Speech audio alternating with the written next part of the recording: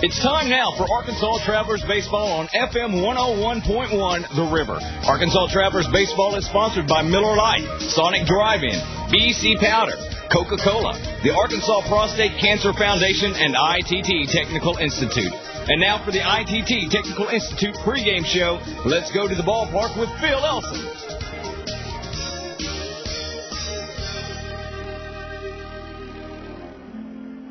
Live from Little Rock, Travelers Baseball is on the air. Hello again, everybody. This is Phil Elson. Welcome to Ray Winder Field, where tonight Minor League Baseball and the Texas League present the Arkansas Travelers and the Frisco RoughRiders in the second game of a four-game series. Hi, and thanks for tuning in to the Traveler broadcast here on FM 101.1 The River and the Traveler website, www.travs.com. You're tuned in to the Travelers ITT Technical Institute pregame show. Well, another beautiful day here in Little Rock as we get a respite from the heat. Yesterday it was beautiful as well, 87 degrees, and a great ball game if you're a Traveler fan, a 7-3 victory as the Travs busted out a whooping stick, hitting 3 home runs off of 4 separate Frisco pitchers. Home runs from Brian Speck, Casey Smith, and Junior Zamora capping the offensive attack. And really, it was a long time since the Travs had beaten out 3 home runs in one ball game. Also, the Travelers were able to get a good spot start from Scott Schneider, who filled in for Rich Fisher. And Schneider went 5 innings for the first time in his career in a starting performance, picks up a victory, just 2 runs allowed and 2 base hits, and Schneider kept the RoughRiders hitless in the first 4 innings, and by the time the RoughRiders had their first base hit, Arkansas was already ahead 6-3. Good relief work from Brian Rogers, and Mark Kroon made it stand. And as we welcome Steve Marston onto the broadcast, Steve, we missed it yesterday, but you know what? The Travs have now won 4 games in a row. This is the longest winning streak by the team since the 7-game streak in April put them in first place for much of the first half of the season. Really what we're seeing now from the Arkansas Travelers is what we were seeing before during that 7-game streak, which was a fairly even attack offensively and the ability to score runs with 2 outs and come from behind if necessary. They came from behind against Round Rock one time yesterday, opening up a 6-0 lead and making it stand. Can we expect, do you think, to see the offense continue as it has, as this team has just been scoring runs, not almost at will, but when they've needed runs, they've gone out and gotten them? Or do you think tonight that the Travs may have to rely on a fine pitching performance from Bobby Jenks as he takes them out for the 4th time since coming off the disabled list? Well, I think a fine performance from Jenks is going to go a long way to winning the ball game. If you look at the season as a whole, you would say that this offensive output is just an aberration because consistently this year the Travs have not been able to do that. However, all things change during the season. Maybe this is the start of something good. We talked about with Round Rock in town how the Travs usually beat up on them, but they needed to do it against other people besides the Express. Well, they started to do it last night against Frisco. They have about half their games in the month of August left with both Frisco and Tulsa. We talked about that before we went on the broadcast. And if the Travelers are going to make a push for the playoffs, they have to win games in their division and beat the people ahead of them, and that starts tonight with another win against Frisco. And winning inside the division has been rough for the Travelers this year. A 24-31 record inside the East Division. And one of the main reasons that the Frisco RoughRiders won the East Division in the first half was their ability to win games inside the division. So the Travs tonight will be sending Bobby Jenks to the mound. Bobby's been pitching fabulously since coming off the disabled list. In 3 starts, he's allowed only 4 runs in 15 1/3 innings. And the Travs will be opposed by a brand new Double-A pitcher. Justin Eccles will be making his Double-A debut tonight. Eccles, a tall right-hander from Roby, Missouri, was able to pitch fairly well in the California League with a 2.85 ERA for the Stockton Ports.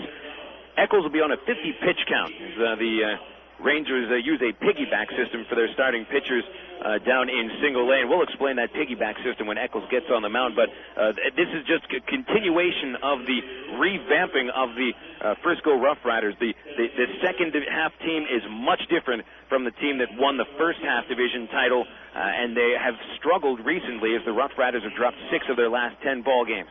Want to thank you for tuning in here tonight to the Traveler broadcast on FM 101.1 The River. We'll take a break and return with the starting lineups on the ITT Technical Institute pregame show. This is FM 101.1 The River. Sports is fun, but it's just a game. Your life, on the other hand, needs a little more serious game plan. like preparation for a career in today's growing technical fields. That's why ITT Technical Institute offers associate's degree programs in areas like electronics, computer drafting and design, and information technology. The skills and knowledge taught are in technical areas that can have practical value in the workplace. For more information on ITT Tech, call 565-5550 today. Or find us on the web at itt-tech.edu. Miller time. It's time to tuck the sun in and give it a goodnight kiss. Miller time. It's time to put the 9 to 5 back on the shelf. Miller time. Time to wear the knife like a cape and break out the Miller Lite. It's time for real time. At a place called Miller Time. Miller Lite, Miller Brewing Company, Milwaukee, Wisconsin. Live responsibly. Listen, the crack of the bat, the distant whine of a lawnmower, the sounds of summer. A season when you try to spend as much time outside and out of the kitchen as possible. And when Del Monte can-do recipes come in handy. Del Monte steps up to the plate with simple, nutritious mealtime solutions using 3-step or less that you can prepare in 20 minutes or less, and they're free. Sound good? Simple mealtime solutions that will have you saying, hey, I can do that. Look for Del Monte vegetables at your local Harvest Foods. Harvest Foods, an Arkansas company serving Arkansans. Hey, what's up? This is Lala, and welcome to Coke FM, bringing you the hottest new sound. The real can't be bought or sold, taught or told. The boy tried to keep it, but he lost his soul. On the road to the riches, he lost control. About the eye of a needle, I was often told. If you step it up, you're far from gold. In your actions, all is told. This is Lala at Coke FM, keeping it real with a cool taste of Coca-Cola.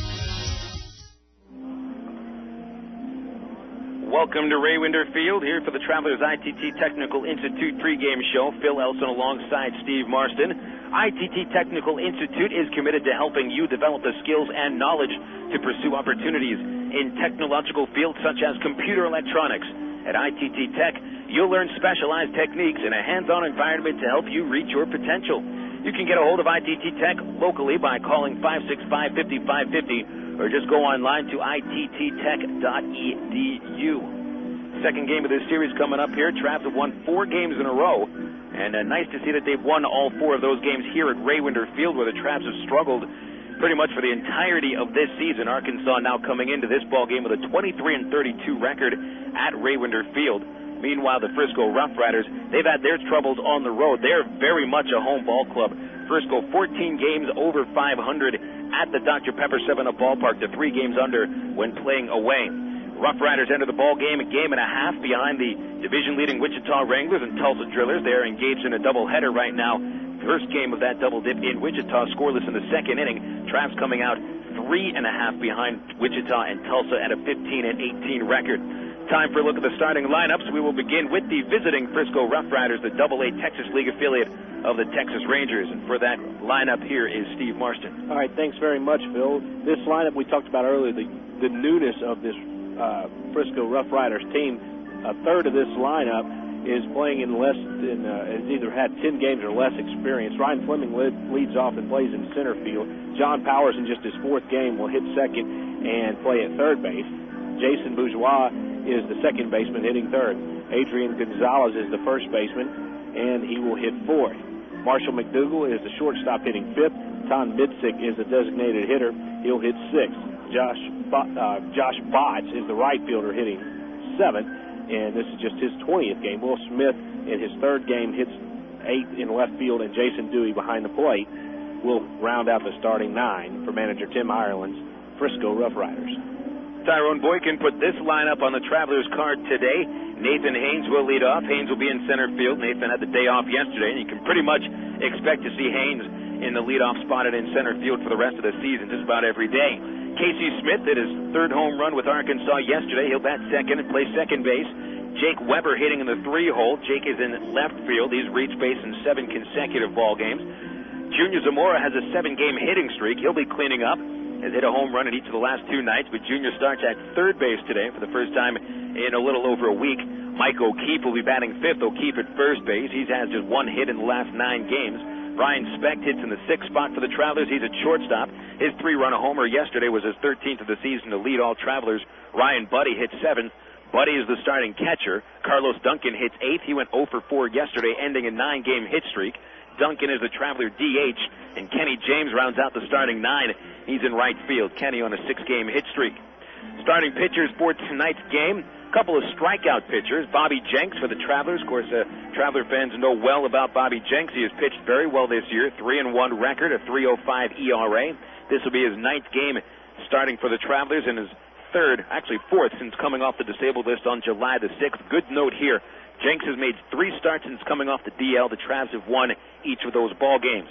And on the mound for the Frisco RoughRiders is Justin Echols, one of the top strikeout pitchers in the California League before his promotion to AA. This year, Echols struck out 98 batters in 98 innings in Stockton, California, going 4-6 with a 2.85 ERA. And Echols will be out there for about 50 pitches, as he had not gone any more than 6 innings this year, and usually was held to 4 or 5 innings with this piggyback system that the Texas Rangers use in their low-level minor leagues, where they have their starting pitchers pretty much on an 8-day rotation, and every other time they go out to the mound, they'll either be coming out of the bullpen or they'll be making a starting assignment. And pretty much that leaves each pitcher to go 4 innings, 1 start, 5 innings out of the bullpen at the very next time. It's a very odd way to coach pitchers and to develop pitchers throughout the minor leagues, but it did work for the Oakland Athletics. Grady Fuson was the scouting director and one of the bigwigs and player personnel for the Athletics back in the heyday of the A's minor league system, and he is now the farm director and one of the bigwigs and personnel for the Texas Rangers, and he's one of the reasons that the Rangers use this piggyback system. So again, don't look for Echols to be going very far in the ball game. He'll go at the most 5 innings on a 50-pitch count. If you go 5 innings on a 50-pitch count, you're getting a lot of quick outs, which means we'll have a quick game, and no one will complain about that. But another thing to talk about here is just the picture-perfect weather we're getting at Raywinder Field today. And just to quickly let you know, that this time of year, of course, if you're listening on the Internet, you could be anywhere across the United States, and we got people listening in Washington State and over in Nevada. Folks, it does not get 82 degrees on July 23rd in central Arkansas this time of year. Usually it's about 97, 98 right now, and instead of us talking about how beautiful it is, Steve, we'd be complaining about how much body weight we're losing on sweat. Yeah, the humidity is really a factor around this part of the area, just this part of the country. And you're right, temperatures normally about 10 degrees higher, but because of a storm system that moved in at the earlier part of the week, has really cooled things off. It's dropped that humidity down, and now I saw a weather forecast today. It's supposed to be like this through the weekend, and so it should be a very, very pleasant night, not only tonight, but the next couple of nights here at Raywinder Field. Folks, we'll take another break here on the ITT Tech pregame show. We'll return with a look at yesterday's Texas League action. You're listening to the Travelers on FM 101.1 The River. It's no wonder Sonic's burgers taste so great. It's how we build them. We make them when you order them, just the way you like them, with all the freshest ingredients. Right now, get our famous number 1 or number 2 Sonic burger with a large order of golden tater tots for just $2.49. It's a great deal on a classic meal, only at participating Sonic drive-ins. And while you're there, don't forget to try our absolutely decadent strawberry cheesecake shake. The taste of real strawberry cheesecake in a cup, only at Sonic. Your home for Travelers Baseball. FM 101.1 The River. KDRE. North Little Rock, Little Rock. Enter Trek's Ride with Lance giveaway today. One lucky grand prize winner will take an all-expense-paid ride with Lance Armstrong. One first prize winner gets an autographed Trek road bike. And a second prize winner gets a Trek travel trip for 2. Plus, get huge yellow tag savings on selected bikes and merchandise. No purchase necessary. Details and entry at participating Trek dealers. Open to U.S. citizens 18 and over residing in the 50 states or D.C. Void where prohibited. 1 entry per person per day. Offered good July 3rd through 27th, 2003. Enter exclusively at BikeSeller.com. Arkansas Trek Superstore. I am more than an eye doctor. I am vision. I am the Jones Eye Institute. I am UAMS. Advanced care for glaucoma. Cataract surgery. I am an eye bank. Helping people see once again. Finding new discoveries in the treatment of eye disease. I am where medicine lives. And every day. Every day. Every day. I come to life in the hands of some of the brightest doctors, nurses, and healthcare professionals in Arkansas. As one of only 20 freestanding ophthalmology research and treatment centers in the nation, the Jones Eye Institute Institute at UAMS is the most comprehensive facility in Arkansas for the treatment of eye problems.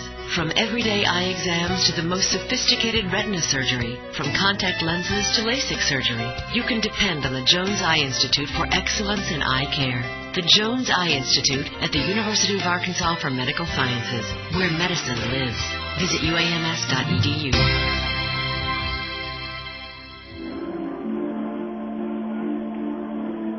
Welcome back to the Travelers ITT Technical Institute pregame show here prior to Game 2 of this four-game set between the Arkansas Travelers and the Frisco RoughRiders. Manager Tyrone Boykin, and looks like one of the Rough Rider players, actually it's Paul Carey, the hitting coach, meeting at home plate, exchanging the lineup cards before the start of this one. So we welcome Phil Elson back. Phil, I know you got to look at the Texas League report coming up, as well as right before the first pitch of this game. Well, you know, it is a mini look at the Texas League on the Southwest Airlines out-of-town scoreboard, as the Tulsa Drillers and the Wichita Wranglers figured on taking the day off yesterday, so they're playing a doubleheader at Lawrence Dumont Stadium today, and we'll get you updated on that score in just a minute. First, let you know what happened yesterday in the league. In San Antonio, the Missions doubled up the Round Rock Express 6-3. Third baseman Justin Leone slugged a 3-run homer, following a pair of walks in the bottom of the fifth inning with a 2-out, 3-run blast to left field. It was enough to give Travis Blackley his 13th win of the season, leading the Texas League in the win department. Blackley struck out 8 men, allowed just 5 hits and 2 runs over 6 2/3 innings. Blackley has picked up 3 wins against the Round Rock Express. Jose Matos finished the game, earning his 3rd save. Dax Norris doubled in a run and scored for the Express. Round Rock has lost 4 consecutive games, including the final 3 games of the series here at Raywinder Field. Right-hander Tim McClaskey took the loss, dropping to 3-2. Midland, Texas, the Rockhounds doubling up El Paso 10-5. Dan Johnson finishing the game 5 for 5 with a home run. Singled a run home in the bottom of the first inning, solo shot in the 5th, and singled and scored in the 8th inning, as Johnson, with that home run, is now 1 behind A.J. Zapp for the league lead in the home run department with 21 jacks. Matt O'Brien got the victory, his 3rd of the season. Scott Hairston, the infielder for the Diablos, went 3 for 3 with a pair of RBI, leading the Diablo attack. With the loss, El Paso and Round Rock still 7 games behind the division-leading San Antonio Missions in the West Division. Round Rock losing 4 games in a row, as we mentioned. And Wichita and Tulsa tied atop the East Division with identical 18-14 records, but that won't last very long. Right now, top of the 4th inning in the first game of that doubleheader, the Wranglers hold a 1-0 lead over the Drillers. Nick Ortiz, the Wichita infielder, hitting his first home run of the season to give the Wranglers that early lead in the ball game. Elsewhere in the Texas League tonight, it is San Antonio hosting Round Rock. The Express have right-hander Greg Powell looking for his 6th win of the season against right-hander Cha Beck, a 1-0 record for the Korea native. In Midland, it's the El Paso Diablos' Greg Aquino, 6-2 record against Midland's Mike Ziegler. He is 7-7, and a great pitching matchup in the second game of the doubleheader in Wichita. Zach Greinke takes the mound for the Wichita Wranglers, a 19-year-old prospect who throws in the high 90s, and he's been rated as the top prospect in the entire organization of the Kansas City Royals. And then Jimmy Gobble taking them out in the first game. So it's a couple of very good pitching pitching prospects for the Wranglers in that ball game, or at least that doubleheader against the Tulsa Drillers. We'll be updating you on the scores across the Texas League and the majors on the Southwest Airlines out-of-town scoreboard. That'll be continuously throughout our broadcast tonight. For right now, we'll take our final break on the ITT Tech pregame show. We will return with a first pitch on Raywinder Field. The Travelers and the Frisco RoughRiders coming to you right after this break on FM 101.1 The River.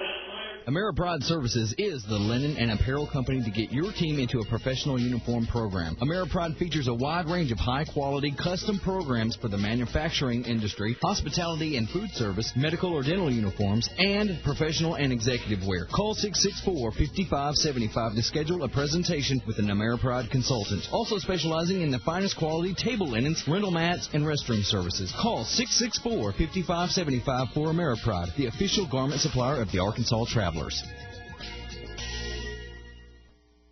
Mom, Dad, someone's going to try and get me to take drugs. Want to do something about it? You're going to have to make me tell you where I am and who I'm with every day. Don't like the sound of that? Tough.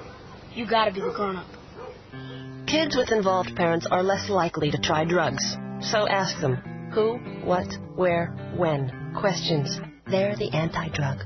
Call 1-800-788-2800 for more information. Sponsored by the ONDCP and the Partnership for a Drug-Free America. Hey, you. Me? Yeah, you, the one driving. My radio is really talking to me. Listen, you like to eat, don't you? Do I like to eat? Can you hear the words coming out of my mouth? Yes, do you like to eat? Well, of course I do. Good. You're catching on. Look, do yourself a favor. Drive past that Fat Burger drive-thru you were just looking at. Go to the grocery store, walk directly to the packaged deli case. Pick up a package of Land of Frost luncheon meats. Get something your stomach will appreciate for a change. Okay, I'm listening. Oh, now you're listening. Believe me, it doesn't get any better than a mile-high sandwich made from the savory sliced luncheon meats from Land of Frost. Made right here in Arkansas. Honey smoked ham, oven roasted, or smoked turkey breast. Absolutely delicious. Hey, where are you going? I wasn't through talking. It's time for a Land of Frost lunch. Find Land of Frost brand luncheon meats, including the premium brand 1-pound value pack and new delicious Dagwood brand at your local grocery store. Welcome back here to Ray Winder Field. Phil Elson alongside Steve Marston. We are just about set for baseball in Central Arkansas. We just had the ceremonial first pitch thrown out by the Del Monte Sweet Pea.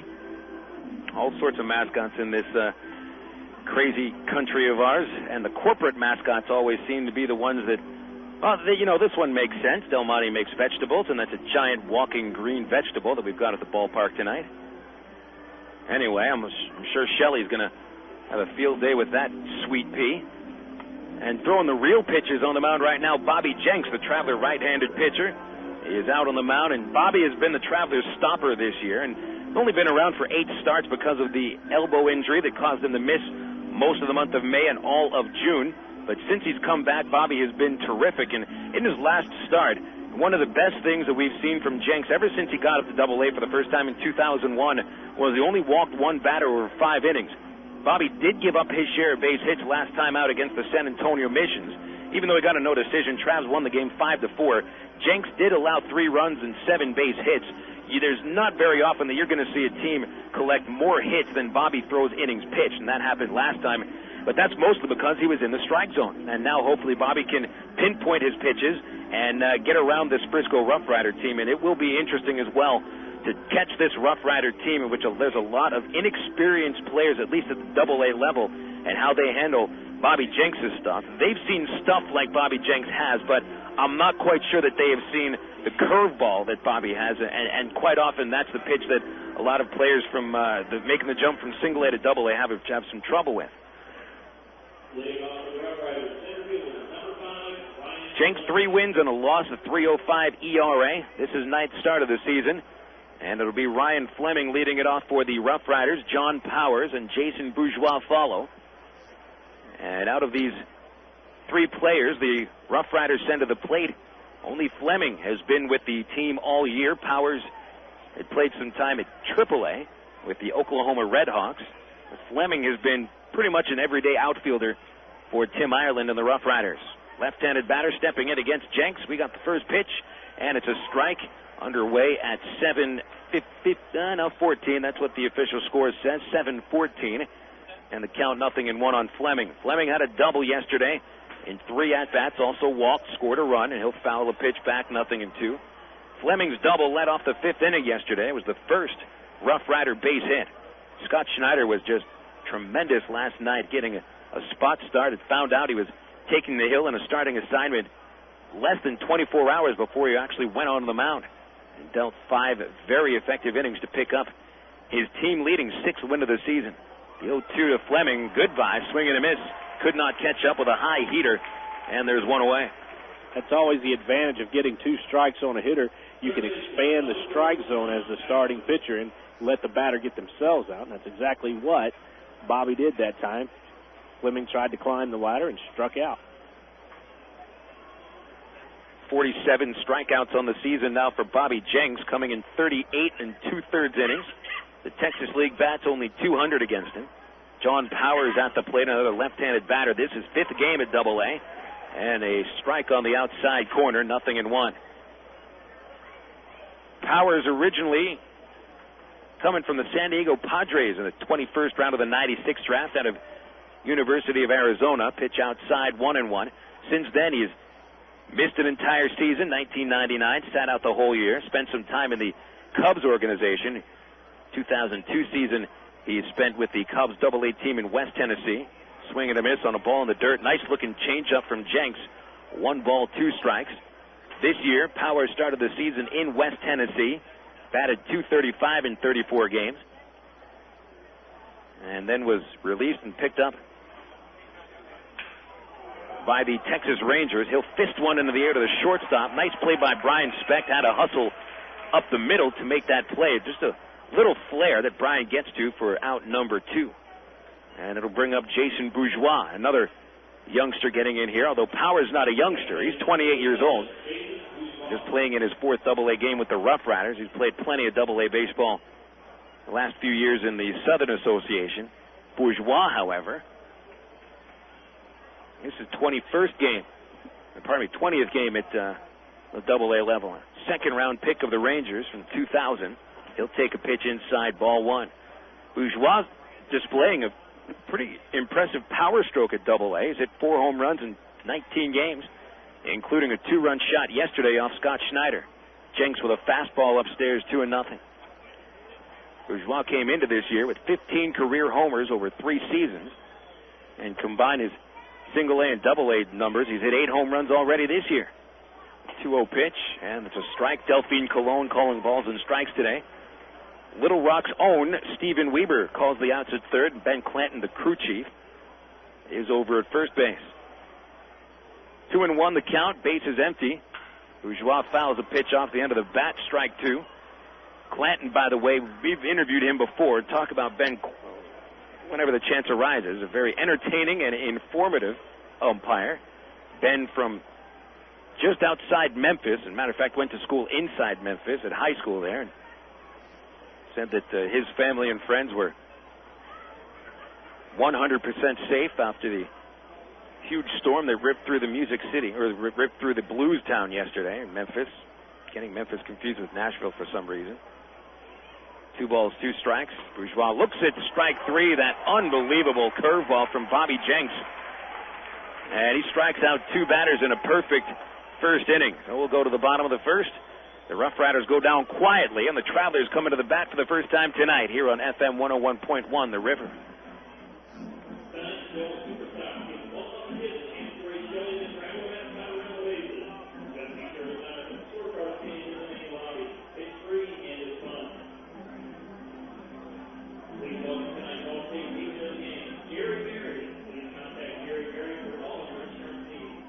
Fans, if you haven't been to an Arkansas Travelers game lately, you don't know what you're missing.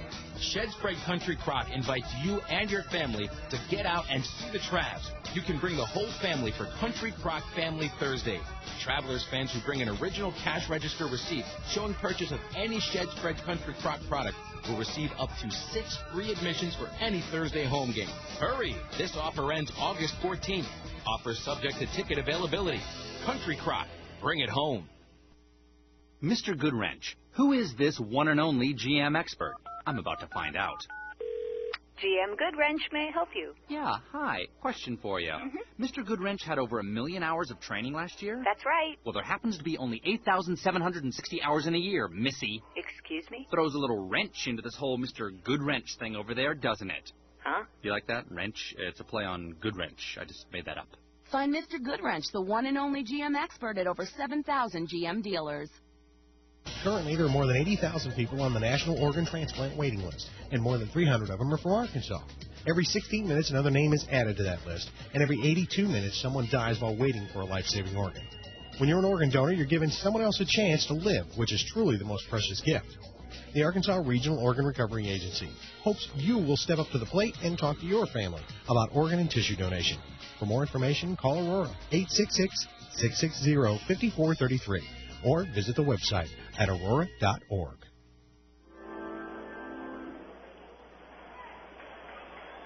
Wednesday evening baseball at Ray Winter Field, brought to you by Del Monte and Ready Ice. Del Monte Vegetables sponsoring the free ticket night here Wednesday night.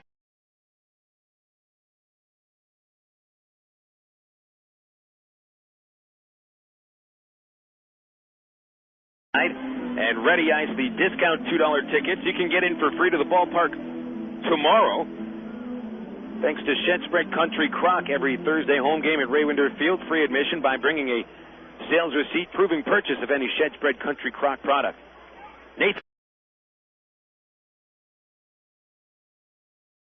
Nathan Haynes into the batter's box, leading off the first inning for the Travelers. And a first pitch strike from Justin Eccles, making his Double-A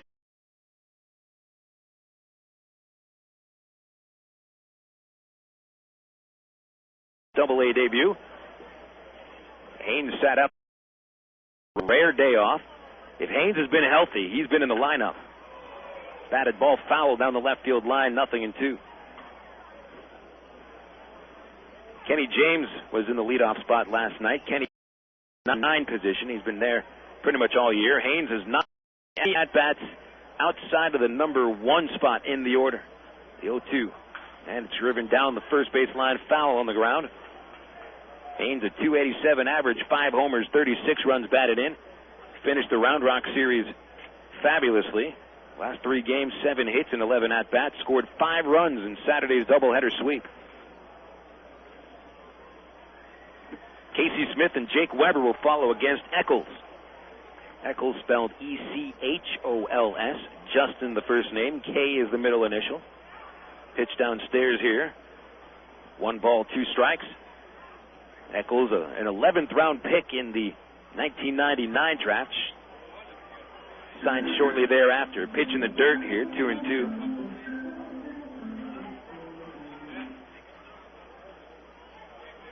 Eccles this year, part-time starter, part-time reliever with the Stockton Ports in single A. Line drive by Haynes to center field, base hit. Marshall McDougal, the Frisco shortstop, pretty close to robbing that ball as he was positioned up the middle. But Haynes took a 2-strike pitch right back up the box for a base hit. And spoils the first batter. Justin Eccles faces a Double-A. Below Double-A, Eccles comes in with a career 18-26 mark. 4 wins, 6 losses in 2003, 2.85 the ERA. Pretty good numbers. 206 batting average against, 43 walks, and 98 strikeouts over 98 innings. He'll get that strikeout per inning, but apparently the control numbers could be improved a little bit. 10 wild pitches and 43 walks in 98 innings. Casey Smith, the Traveler number 2 hitter, playing second base, right-handed, taking a strike. Casey 2-run homer yesterday, his 3rd since joining the Travelers. He had 3 home runs with Rancho Cucamonga, so that's 6 jacks on the year for Casey.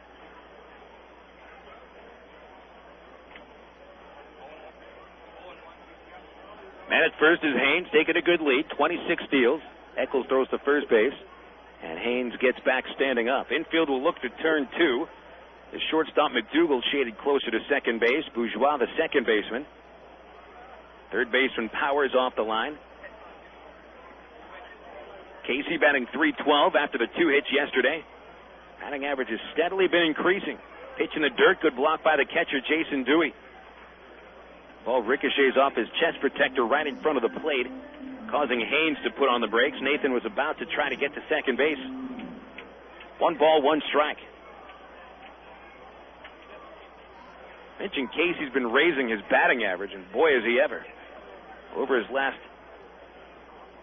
16 ball games, Casey has raised his average about 68 points. This time of the year, it takes a few more hits than, say, April or May to raise the batting average by almost 70 points. Fastball fouled back. Casey just got a piece of that. 1 ball, 2 strikes. Casey with 29 base hits in his last 15 games. And rarely striking out. He's good to make contact. I think what's been surprising recently is Casey's power. He's never going to be one that hits 20 home runs or 25 home runs. He still hit 2 homers the last couple of weeks with 5 doubles. Throw to first. And Haynes getting back in again, standing up. Hasn't had to dive back to first base yet. And I don't think it's any coincidence that this win streak that the Travelers were on is directly responsible for the first third of the lineup getting on base consistently. That's right. Haynes, Smith, and Weber have been reaching base consistently the last week. Called strike 3 to Smith looked at a split-fingered pitch, and supposedly that's a pitch that Eccles had only been toying with this year, but that looked like a nice dropped forkball. Strikeout. Smith is the first out of the game for Eccles, and it brings up travel left fielder Jake Weber. Jake with a hit yesterday, an infield single in the 8th inning. Left-handed batter fouls a pitch off, strike one. Jake 1 for 4 yesterday. He's reached in 7 straight ball games. The on-base percentage over the last week for Weber at .611. He's had the same amount of walks as base hits, 11 apiece. No scored, bottom of the first. Nathan Haynes leading from first. Pickoff throw to first. Haynes was leaning the wrong way. And Ben Clanton calls him safe. Ben took some time before making the safe call. It looked like the throw might have beaten Haynes to first. And he was able to avoid the tag. And Nathan was about crow-hopping to second base when Eccles turned to first base and saw him well off the bag. Looked like Eccles might have hesitated a slight second and didn't get the throw in time to first. And Haynes out to that very same lead. The 0-1 pitch to Weber is in the dirt, and Dewey blocks it again. 1 ball, 1 strike. .313 average for Jake. Still tops on the Traveler roster. 3rd best in the Texas League. And it's the 2nd best active batting average in the league. Ramon Nivar, the Frisco Roughrider second baseman who's since been transferred to AAA. Still leading the league with a .347 average. By the time the season is over, he won't have enough plate appearances. Throw to first. Haynes dives in this time. He's safe. Byron Geddes is the top active batting average man in the Texas League, batting just 1 point higher than Weber. .314. Junior Zamora on deck. He's just made his appearance under the top 10 batting average list as Jake swings and misses at a curveball. It scoots away from the catcher Dewey, allowing Haynes to get to second. Charge a wild pitch to Eccles. He has had trouble with wild pitches this year. That was a good-looking pitch. Probably Dewey could have blocked that one. 1 ball, 2 strikes. Haynes now at second. That is not a stolen base.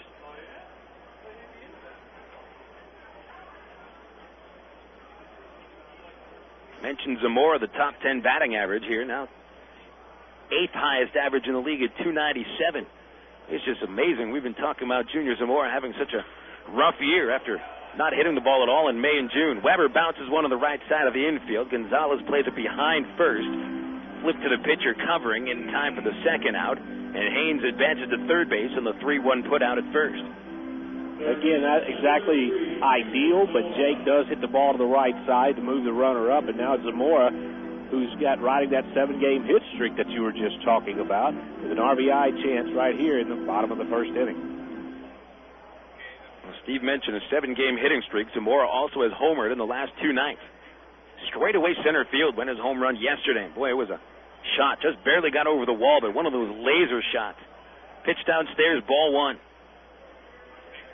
Mike O'Keefe on deck, and he's been struggling.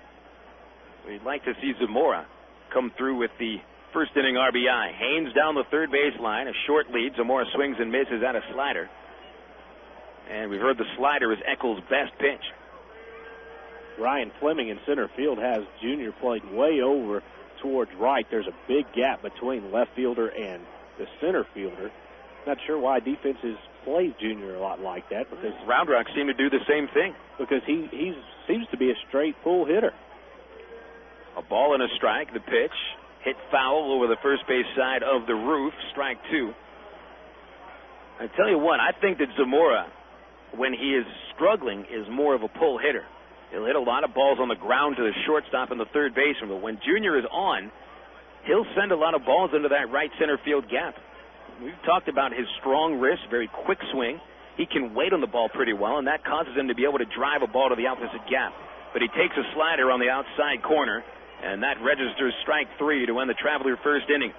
Trav's got a leadoff hit from Haynes, but he is stranded at third. Eccles strikes out 2 in his first Double-A inning. And the Travs go into the second inning scoreless with the Frisco Roughriders here at Ray Winder Field. You're listening to Arkansas Traveler Baseball on FM 101.1 The River. Good morning. Good morning. Welcome to this focus group. What a lovely bunch. Are you sure they can't see us behind this window? There's a mirror on the other side, genius. Hey, chill out. What, are you nervous or something? No, everybody loves us. We're the phone company.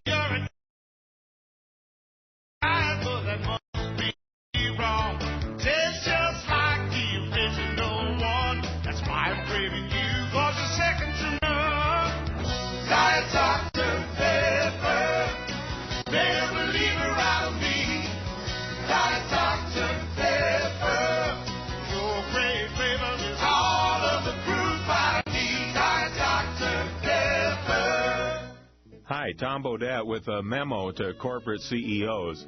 Looks like all those accounting shenanigans to make your company look profitable weren't such a great idea. Well, all you had to do was stay at Motel 6. While you don't get the thrill of cooking those books, you do get a clean, comfortable room for the lowest price of any national chain. Of course, the other methods will get you your room, too, but it has bars on it, and you're not allowed to leave. I'm Tom Bodette from Motel 6, and we'll leave the light on for you. And Accor Hotel.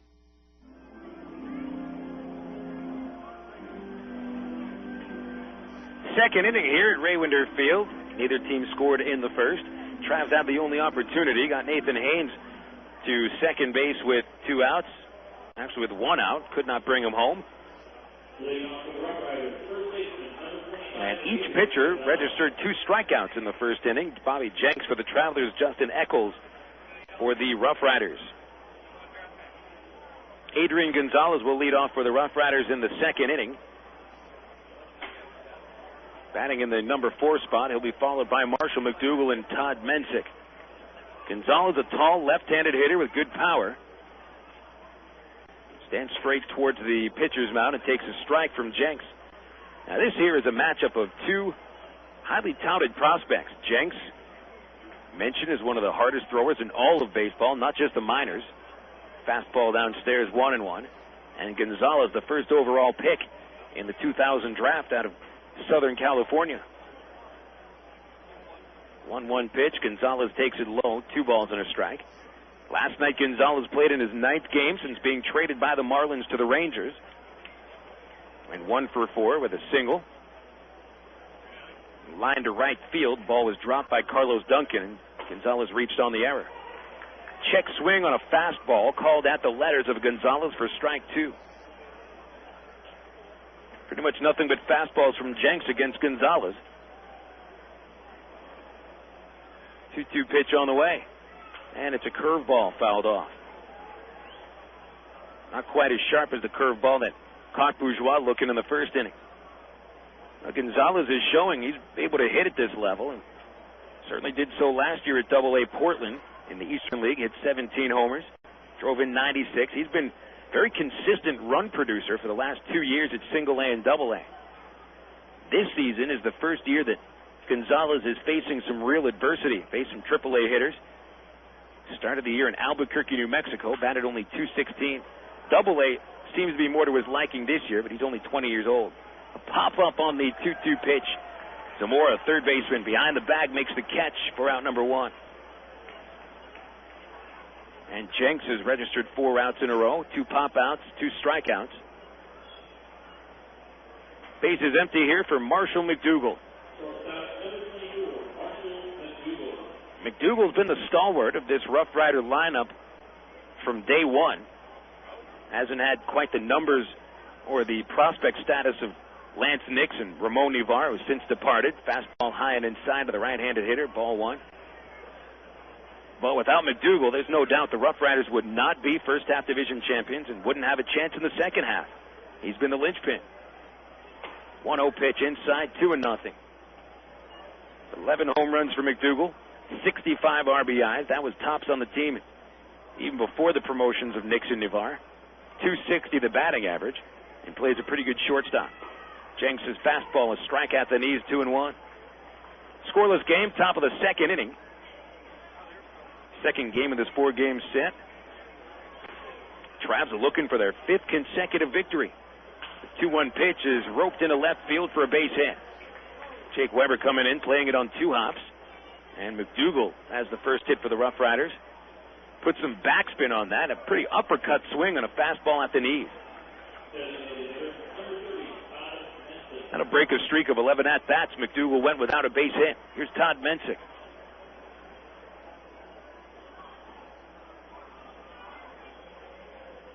Mensick 2 for 25 against the Travelers this year. They've really controlled his bat.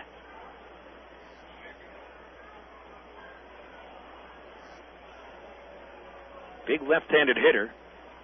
Mensick prone to a strikeout now and then. Slow-footed. Trav infield looks to turn 2.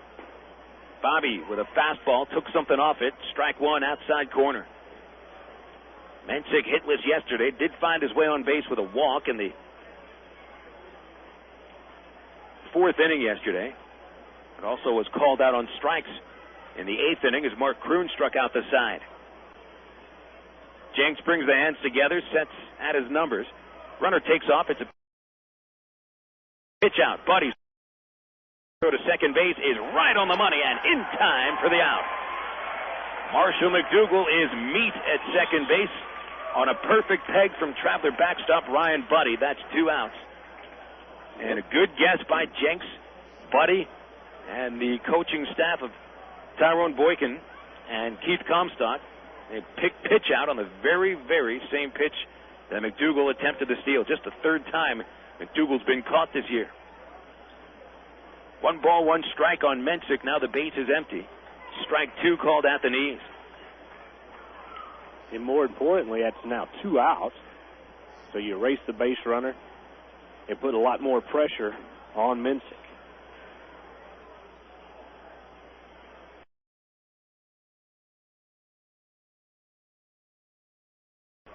Jenks gets the sign. Overhead windup, leg kick, the pitch, check swing on a changeup.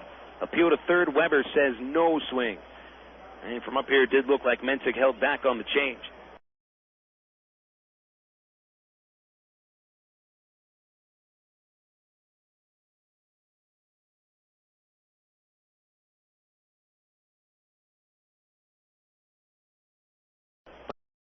Bobby's fastball outside 3-2. And it's really been since this homestand that Ryan Buddy has really started firing pegs down to second base. He's caught, that I can remember, 4 out already in this homestand. Jenks looks to end the top of the 2nd inning. The payoff, fouled back. Mensick just got a piece of heat. Left-hander stays alive. Well, Buddy did what he was supposed to do on that play. On the pitch out, the catcher is usually set up to make a perfect throw to second base. Already out of his crouch, has a chance to shift his feet. He can pretty much catch it and throw it almost in one motion. On the other hand, you don't want to be too quick. Get your feet tangled up. Just make sure you get the ball to second base. Still a full count on Mensick, 2 outs. And the pitch, swing and a miss on a fastball. Jenks strikes out his 3rd and sets him down in the 2nd inning scoreless. No runs and a hit for the Frisco RoughRiders. Nobody left on base. We'll go into the bottom of the 2nd inning and still no score at Ray Winder Field. This is FM 101.1 The River. If you have a Shell or Texaco credit card, your life just got easier. Shell is now accepting the Texaco credit card, and Texaco is now accepting the Shell credit card. That's right, both cards work in both places. In fact, both credit cards are welcome at over 23,000 Shell and Texaco stations nationwide. With that, the likelihood of not finding a gas station when you need it just went down the storm drain. The same conveniences still apply to both. You can pay at the pump or fill up with a few groceries inside. And if you're short on cash, you can still use them in the nationwide network of Plus ATM machines.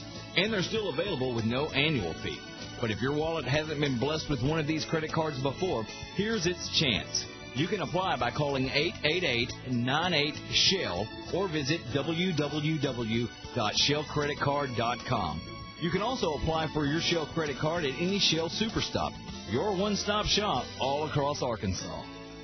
Go your own way with National Car Rental. Take a one-tank trip and discover Arkansas. National's great weekend special is just what you need for a trip to the Ozarks. Or get your friends together and rent a minivan to visit historic Eureka Springs. National offers a wide choice of sizes and styles, from luxury cars to vans and sport utility vehicles. Unlimited mileage rates are available. National Car Rental has 2 convenient locations, Little Rock Airport and North Little Rock at 3919 Pike Avenue. See National Car Rental's ad in the yellow pages for more information. Go your own way with National Car Rental.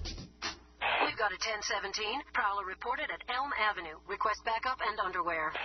This summer, you're riding shotgun with Reno 911, a small-town police force with some big issues. Who put up the sticker in the locker room that says legalize it? From Comedy Central, the people who've never brought you a cop show before, Reno 911, premiering tonight. If bullets start flying, I'm getting the hell out of there. Reno 911, premiering tonight at 10:30, 9:30 Central, only on Comedy Central. Mike O'Keefe leading off the second inning for the Travelers, takes a second pitch for a strike, the count 0-2. Mike has taken the second pitch after swinging and missing at the first from Justin Eccles. He struck out 2 batters in the first inning, and he's trying to work a little quickly here. O'Keefe saying, hold on a second, let me get a little timeout, and Colon obliges, forcing Eccles to stop midway through his windup. Here's the 0-2. Outside, 1 ball, 2 strikes. O'Keefe in a slump here, a deep slump. But at least hasn't allowed it to affect him getting on base. He only has 1 hit in his last 29 at-bats. But Mike has still walked 8 times, so he's made himself useful on the bases. Pitch is low here. 2 balls, 2 strikes. And after the game yesterday, I had to remind Mike, hey, you walked 2 times. You did make your way on base. That's better than not getting on base at all. Mike swings and misses. He's out on strikes. A big curveball from Eccles. And he has struck out 3 or 4 batters. Pretty impressive so far. And you wonder with this piggyback system that the Rangers use in single A, in which let's say today Eccles goes 4 innings or 5, let's say he goes 5 innings today in his start. 4 days from now, Eccles would go back out on the hill, but he would come on as the reliever and would come on in either the 5th or 6th inning and then finish the game from there. Very odd way to develop pitchers. He'll miss outside to Brian Specht, who bats left-handed. What the piggyback system does, and in a negative way, there are some positives to it. 1-0. Breaking ball, strike on the outside corner, 1-1. My negative things for the piggyback system is that a pitcher never really goes out there thinking he can finish what he starts. Let's say Eccles went out and threw 4 or 5 shutout innings. He comes out of the game. Bunted ball by Specht. Left side of the pitcher's mound. Eccles pounces on it and throws to first. Specht is gone. Good play by the pitcher. Specht didn't make him go too far off the pitcher's mound. It's still far enough that it is an impressive play by Justin Eccles. 2 gone. But I guess the positive of that piggyback system would be that these guys get the innings and get in situations on a consistent basis, and they know. So when they go up to a higher level, they've been through just about every situation imaginable. It also gets them in more games, whereas a starting pitcher this time of the year might have made about 20 starts. Eccles has thrown in 5 more games than that. Pitch downstairs to Ryan Buddy, ball 1. And he gets in different situations. I'm still a fan, though, of developing a pitcher regularly. Strike on the inside corner, 1-1. And this comes right out of the A's system. I had not seen pitchers being piggybacked before I saw teams in the California League piggybacking their starting pitchers. Buddy swings and misses. Ryan, 214 average, 9 homers, 37 RBIs. But you can't really argue with what the A's have done developing pitchers. 1-2. Outside, 2 balls, 2 strikes. Of course, everyone knows about Barry Zito, Tim Hudson, Mark Mulder. Something tells me, though, those guys would have gotten up to the major leagues with any team that drafted them. Swing and a miss, Buddy is gone. And Eccles strikes out 2 more. So Justin Eccles has struck out 4 of the 7 batters he's faced. He's set down 6 in a row. We'll take it into the 3rd inning.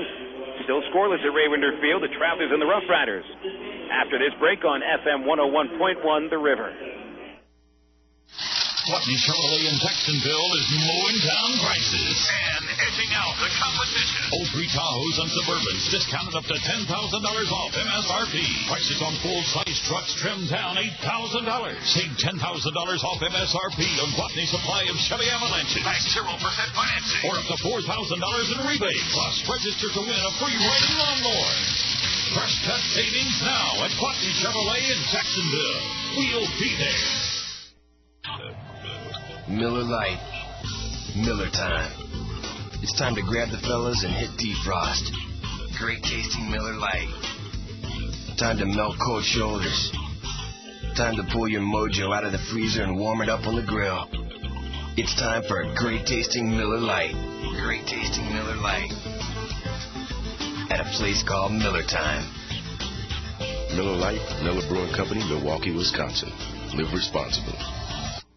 Enter Trek's Ride with Lance giveaway today. One lucky grand prize winner will take an all-expense-paid ride with Lance Armstrong. One first prize winner gets an autographed Trek road bike, and a second prize winner gets a Trek travel trip for two. Plus, get huge yellow tag savings on selected bikes and merchandise. No purchase necessary. Details and entry at participating Trek dealers. Open to U.S. citizens 18 and over residing in the 50 states or D.C. Order prohibited. One entry per person per day. Offer good July 3rd through 27th, 2003. Enter exclusively at BikeSeller.com. Arkansas Trek Superstore.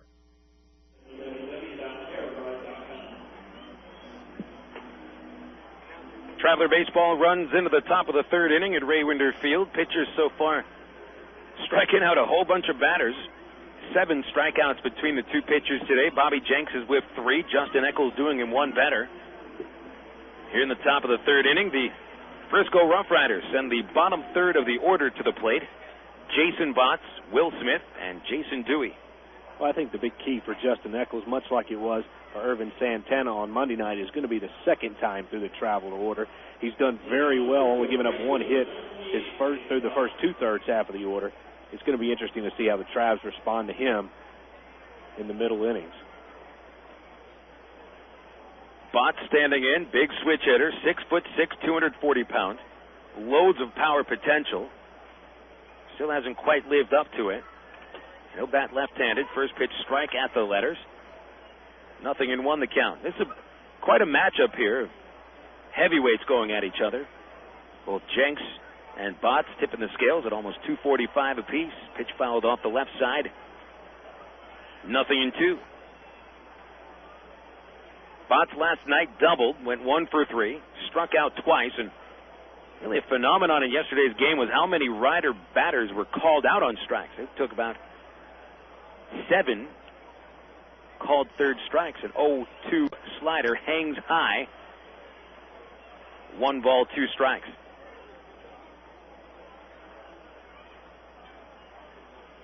Botts with 14 strikeouts over 20 games. Check swing on a ball in the dirt. 2-2 the count. Botts hit .314 in the California League. It's pretty impressive. I know the California League in the Northern Division is tilted a little bit towards the pitchers, and the South Division towards the hitters. Pitch fouled back. 2-2.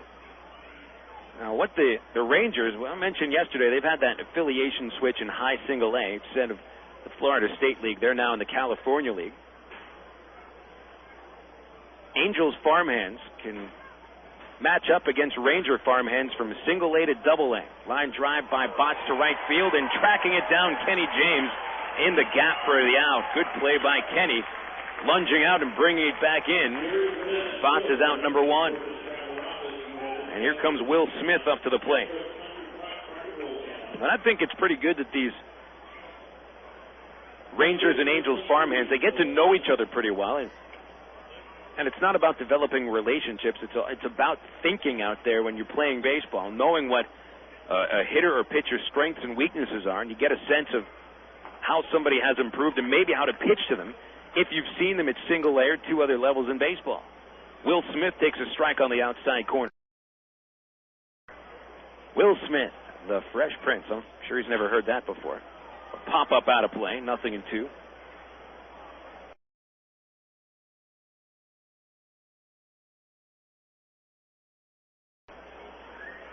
William H. Smith out of Tucson, Arizona. Marlins 6th round pick in the 2000 draft. He was traded along with standing in. Jenks is with 4 batters. Trav batters have struck out 4 times. Dewey, a guy that strikes out quite a bit, 71 whiffs in 72 games.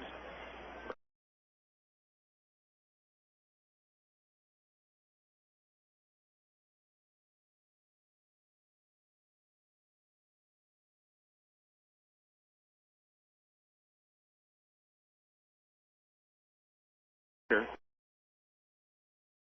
a strike down the middle, 1-1. Dewey at .209 batting average, 6 homers, 20 RBIs. Didn't play yesterday as the Riders caught Jeff Smith. He went 0 for 3. Bobby's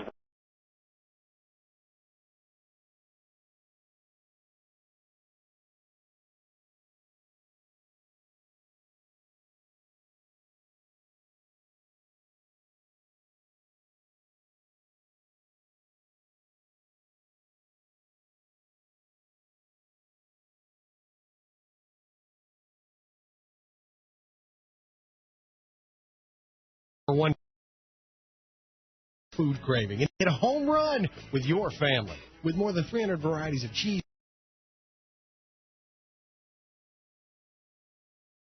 made right here in America, there are endless ways to cave to the crave. Stop by your local grocer for ideas on how to create mouth-watering appetizers that the entire family is going to love. Cheese is the perfect snack to accompany any game, and you'll be a winner with your family. The power of cheese.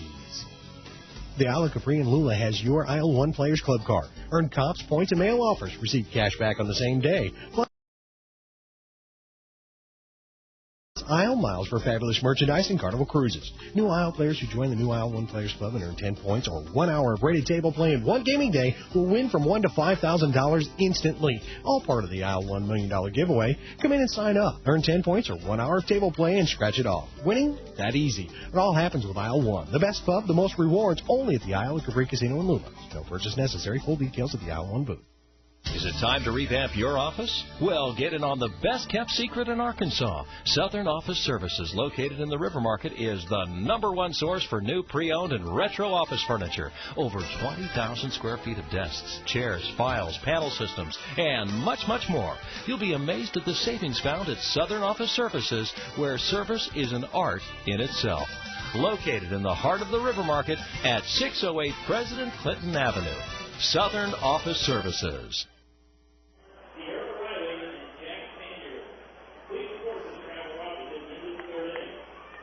Traveler Baseball returns here to Raywinder Field in the bottom of the third inning. Either team has scored a run right now. Travs and the RoughRiders, each with 1 hit apiece. I'm Phil Elson, Steve Marston with us. We got another game tomorrow here at Raywinder Field. Angels World Series posters to the first 1,000 families. Compliments of your Major League affiliate, the world champion Anaheim Angels. That's to the first 1,000 families coming into the ballpark tomorrow on Shedspread Country Crock Night. Free admission for anybody bringing a Shedspread Country Crock sales receipt. You can get up to 6 people in for free with that one. Great free ticket promotion, and an interesting article today in the Arkansas Democrat Gazette, penned by outstanding beat writer Todd Traub. Talked about the game in 1990 in which Fernando Valenzuela came here to pitch for the Midland Angels. Carlos Duncan leads off the third, takes a strike from Justin Eccles. Duncan ended a 9-game hit streak yesterday with an 0 for 4 night, struck out 3 times. Right-hander Eccles deals a fastball high, 1-1. Now, that was back in the day in which the Travs pretty much lived on free tickets, and so did Traveler fans. And they had about 50,000 free tickets in the central Arkansas area when Fernando Mania came to town. Pitch inside at Duncan, 2-1. And no one paid for tickets, and over about 11,000 people came to the ballpark for free. That's the largest crowd to date in Raywinder Field's history. I still don't know how Valentine did it. Pitch downstairs, 3-1. Good eye by Duncan. They roped off the outfield fence and sat people 3 deep on the warning track. I'm not quite sure how I'd like sitting on the warning track. Yeah, it'd be a nice novelty and everything. Duncan fouls a fastball back here, 3-2. I've seen in other places, other cities I'd worked in, where they roped off a corner of the outfield fence to sit some fans out there. And wouldn't you know it, there was a drive into the corner where the fans were standing, and one of the outfielders dove into the mob. Ground ball to the hole. It's short. McDougal gets it, gets rid of it quickly. Duncan is out by half a step. Good quick throw from the shortstop, Marshall McDougal, for out number 1. I always just kind of wonder, though, about roping that outfield fence. Guys are going to go up against that fence. They're going to dive into the fence. And, yeah, it's getting close to the game and everything, but maybe a little bit too close. Once you can smell the kind of deodorant that the player has on, you might be a little bit too close. Kenny James up to the plate here. The reason I brought that up was all the free tickets. And the Travs had 2 free ticket promos back-to-back nights here in this homestand. Pitch low to James, ball 1. Kenny on a 6-game streak. He's batting .284. No homers, 21 RBIs. Switch hitter stands in left-handed. The 1-0 pitch is low, 2-0. No scored. Bottom of the third. Trav bases are empty. Justin Eccles has pitched very well since allowing Nathan Haynes to single to start the first. 2-0 to James, fouled back. Big rip by Kenny. Only got a piece of it, 2-1. And those posters given away tomorrow night are very, very nice. We talked about them on the broadcast a couple of nights ago. It's a picture of the clinching moment when Anaheim won the World Championship, and around the border are pictures of the players as individuals. Just a very fine poster, well worth coming out, especially since you could get in for free. That's right. And on the poster, you see Scott Spiezio leaping in the air when the final out was caught in the World Series last year. The 2-1, James hits it on the ground, right side. Good pick by Gonzalez at first. Covering at first, the pitcher Eccles is there. Good throw as well. Very fine defensive play all around for Gonzalez and Eccles. 3-1 assist at first base. We'll put a star next to Gonzalez's name in the scorebook for that. The second out of the third inning. Back to the top of the Arkansas order, and Nathan Haynes. What else you see? And really the lasting moment that I took from that World Championship final moment, the final out of the 2002 World Series was Troy Percival kind of rearing back with both elbows almost behind his back, shouting at the top of his lungs. Just looked like one of those moments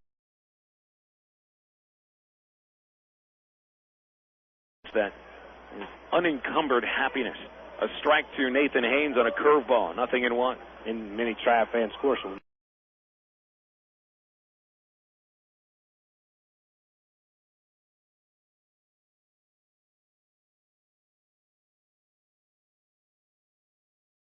never forget.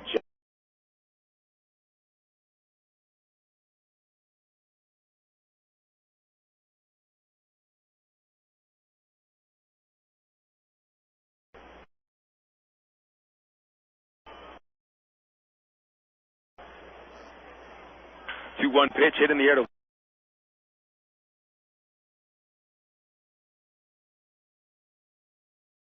left field. Back on it, Smith. A little bit further back. Will is there to make the catch, and the Travs go down in order in the third inning.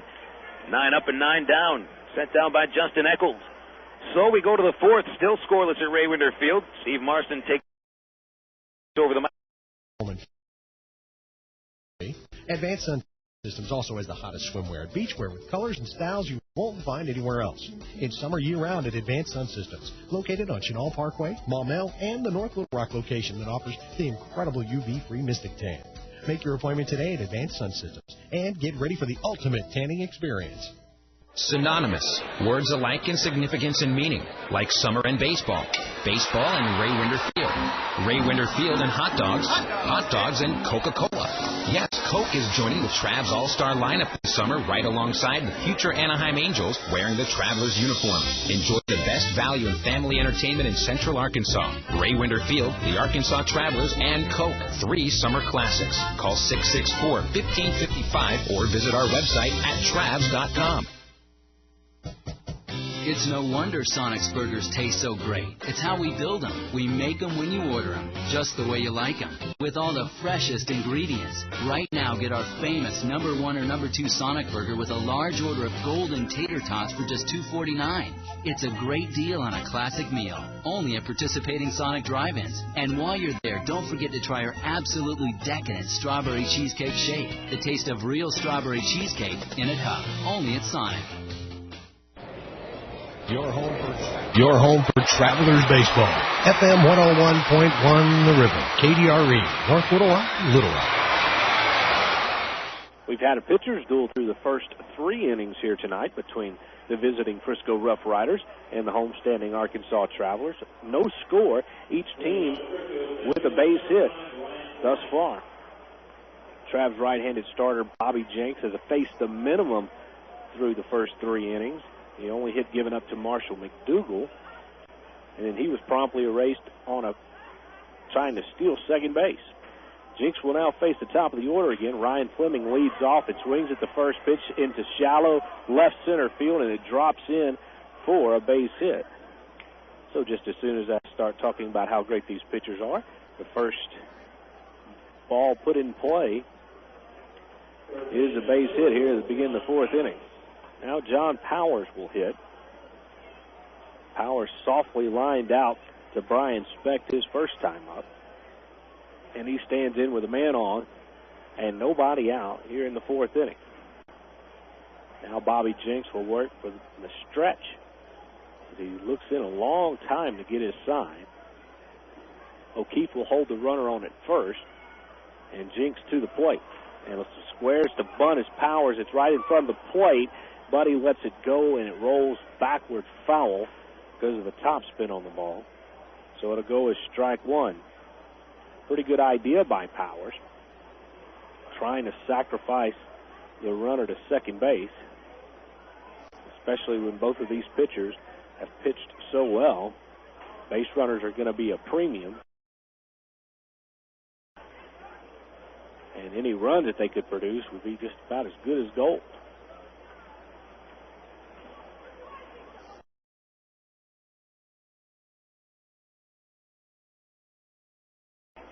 So Powers will dig back in from the left side. And when I mean dig, he really digs himself a trench. Junior Zamora in on the grass now at third base. O'Keefe still holds the runner at first. And Jenks to the stretch. Swung on and missed. Actually, it's foul tipped just to the left of catcher Ryan Buddy. And Jenks has got Powers on the hook for his 5th strikeout. Bobby has struck out at least 1 in every inning thus far. He began the first frame by striking out 2. Nothing in 2 to Powers. Fleming gets his lead from first. Here's the pitch, taken high for ball 1. Buddy popped up out of his stance as if to throw down behind the runner to first base.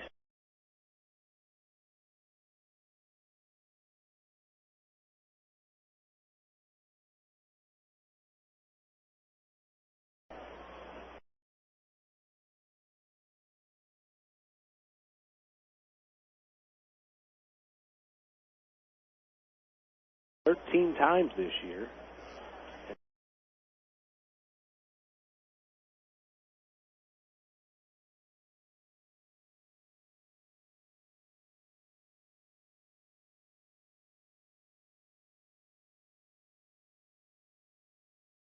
Though most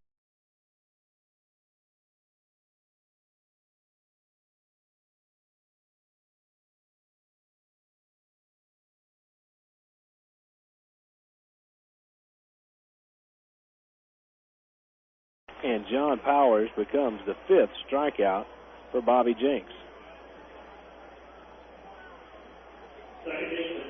1 man gone for Jason Bourgeois now. He can up double is Jason Bourgeois. Oh, a fine piece of hitting there. Zamora had him played fairly well on that third base line, a couple of steps away from the bag, and Bourgeois just put it past the outstretched Zamora. Perfectly placed hit, and now the RoughRiders are in business. 1 out and 2 runners in scoring position for Adrian Gonzalez. Bobby facing his first real trouble, and he'll come to the plate from the stretch. High and away, ball 1. Infield will come in about halfway for this situation, wanting to cut down the possible play at the plate. You would figure Fleming would be running on contact from third base with 1 out. Jenks from the stretch, and he gets Gonzalez to foul it away for strike one. One big fastball Gonzalez just barely made contact with. And Jenks evens the count, 1 ball and 1 strike. This is a situation where Jenks, a strikeout pitcher, could use a strikeout. 1-1, swung and missed, strike 2. Took a little bit of something off of that one. Got the batter in front. And now Bobby can put him away right here and reduce the threat immensely. Zamora and O'Keefe at the corners are in just about even with the bag. Specht and Smith in the middle are about halfway. Here's the 1-2 pitch. Lifted in the air, right center field. Kenny James back on his horse to the warning track, reaches up, makes the catch. Both runners will tag. 1 run scores. And pulling up at third base is Jason Bourgeois after the sacrifice fly ball RBI by Adrian Gonzalez that gives the Frisco RoughRiders a 1-0 lead.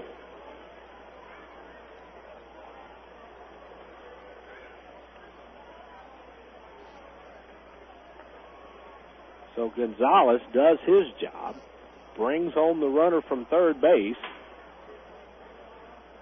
and now 2 away here in the Frisco inning, and it's up to Marshall McDougal to bring home another base runner just 90 feet away. McDougal collected the only hit for the RoughRiders prior to the beginning of this 4th inning tonight. Jenks from the stretch misses outside. Quick throw behind the base runner, and it gets away from Zamora. The run will score on the throwing error by catcher Ryan Buddy, and now Frisco has taken a 2-0 lead. Not a bad idea perhaps by Ryan, as Bourgeois had strayed from the third base bag a fair amount, but the throw just was not there. It gets behind Zamora, and another run comes home courtesy of the error. That's 127 errors on the year for the Travelers, as there's a foul ball right up here to the screen. Would have been in the press box, save for the chicken wire. And Jenks is ahead in the count to McDougal, 1 ball and 2 strikes. So far, 2 runs on 2 hits in the inning, and there's a base hit up the middle for Marshall McDougal to continue the inning for the RoughRiders. He's aboard with 2 men away. Ryan Fleming led things off with a single. Then a 1-out double by Bourgeois put Fleming at third base. Sacrifice fly to deep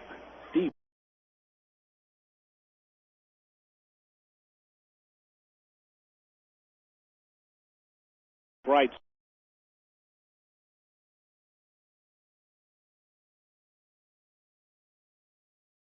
For Todd Minsick, as Minsick swings at the first pitch, lifts it in the foul territory bullpen area of Frisco and left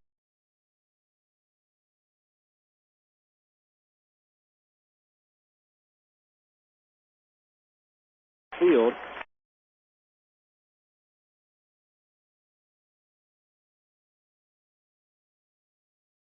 Cavs baseball on FM 101.1 The River.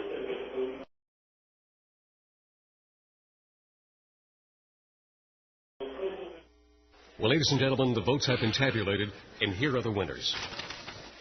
Voted Pulaski County's best barbecue, Pig and Chick Restaurant. Voted Pulaski County's best catfish, Pig and Chick Restaurant. Voted best plate lunch, once again, Pig and Chick Restaurant. And last but not least, voted best family dinner, and you guessed it, the overall winner, Pig and Chick Restaurant in Sherwood. Congratulations to Pig and Chick Restaurant, just 2 blocks south of Kiel Avenue in Sherwood. To dine at your house, call 834-5456. To place your order and pick it up at the drive-thru window. Or to cater your family or company parties over the holidays, call 834-5456. And for the best barbecue, catfish, plate lunch, or family sit-down dinner, visit Pig and Chick Restaurant, 7824 Highway 107, that's JFK Boulevard, 2 blocks south of Kiel Avenue in Sherwood. Open Monday through Saturday. Hey, it's a proven winner. Miller time. It's time to tuck the sun in and give it a good night kiss. Miller time. It's time to put the 9 to 5 back on the shelf. Miller time. Time to wear the knife like a cape and break out the Miller Lite. It's time for real time. At a place called Miller Time. Miller Lite, Miller Brewing Company, Milwaukee, Wisconsin. Live responsibly. Hi, Tom Bodette with a memo to corporate CEOs. Looks like all those accounting shenanigans to make your company look profitable weren't such a great idea. Well, all you had to do was stay at Motel 6. While you don't get the thrill of cooking those books, you do get a clean, comfortable room for the lowest price of any national chain. Of course, the other methods will get you your room, too, but it has bars on it, and you're not allowed to leave. I'm Tom Bodette for Motel 6, and we'll leave the light on for you. And Accor Hotel. Casey Smith, after 2 pitches here in this 4th inning, is down in the count, no balls and 2 strikes to Justin Eccles. The right-hander continues his 4th inning worth of work with the 0-2 pitch that just misses the outside part of the plate, and it's 1 ball and 2 strikes. Eccles gave up a leadoff single to Nathan Haynes in the 1st inning, and since that, the Travs have not managed anything against him. The next one misses outside, and the count is even, 2 balls and 2 strikes. We talked about Eccles in the ITT Technical Institute pregame show about his penchant for strikeouts. In Class A ball, he had 98 strikeouts in 98 innings as Casey waves and misses on it looked like a slider, maybe an off-speed pitch of some sort. But anyway, Casey is gone on strike for the 2nd time tonight. So Eccles is way above his average. That's strikeout number 5 on the evening in just 4 innings worth of work. Actually, not even 4 yet, as Jake Weber swings at the first pitch. In on his hands, it'll get to the third base seats out of play. And Jake's down 0-1. And Jake has batted a smooth .500 coming into this game in his last 5 ball games. That record took a little bit of a hit as he waits on the 0-1, misses outside. The count is even, ball and a strike. Jake rolled out to the first baseman, Gonzalez, his first time up. 1-1. Jake reaches out and pokes one to right field. This one will be caught by a Ryan Fleming cutting across the outfield to make the catch. It was hit pretty sharply, but Jake just got under it enough to make it a fairly simple play out there. There's 2 away.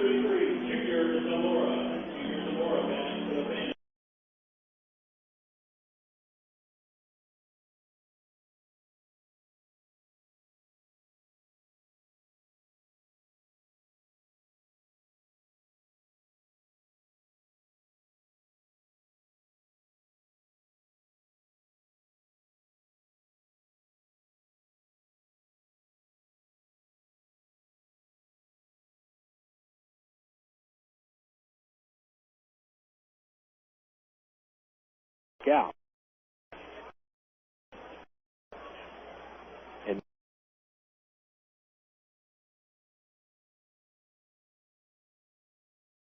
that has been all for the Travelers here tonight. Justin Eccles has been very impressive. 0-2, and again just misses the outer portion of the plate. 1 ball and 2 strikes. Eccles is all around the strike zone tonight. When he's missed, he has been very, very close. 1-2, another off-speed pitch, and another strikeout. That is 6 on the night, 2 in the inning for this impressive right-hander making his first start in Class 2A baseball. It's 12 in a row set down as we go into the 5th inning. 2-0, Frisco leads over Arkansas on the river.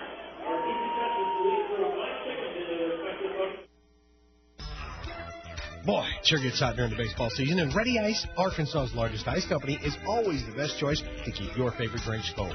Once again, Ready Ice is proud to present Ready Ice Wednesdays at Ray Winter Field.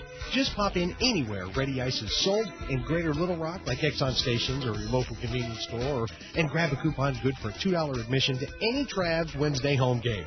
Get ready, get the coupon, and go to Ready Ice Discount Wednesdays at Ray Winter Field. Stop by AgPro at Highway 165 in England and take a look at the new John Deere 5020 Series tractors. This rugged lineup can handle your livestock chores with ease. Choose the 45 to 75 PTO horsepower straddle mount, isolated open operator station, or cab model that fits your needs. The new tractors offer improved comfort, control, and convenience. So check out the new John Deere 5020 Series tractors at AgPro at Highway 165 in England. Top Shoes, Arkansas's largest shoe store, and New Balance are proud to support our travelers. New Balance shoes come in the size and width that fit every Travs fan. And Top Shoes has the largest selection of New Balance shoes in the entire state. Not only does New Balance have shoes for athletes, Top Shoes have New Balance shoes for foot problems such as diabetic neuropathy or plantar fascia. The friendly employees at Top Shoes will gladly measure your feet and get that New Balance that is just right for you. Top Shoes is located in Little Rock, North Little Rock, Benton, Conway, Russellville, and throughout Arkansas. Right now would be a good time to come to Napa Auto Parts, because Napa is the only place you can pick up a Napa Legend battery. These tough, maintenance-free batteries are designed to withstand temperature extremes for consistent, reliable performance. This is the good stuff. Whether it's 105 or 5 below, it's got the power to get you started. So if it's been a while since you've replaced your battery, stop by and pick up a Napa Legend. Napa, it's the good stuff. Already ready for the top of the fifth inning as we cruise along here at Ray Winter Field. 2-0 Frisco leads. Leading off against Bobby Jenks is seventh place hitter Josh Botts, and Botts looks at the first pitch in there, called strike one. Botts, big left-handed batter, awaits Jenks' delivery from the windup. 0-1 is fouled away. Southwest Picnic Terrace area for strike two.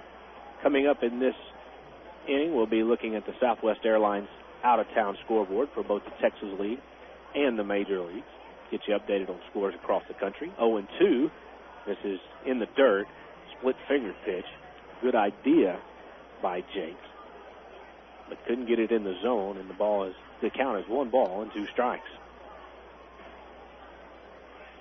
See if Jenks can rack up strikeout number 6 right here. Here it is, 1-2, and he does so. Swing and a miss, and Botts is retired. It has been a strikeout night for both of these pitchers, each one with 6 as we play here in the fifth inning. Texas League scoreboard, first of 2 in Wichita between the Wranglers and the Tulsa Drillers. Wichita wins a pitching battle of their own, 1-0. Jimmy Gobble picks up his 12th victory of the year. As the first pitch to Will Smith is lifted high and foul to reach the rooftop for strike one. Ben Sampson takes the loss, and right now Wichita has a half-game lead over Tulsa in the Texas League East, 1-1. And Jenks with another dandy pitch that Smith can't dial up, and he's down in the count. No balls and 2 strikes. Bobby working quickly here. Already gets his sign. Now to the plate. This one's in the dirt inside, and it's 1 ball and 2 strikes. Actually, Wichita picks up a full game with that victory as they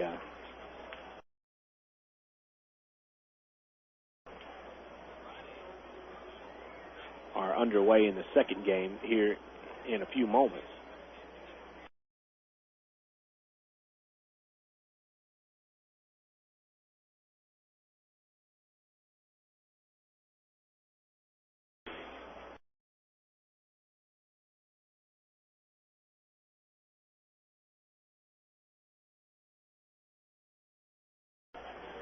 Battling Mike Ziegler of the Midland Rockhounds, and the hometown Rockhounds have a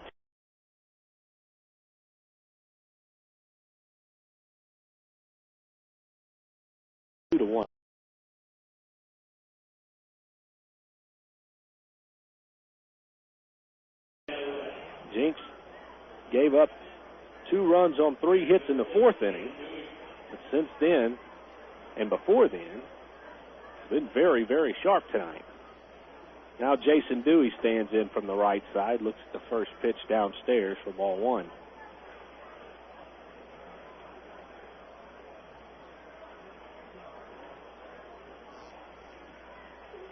Now we'll take a look at your Southwest Airlines Major League scoreboard coming up in just a few moments. 1 ball pitch to Jason Dewey from Trav's right-hander Bobby Jenks is swung and missed. Big fastball. And Bobby evens the count at 1 ball and 1 strike. Bobby has not failed to strike out at least 1 batter in every inning that he's worked. 1-1, and it's fisted away to the roof for the count to move now to 1 ball and 2 strikes. Justin Eccles, Bobby's pitching counterpart tonight for the Frisco RoughRiders, can say the same thing, save for the 3rd inning. He set the Travs down in order, 1-2-3, but didn't get a strikeout. We'll see if Bobby can strike out the side here. Jason Dewey waits on the 1-2, and Buddy has to shift his weight to his right to keep it in front of him. And it's 2 balls and 2 strikes.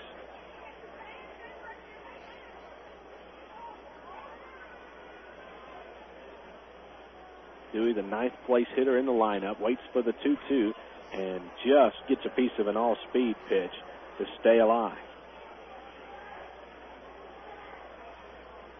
Dewey has really had his troubles against the Travelers this season. Comes into tonight just 2 for 27 against Trav pitching. That's only good for a .74 batting average. And he looks to stay alive here. 2 balls and 2 strikes. Jenks delivers, and this one's hit off the end of the bat well to right field, but Kenny James moves towards the line and makes the catch to put the RoughRiders away. 1, 2, 3 in the 5th inning. Jenks adds another 2 strikeouts to his total of 7 tonight. And we go to the bottom half of the 5th inning. Frisco with a 2-0 lead over the Travelers on FM 101.1 The River. The Fish House is known all across Arkansas for its great catfish. But did you know that the Fish House can cater any event anywhere in the state? Catfish, chicken, hush puppy, shrimp, fries, coleslaw, baked beans, all of them cooked on site. The Fish House even provides plates, utensils, and napkins for up to 3,000 people. All you have to do is eat, because the Fish House takes care of everything else. Come see us for a great meal in Conway at 116 South RoughRider, or call toll-free 877-661-3774 for the Fish House. Imagine what it feels like to be a hero every day. Make a difference in the Coast Guard. Jobs that matter. Join the Coast Guard or Coast Guard Reserve. Save lives, stop drugs, protect the environment. Call toll-free 1-877-NOW-USCG. Coast Guard. Jobs that matter. Call toll-free 1-877-NOW-USCG. The Coast Guard. Jobs that matter. The best part of a convenience store is convenience. Double B's Exxon wants to make your trip to our stores as convenient as possible. That's why we featured Speed Pass at our Exxon locations. Speed Pass is the easiest, most efficient method of payment at the pump, available exclusively at Exxon. Of course, Double B's Exxon features all sorts of ice-cold beverages and snacks. Double B's Exxon, locations at Greater Little Rock, are the places to pick up your Tuesday and Wednesday Travs Family Night discount tickets. And be sure to listen to the Double B's Double Play all season long. Double B's Exxon. Gas it, grab it, and go! Right now, it's nighttime. You're starving, and there are people at Denny's just like you. Except for one thing. See, they're not starving. They just ordered a plate of steamy little mini burgers. Oh, here comes a big plate of hot zesty nachos. You know, there's one more difference between you and them. Yeah, see, they're having fun. Denny's, a good place to sit and eat. We're halfway home in this ball game between the Arkansas Travelers and the Frisco RoughRiders. Travs trail 2-0 as we prepare for the bottom of the 5th inning. Mike O'Keefe, Brian Specht, and Ryan Buddy, hitters 5, 6, and 7 in the Traveler order, to face Justin Eccles who has been nothing short of brilliant tonight. Justin has faced just one batter above the minimum and has struck out 6. He deals to O'Keefe a curveball taken high for ball 1. We'll have a look at the Southwest Airlines National League scoreboard from the majors here in just a moment in this inning. The 1-ball pitch misses inside, and it gets to the back screen. 2-0 to O'Keefe. So here's a situation Eccles has not been in all game long, or at least for the balance of the game. Trailing in the count 2-0 as O'Keefe gets a good pitch to hit, but fouls it away, bullpen side left field, and coming in foul territory to make a fine running catch is Will Smith. So O'Keefe struggles continue. He's 0 for 2 tonight, and now 1 for his last 31 at-bats. San Diego was defeated by the Cardinals in an afternoon game out on the coast. 8-4 the score. Brett Tomko gets his 6th victory of the year for the Redbirds. Now Brian Speck stands in. Check swing at the first pitch. Did he hold up? Yes, he did. Count is 1 ball and no strikes. Brian batting from the left side. Switch hitting shortstop against the right-handed pitcher. From the windup, the 1-ball pitch. Swing and a miss. Another pitch that the Traveler hitters are being kept off balance with. And the count is even at 1. Top of 9 in Turner Field in Atlanta. Florida with a 4-1 lead in batting there in the top of the 9th. Urbina on to try to close things out for the Marlins. 1 ball and 1 strike pitch misses inside, and Brian's ahead in the count. 2 balls and a strike. The right-hander kicks and deals, and this one's fouled off the hands of Speck into the stands. 2-2. Bottom of the 8th inning at Wrigley Field. Cubs trail the Phillies 3-0 in that ball game. Tomey has hit his 26th. Ricky Ledee has hit his 8th as Brian Check swings 1 foul past Bird's face to stay alive at 2 balls and 2 strikes. Top of the 9th in Montreal, 5-2. The Mets trail the Expos in that ball game. Battle of National League Eastern Division rivals. Bottom of the 8th in Cincinnati, all squared at 5 as Brian swings and drives 1 deep. Right field, way out of here for Brian's 14th team-leading home run, and it puts the Travelers on the board. It's now Frisco 2 and Arkansas 1.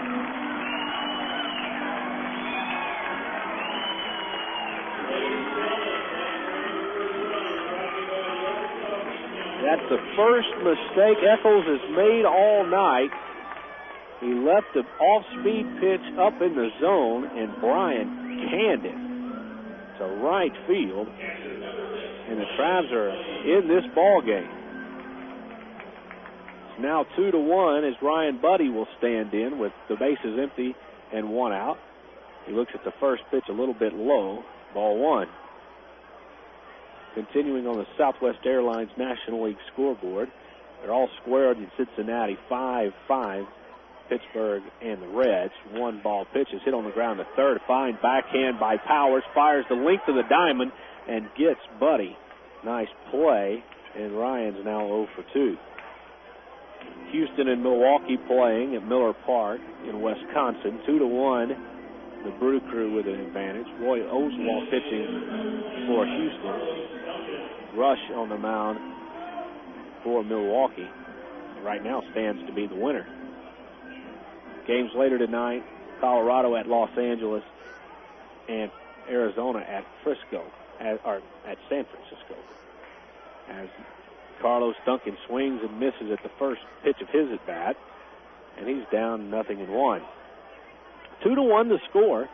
Travelers on the scoreboard here in this 5th inning as Duncan Lifts one high and deep to right field, but the ballpark should hold this. Backing up to the warning track is Botts, and he puts it away for the final out of the 5th inning. But the Travelers do break on the scoreboard and into the juggernaut that Justin Eccles had been pitching with Brian Speck's 14th home run of the year. As we go to the top of the 6th inning, it's Frisco 2 and Arkansas 1 on the River.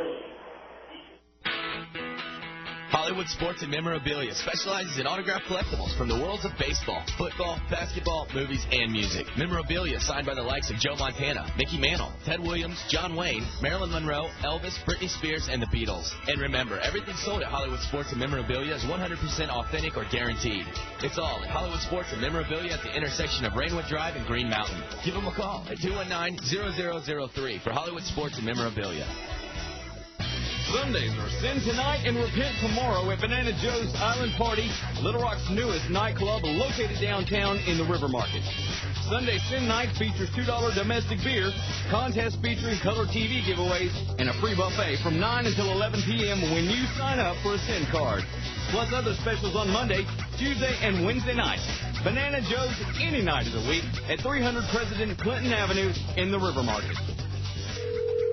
Hello? I've got good news. What? My Aristotle internet bill is only $5.50 this month. Last month it was only $7. And that's your good news? Uh-huh. With Aristotle, you only pay for the time you spend online at the rate of 50 cents an hour. How much time do you spend on the internet? Well, I bet you'd save money with Aristotle, too. I probably would. Okay, bye. Oh, yeah, also, I'm getting married. Good news should be shared with good friends. Sign up for Aristotle Internet at www.aristotle.net. Welcome back to Ray Winder Field. Top of the 6th inning, just about to get underway.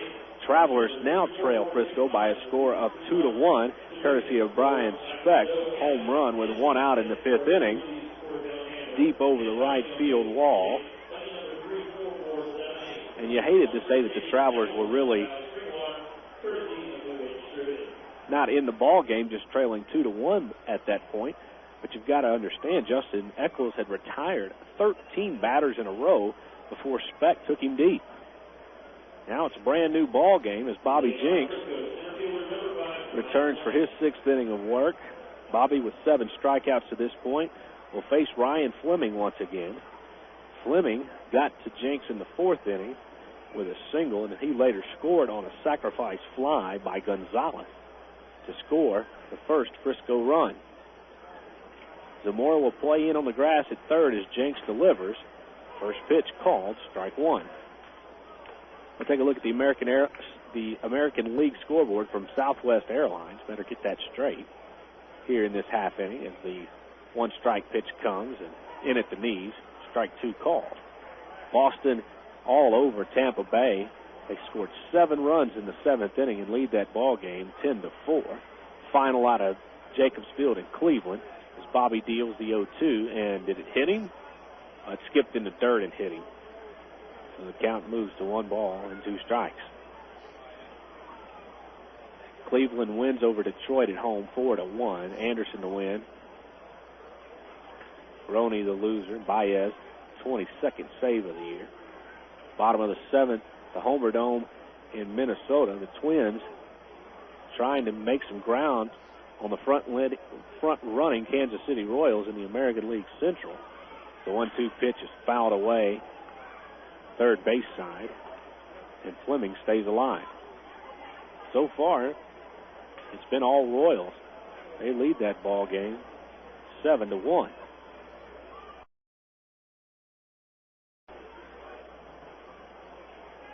Jenks ready with the 1-2 again. Here it is. And again, a good pitch high in the zone, and Fleming can just get a little bit of wood on and foul away and stay alive. Fleming's a good hitter. 2 different times this year, he put together a 12-game hit streak. Matter of fact, his last one was just snapped Friday night. 1-2, tap back to Jenks. Oh, and a fine leaping play. The ball just about got over his head, but Jenks able to ice cream cone the ball and get it to Mike O'Keefe for the out. Fine athletic play by the Travs starter, and there's one away here in the 6th inning. Top of the 8th at the Bronx.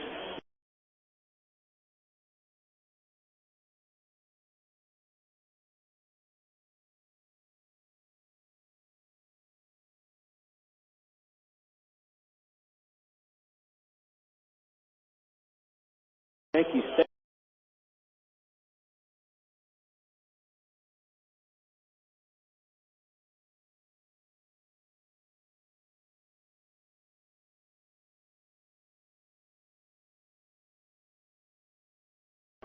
John Power standing in now and looks at the first pitch from Jenks just outside. Ball 1. Bottom of the 4th at the ballpark in Arlington. Slugfest has already begun in that game. 7-6 the score. Texas with a 1-run lead over Anaheim. As a swing and a miss by Powers on a fastball. Couldn't catch up to Bobby's speed. And the count is even. 1 ball and 1 strike. Anaheim scored 4 runs in the first. Texas added 2 more in the bottom of the first. Then the Rangers with 5 runs in the second. 1-1. This is downstairs, and the count is 2 balls and a strike. Then Anaheim scored 2 more in the third and trailed that ball game 7-6.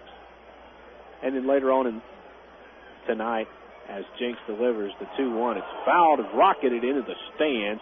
Everybody okay, third base bleachers area.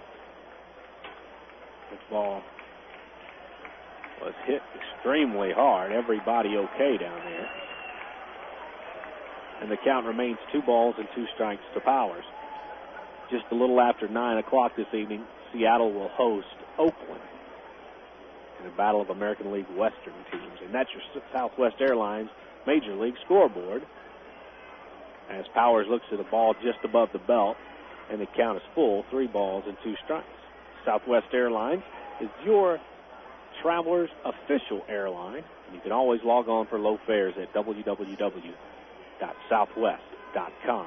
3-2 from Jenks, taken high, and Powers earns the first walk handed out by Bobby Jenks tonight.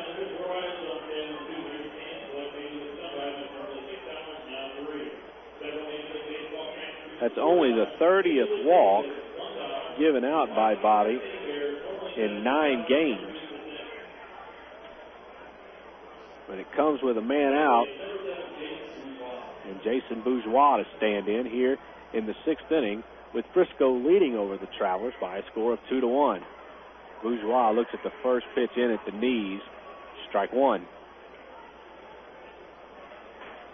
Bourgeois doubled in the 4th inning and came around to score on an errant throw by Ryan Buddy. So far, that's been the final run of the game scored by Frisco. It's hit and run opportunity played here. This ball goes into the right center field gap, gets between Haynes and James. Everybody is going to be safe. Powers held at third, sliding in with a double. His second consecutive is Jason Bourgeois. And now 2 men are aboard in scoring position for Adrian Gonzalez with only 1 out. It was a similar situation in the 4th inning that Gonzalez came to the plate, and he hit a ball into the gap in right center field that Kenny James was able to track down. However, tagging up and scoring was Ryan Fleming. So Jenks needs to strike out here as the infield will play in. Again, you would imagine Bourgeois would run on contact. Bobby winds and deals and misses outside to Gonzalez. Ball 1.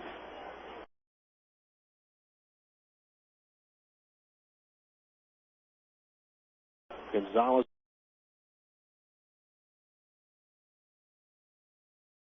pitch, swung and a miss.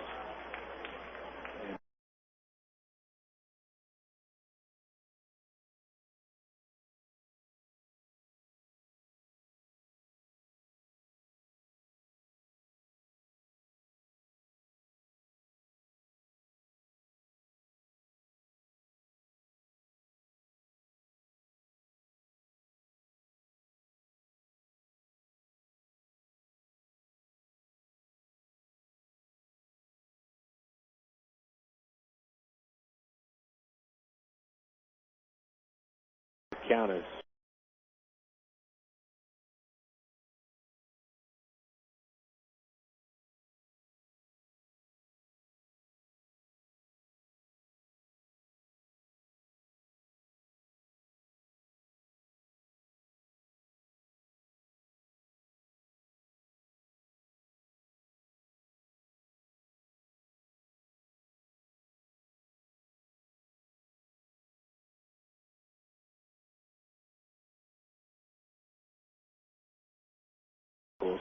who has retired 15 of the last 16 Travelers he's faced.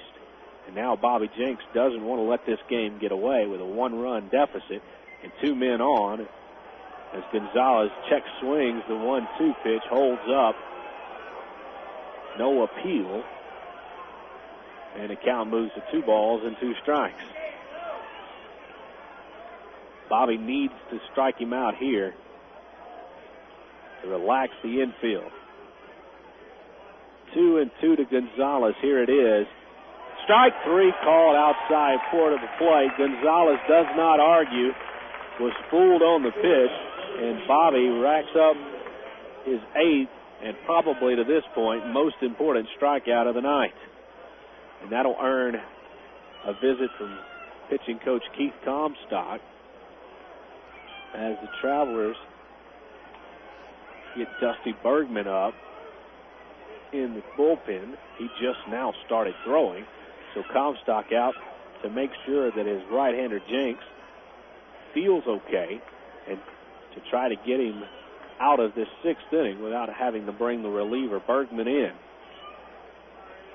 They're not out of the woods yet, but with 2 outs, it makes things a whole lot more difficult on Marshall McDougal.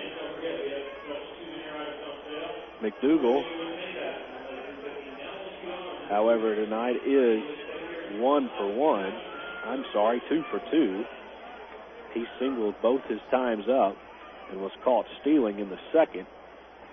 And he stands in now with a chance to drive in 2 runs. Jenks ready to deliver, meeting in on the mound over, comes to the plate. In there, strike 1 called. Jenks has kept the Travs close.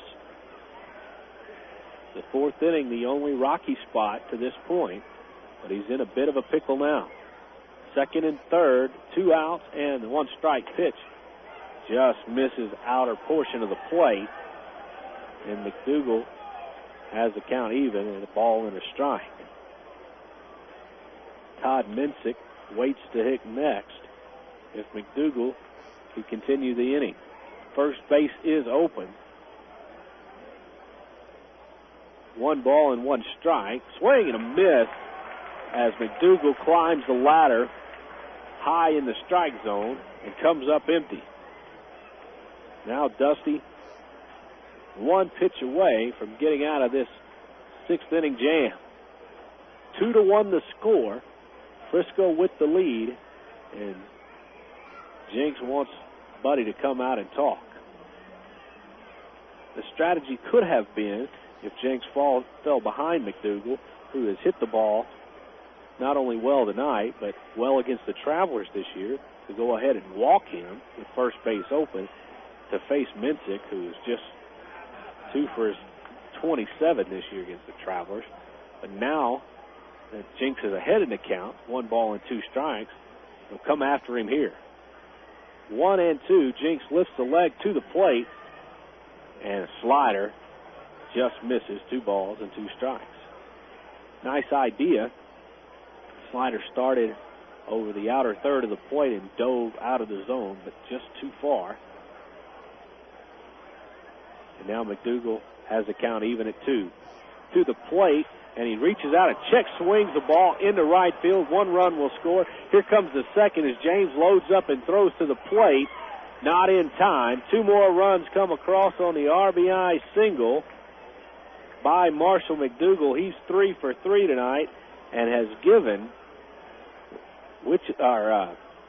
Frisco a 4-1 lead.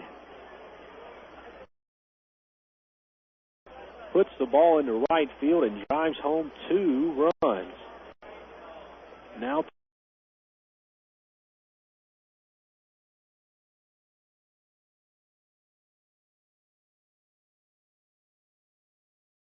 Todd Minsick to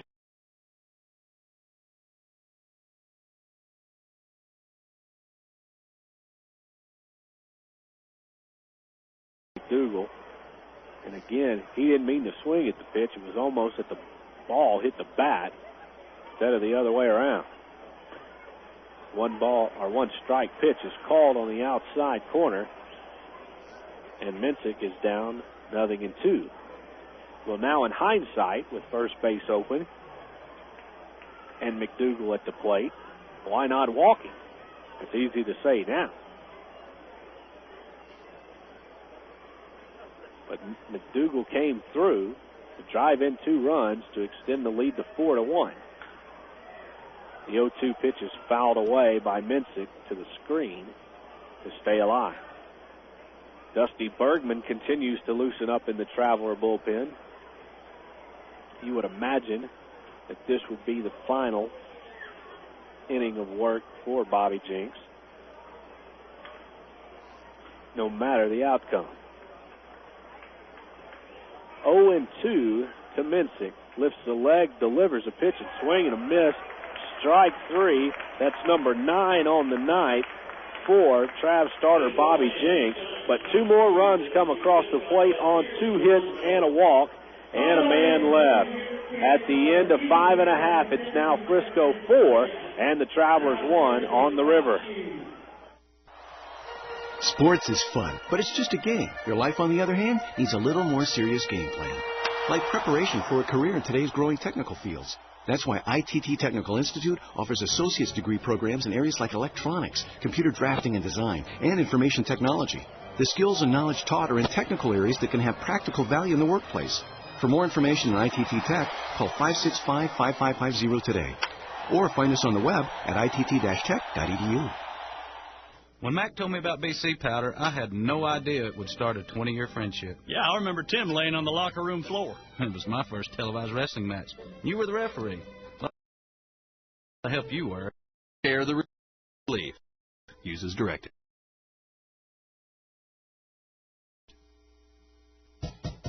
It's no wonder Sonic's burgers taste so great. It's how we build them. We make them when you order them, just the way you like them, with all the freshest ingredients. Right now, get our famous number 1 or number 2 Sonic burger with a large order of golden tater tots for just $2.49. It's a great deal on a classic meal, only at participating Sonic drive-ins. And while you're there, don't forget to try our absolutely decadent strawberry cheesecake shake. The taste of real strawberry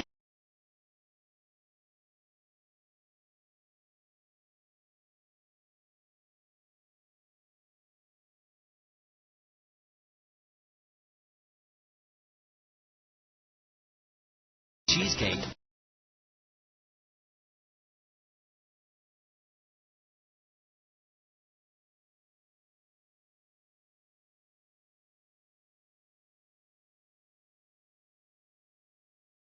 Of the last 16 he faced, and the Travs couldn't be more happy to see him leave. Hayden Gardner comes on, making his 18th appearance with a record of 1-0, 4.15 ERA.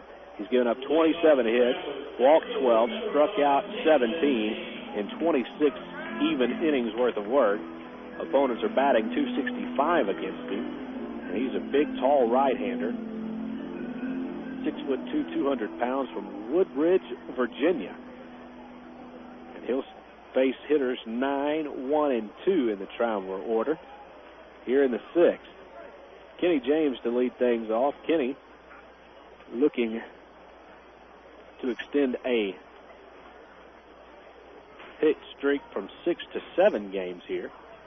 He awaits the first pitch from Gardner, and it's taken for strike 1 call. Here's the line on Eccles. 5 innings pitch. Gave up just the 2 hits I talked about, the one of them a home run, and struck out 6. Fine performance, especially when you consider it was his first ever Double-A appearance. The 1 strike pitch misses at the knees, and the count is even on James. 1 ball and 1 strike. The right-hander Gardner ready to work again. To the plate, swing and miss. Well, it looked like a fork ball that came in about knee-high to Kenny and then just dropped straight down to the shoe tops. Good pitch. 1 ball and 2 strikes. Switch hitting James batting from the left side. Right-hander to the plate. Misses outside, and the count is even. 2 balls and 2 strikes. So what a fine performance by Justin Eccles.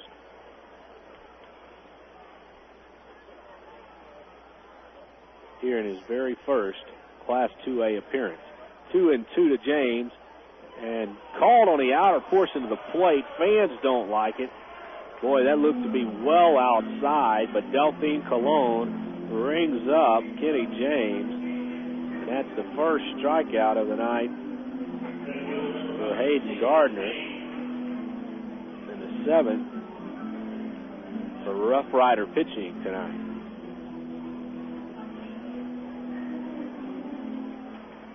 Now Nathan Haynes will start things, or try to start things, with 1 out.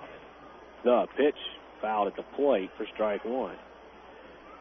Going back to Eccles, he gave up a lead-off base hit to Haynes in the first inning. Haynes was able to reach third base, but that's all. And then he went on to retire 13 batters in a row before giving up a 5th inning 1-out home run to Brian Speck. The 1-strike pitch misses outside from Gardner, and the count is even, a ball and a strike. What a dominant performance against the Travelers tonight. Keith Comstock, the pitching coach, gets out of the dugout and heads to the bullpen as Bergman continues to loosen. Pitch misses down and away to Nathan Haynes, and the count moves to 2 balls and a strike. Marshall McDougal has Haynes played well over to second base at shortstop. The 2-1 pitch misses inside. And now Nathan's in the driver's seat, 3-1. But McDougal, I would say, is on the outfield grass on the lip. Here's the 3-1. Swing and a miss. Good pitch by Gardner. And now the count is full. But McDougal has Haynes played on the lip of the outfield grass, I would say 5 to 6 steps past second base, and there's a big hole over on the left side of the infield. 3-2, and Nathan goes to right field. A seeing eye single that gets in between Gonzalez and Bourgeois. A fine piece of hitting by Nathan, especially when you consider the count was full, and he's aboard with a 1-out single. He's 2 for 3 tonight. That'll bring in Casey Smith. Casey's a guy who's probably thankful Eccles has left the ball game. He struck out both times against him, as did Ryan Buddy in the Traveler lineup. New pitcher, hopefully will mean better results for Casey. Haynes will get his lead from first base, with Frisco leading Arkansas 4-1. A quick check of the base runner before the first pitch to Smith. Casey's really hit Frisco pitching pretty well this year. Coming into tonight's game, he was batting .476 with a homer and 2 RBIs. Pitch out called. Nathan Haynes steals, and he's out, sliding in head first.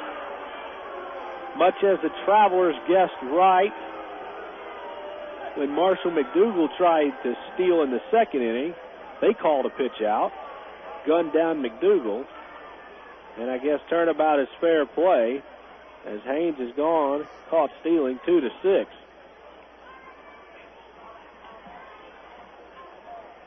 So now 2 men away for Casey Smith. He has a 1-ball count on him as Gardner comes to the plate and gets an inside strike called. 1 ball and 1 strike to count. Dusty Bergman looks to be through with his warm-ups. He'll be coming on to pitch the 7th inning for the Travelers. As Gardner comes with the pitch, and Casey lines one, a base hit in the right to left center field to extend the inning.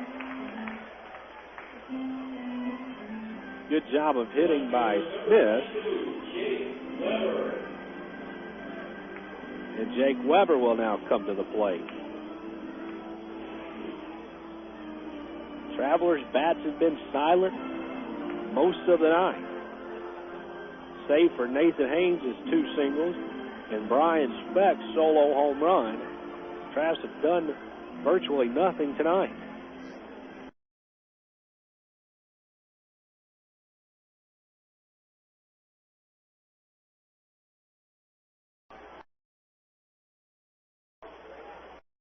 Two runs each inning. One of them courtesy of an error on a throw by Ryan Buddy, trying to get in behind the base runner Justin Bourgeois at third base. The 0-1 pitch is in the dirt, gets away from the catcher, and Casey Smith will slide in after the wild pitch to second base. Second wild pitch of the night by Frisco pitching. And now, if Jake can come through with a 2-out base knock, it'll cut the Frisco lead in half. 1 ball and 1 strike. Casey gets his lead from second. Pitch misses away. Ball 3. So now Jake ought to have something really good to hit right here. 3 balls and 1 strike. I'm sorry, 2 balls and 1 strike.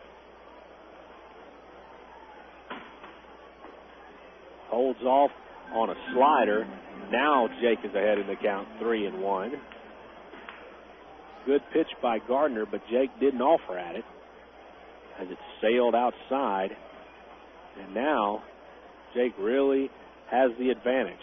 Casey, the runner at second base with a couple of men away. 3-1 to Weber. Strike 2 called outside corner. So Casey will have the advantage of a head start here with a count 3 balls and 2 strikes and 2 men away in the 6th inning. Travelers looking to get this base runner home. Here's the pitch. Jake lines it into right field, but it will hang up for Botts shy of the track, and he puts the long fly ball away. Jake is now 0 for 3 tonight, and the Travelers can't advance a runner in scoring position here in the 6th inning. At the end of 6, it's 4-1 Frisco. Phil Wilson on his way back to the broadcast position here on FM 101.1 The River. Meet Bob, the carpenter. He's smart, he's a pro, and he wants the best for his family. What does he do? Join the union. Bob knows that a union carpenter maximizes his earning power, gets family insurance, and a pension plan he can count on. Plus, a union carpenter has access to union training, learning new skills, and advancing his career. Carpenters, pile drivers, floor layers, and millwrights. Join now and start enjoying the benefits. Call the Arkansas Regional Council of Carpenters at 501-568-2500 for more information. Hey, what's up? This is Lala, and welcome to Coke FM, bringing you the hottest new sound. The real can't be bought for soul. Chopper told the boy tried to keep it, but he lost his soul. On the road to the riches, he lost control. About the eye of a needle, I was often told. If you stand for something, you're far for gold. In your actions, all is told. This is Lala at Coke FM, keeping it real with a full taste of Coca-Cola.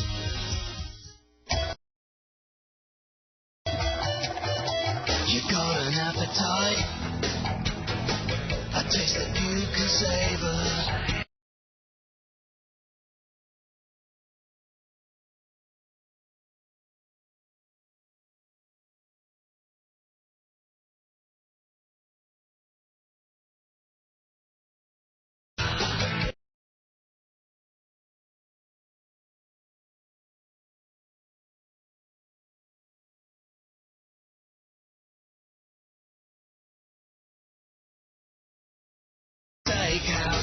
No rules, just right.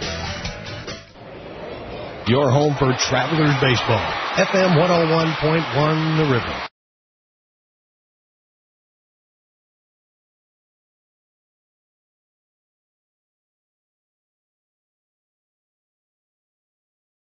ADR.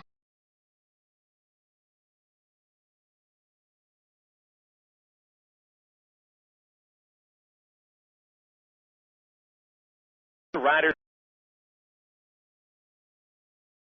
Fifth inning. Dusty Bergman brought on for the Travelers. Bobby Jenks is in the showers now. First pitch strike to Jason Botts. 0-1. Good start for Bobby, though he's on the line for the loss right now. The 0-1 is down the middle for a called strike. Really, it was just a couple of batters that gave Jenks problems. Jason Bourgeois, Marshall McDougal, 5 hits between the two of them. The 0-2 to Botts is low. Botts was 0 for 2 against Jenks. The line on Bobby, pretty impressive considering only 1 walk over 6 innings and 9 strikeouts. 6 base hits, 4 runs. All 4 runs are earned for Jenks. Botts flies one off the end of the bat to center field. Haynes a few steps to the right field gap. And Nathan makes the catch for out number 1. So Bergman comes on in relief here, and Dusty should be going for a couple of innings. Bergie hasn't been used all that much recently. Last pitch in the doubleheader on Saturday in the second game. Finished it off with 2 2/3 scoreless innings. Bergman has come on 3 times in this homestand, allowing a run in 4 innings. And pitch outside, ball 1 to Will Smith. Numbers on Bergman this season: 4 wins, 3 losses, a 3.95 ERA. Pitch low, 2-0. Smith getting his third chance to hit. He has struck out twice, both on a called third strike against Bobby Jenks. With the 9 strikeouts, now is 55 on the year. Ball chopped on the right side. Smith makes the play in the gap at second base. Good play on the second hop. Throws to O'Keefe for the second out. 2 away in the top of the 7th. Number 9 batter Jason Dewey comes in next. Justin Eccles, the starting pitcher for the Frisco RoughRiders, a tremendous job in his first Double-A appearance. But as we've been talking about, Steve, early in the ball game, when you got a pitcher dealing as Eccles was, you'd like to see him go into the 7th, possibly 8th, the way he was pitching. He looked like he had the stuff to maybe keep his team ahead for the remainder of the ball game and go the distance. A strike to Dewey, 0-1. Dewey is 0 for 2. But with that piggyback, Eccles wouldn't be able to stretch it out now. Swing and a miss, 0-2. Well, the only mistake he made was to Brian Speck. It looked like an off-speed pitch. It got up left high in the zone, about letter high, and Brian just cranked it to right field. Bergman's 2-strike pitch is low. 1 ball, 2 strikes. 4-1 score. Rough Riders lead the Travelers. Arkansas's 4-game winning streak in jeopardy. They'll look to come back against the Rough Rider bullpen. Bergman with a 1-2 count on right-handed batting Jason Dewey, and a fastball way outside, ball 2. Well, if the Trabs are going to win this game, it's going to take some late rallies here. And this Frisco bullpen has been effective this year. They have one of the top closers in the Texas League, Spike Lundberg. The 2-2, a pop-up behind the plate. Ryan Buddy watches the ball hit the top of the roof directly over our head. Still 2 balls, 2 strikes. Probably the key at bat in this game was a McDougal at bat in the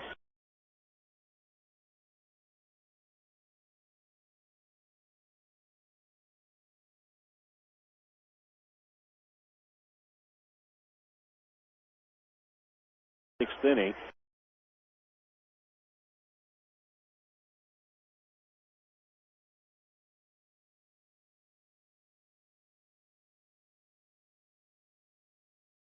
Is a perfect top of the 7th inning. Time for the stretch. Get him up, get him high. And the score after 6.5 innings, Frisco 4.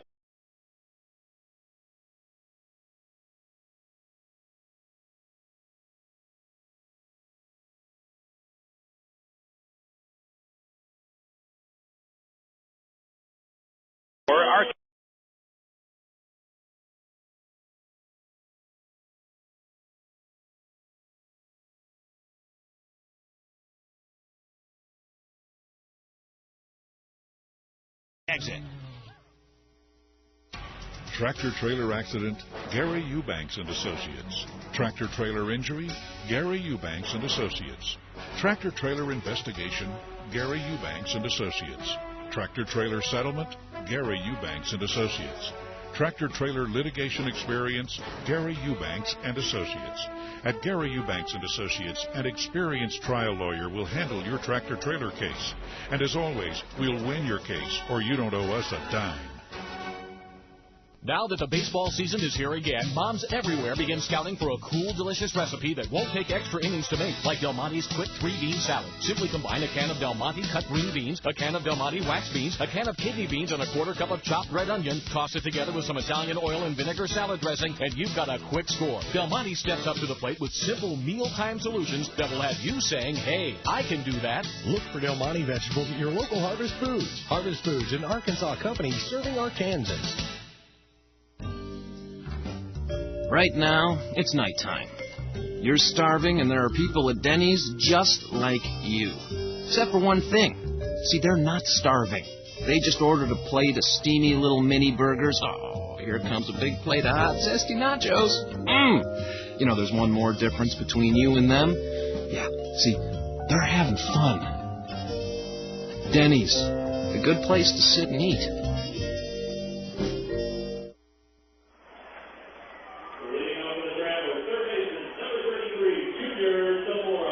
Last of the seventh at Ray Winder.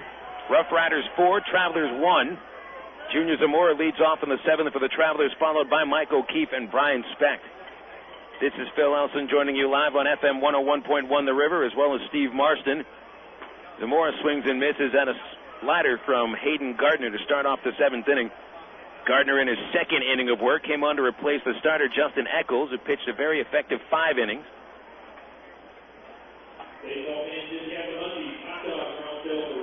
Zamora 0 for 2. He has struck out twice.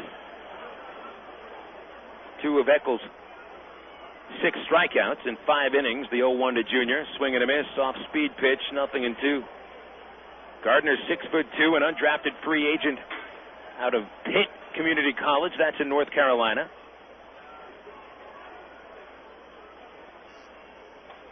Full-time reliever the last couple of seasons. Was the closer last year in the Florida State League. Saved 18 games for the now defunct Charlotte Rangers. The 0-2 pitch, and Junior hits it hard on the ground, takes a nice hop up to Power's eyes. He fields it, toss across the diamond for the first out. And we see that lip of the grass with another high bouncer, but that was played by Powers. He was well behind the lip of the grass as the ball took the hop off of it, and an easy out. 1 away. Here's Mike O'Keefe. Only 4 hits for the Travelers today. Arkansas managed 9 base hits last night. So far, the bats have been held at bay. O'Keefe is 0 for 2. He'll stand in left-handed and whiff at the first pitch, strike 1. With his hitless game tonight, O'Keefe is 1 for his last 31. Going to have O'Keefe starting to hit if this Trav team is going to make a run in the second half. Here's the 0-1. Outside, 1 ball, 1 strike.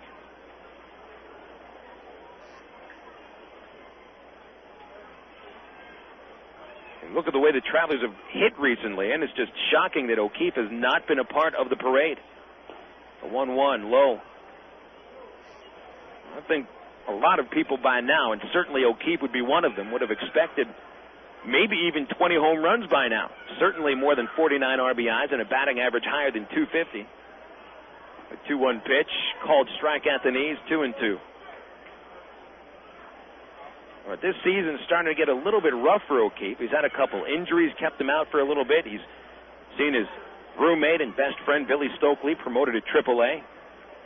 2-2 pitch from Gardner, hit on the ground right side, 2 bouncer, taken by Gonzalez way off the bag at first. Man, he is slick over there. Gardner covers at first base and the flip in time for out number 2. You're right, Phil. He has played a dandy first base tonight. He's gone into the hole a couple of times and made some nice leading throws to the pitchers covering, because that's always the toughest thing to learn, I would think, is to be able to lead the ball to the pitcher at the bag. Don't throw it where he is, throw it to where he's going to be. He just seems to have a lot of range at first base. Just gets off the bag quickly and is pretty quick off the base for a man of his size. Here's Brian Specht. He'll take inside, ball 1. Brian knocking in himself with a home run in the 5th inning. 14th bomb of the season, second in as many games. That's all the Travs have mustered tonight. Trailing by 3 in the bottom of the 7th, 2 outs, and ball 2 downstairs from Hayden Gardner. No one warming up right now for the Rough Rider bullpen. We should expect to see Lundberg if Frisco takes a lead into the 9th. Speck takes ball 3 outside.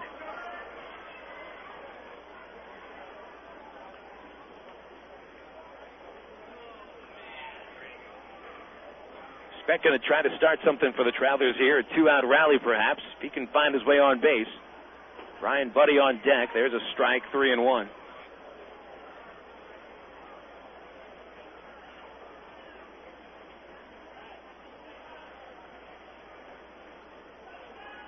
Gardner looking to finish off the 7th in order. 3-1 pitch, high and away. Speck takes the walk. First issued by a Frisco pitcher tonight. And it does bring up Buddy. Ryan hitless tonight. 2 trips to the plate, a strikeout and a ground out to third. Buddy 4 hits and 24 at-bats this homestand.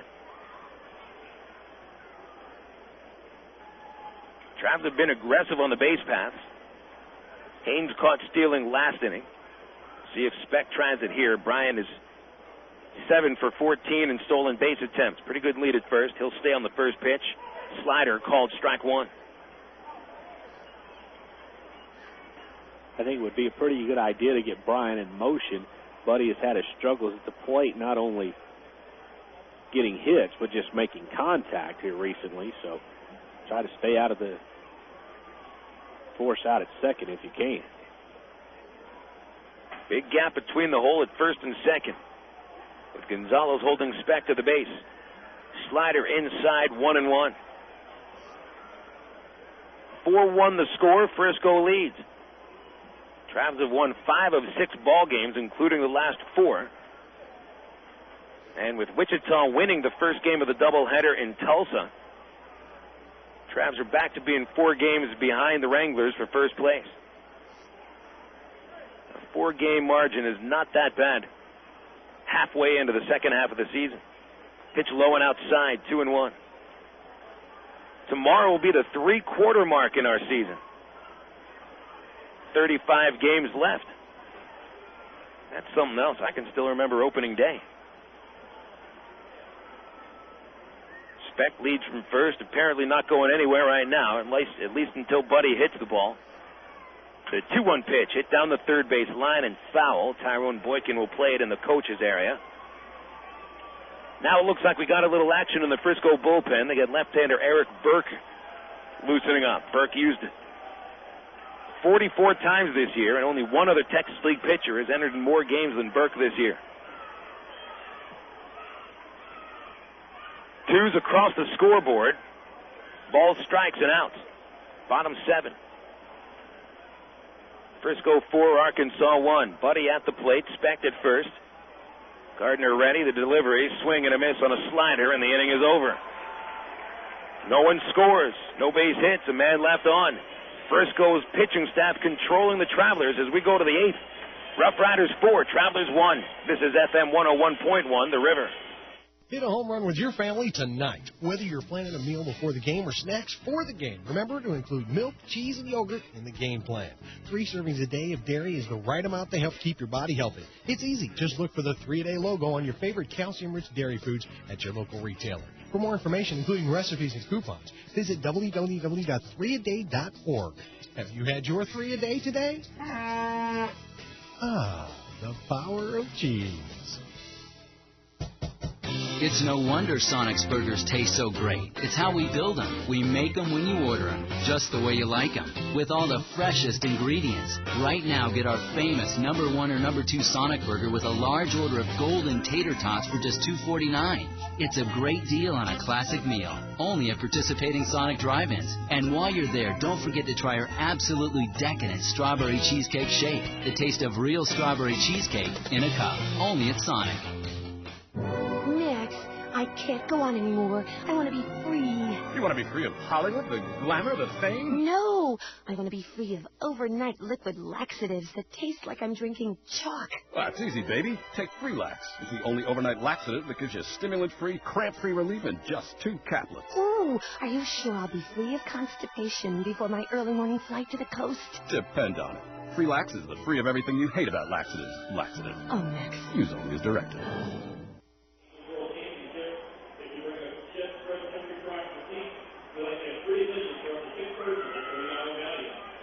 7 innings completed at Raywinder Field. The Frisco RoughRiders lead the Arkansas Travelers 4-1.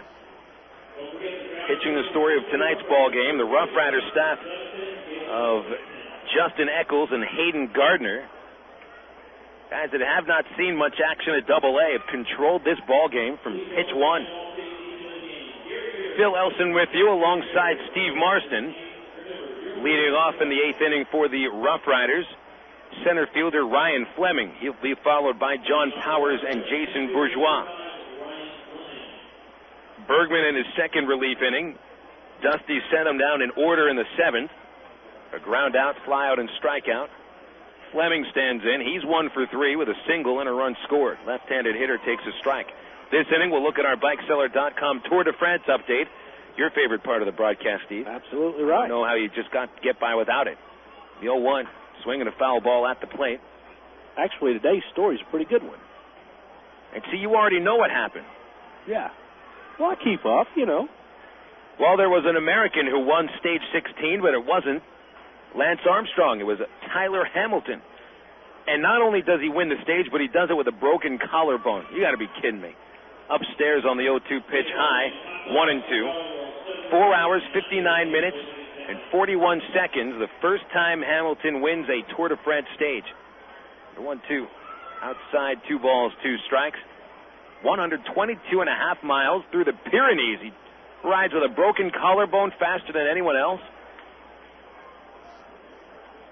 I tell you what, cyclists are getting into the echelon of hockey players to me when it comes to taking a beating and keeping on ticking. Foul ball by Fleming. He'll stay alive, still 2-2. 17 days earlier, Hamilton was caught in a crash. It was that crash that we talked about quite a bit, involving 35 riders. Cracked his right collarbone in 2 places. Fleming ropes one to right field. That's over James's head, hitting the fence. Kenny plays it perfectly, throws into second, and it's cut off by Casey Smith. And Fleming slides into second base with a double. Well, James does not have the strongest arm. That throw would not have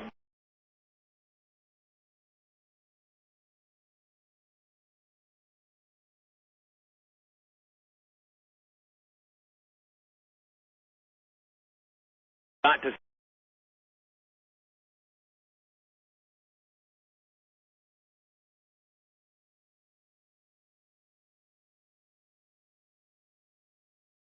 Right there, got it back to the infield quickly, but as you say, doesn't have the strongest arm in the world. The second base, not in time. Last time Buddy tried to pick a runner off, he threw the ball into left field at third base, allowing a run to score. Back to the Tour de France. Lance Armstrong finished a little bit less than 2 minutes behind Hamilton and retains the yellow jersey. 1 minute, 7 seconds ahead of second place Jan Ulrich. 1-0 pitch, taken for a strike. Again, Powers showing bunt, 1-1. Now, if I understand the rules correctly, this was the last time stage, and so since Armstrong did not lose his lead, it's looking like he's going to win the Tour de France. Apparently you are correct. One ball, 1 strike. Powers bunts the ball towards third base. This will get the runner over. That forces Zamora to play the ball. Throw to first for the sacrifice bunt. And that's 1 away. Fleming advances to third. Another story here. It says that Jan Ulrich, who trails Armstrong by 67 seconds, admits that Armstrong is now the clear favorite to win his 5th consecutive Tour.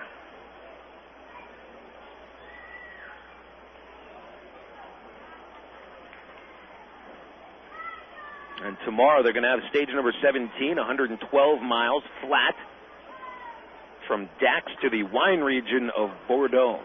Foul ball right back this way. Strike one with Jason Bourgeois batting. Bourgeois doubled twice off Bobby Jenks, scored twice. Also struck out in his first at-bat.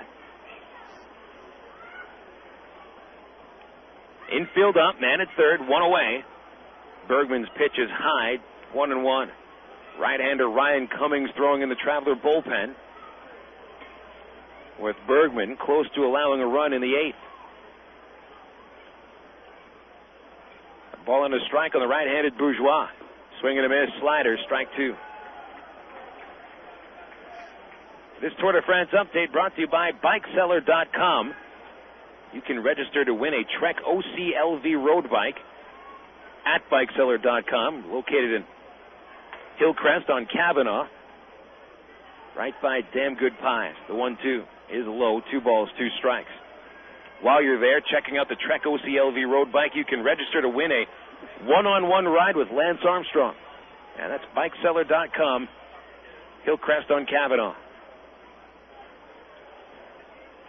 4-1 score, Frisco leading. The Travs in the top of the eighth. Good speed at third base. Fleming, 1 out. Now make it 2 outs as Bourgeois swings and misses. And Bergman racks him up on a curveball. Strikeout number 2 for Dusty. Now the infield can relax. With 2 outs, Adrian Gonzalez comes to the plate. I think it's important for the Travelers to retire Gonzalez here, not only because of the runner at third base, but you don't want to put Gonzalez on and have Marshall McDougal, who's already 3 for 3 tonight, get another opportunity to hit with base runners on. First pitch fouled off. Gonzalez has come to the plate with men in scoring position in both the 4th and 6th innings. He knocked in the RoughRiders' first run with a sacrifice fly in the 4th. And was called out on strikes in the 6th inning, leaving a couple men on base. But McDougal then followed with a 2-run single to right field to put the RoughRiders ahead by the current score of 4-1. Nothing in one, lefty on lefty here. Bergman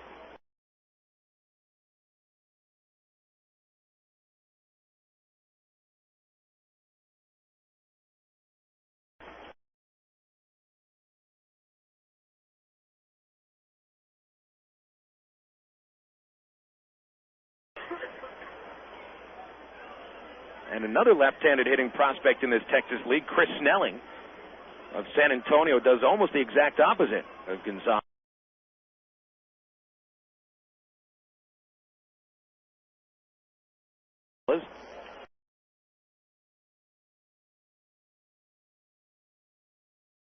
Fleming at third base. We go to the bottom of the 8th. The RoughRiders 4. The Travelers 1. Back after this on FM 101.1 The River. The Isle of Capri and Lula has your Isle 1 Players Club card. Earn comps, points, and mail offers. Receive cash back on the same day. Plus Isle miles for fabulous merchandise and Carnival cruises. New Isle players who join the new Isle 1 Players Club and earn 10 points or 1 hour of rated table play in one gaming day will win from $1,000 to $5,000 instantly. All part of the Isle $1 million giveaway. Come in and sign up. Earn 10 points or 1 hour of table play and scratch it off. Winning? That easy. It all happens with Isle 1. The best club, the most rewards, only at the Isle of Capri Casino and Lula. No purchase necessary. Full details at the Isle 1 booth. Hi, Orkin Man here with a little advice about home maintenance. Keeping bugs out is part of it. Yep, somewhere between cleaning the gutters, mowing the yard, and defrosting the refrigerator lies me, the Orkin Man. Glamorous, I know.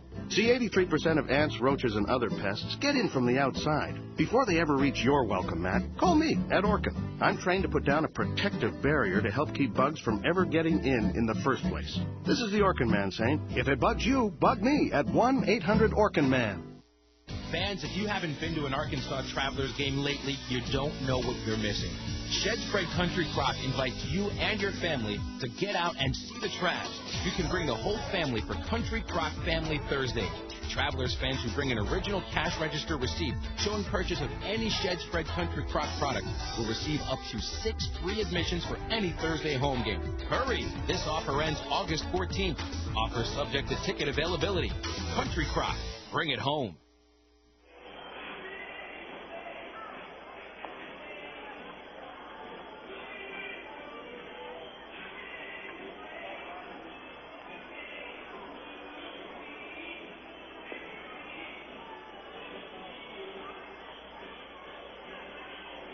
Back here on FM 101.1 The River at Ray Winder Field. Bottom of the 8th inning, and the Travs with just 6 more outs to work with, and they need 3 runs to at least tie the ball game. And here in the bottom of the 8th, Travelers send Carlos Duncan to lead off against right-hander Hayden Gardner. Gardner in his 3rd relief inning.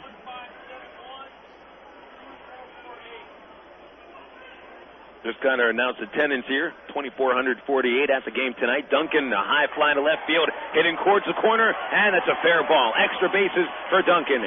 Heading into second, Carlos will pull up with a stand-up double. Way to start this 8th inning with the Travelers' 5th hit of the game. But Duncan fly to the track in the 5th inning, and now tries the other track in left field and comes up with his 18th double of the season. All right, so that's a nice way to start this. There may be a problem here, though. Duncan was a little slow getting into second base. And out from the dugout is Jamie Welch. He's checking on Duncan at second. Maximo Pichardo comes out of the dugout. Apparently, Duncan might have pulled a muscle rounding first base because he did not run hard into second. And Carlos, with that good speed, quite often will try to force a throw from the left fielder. So there obviously is something wrong. Carlos is going to leave the game. And Pichardo takes over as the pinch runner at second base. Now Carlos is walking off the field under his own power. Welch doesn't even have to help him off. As you see Carlos limping ever so slightly, favoring one side. So that does seem to be either a hamstring pull or maybe a groin pull. Well, I'm with you. I didn't see anything noticeable in his stride other than it was slow as he rounded first base and kind of just gingerly got into second. So, again, you don't want to speculate, but you're probably right. Something with a hamstring, perhaps a groin injury there. Hope he's okay. So Pichardo takes over at second base. He'll be the DH for the rest of the game. Kenny James takes outside for ball 1. Well, that's too bad. Duncan had been hitting very well. He'd become a very valuable member of this Traveler lineup with his speed and power. And it had a 9-game hitting streak snapped yesterday. 1-0 to James, bounced over the mound towards second base. Bourgeois makes the play, throws him out. 1 away, and Duncan moves to third. James is now 0 for 3.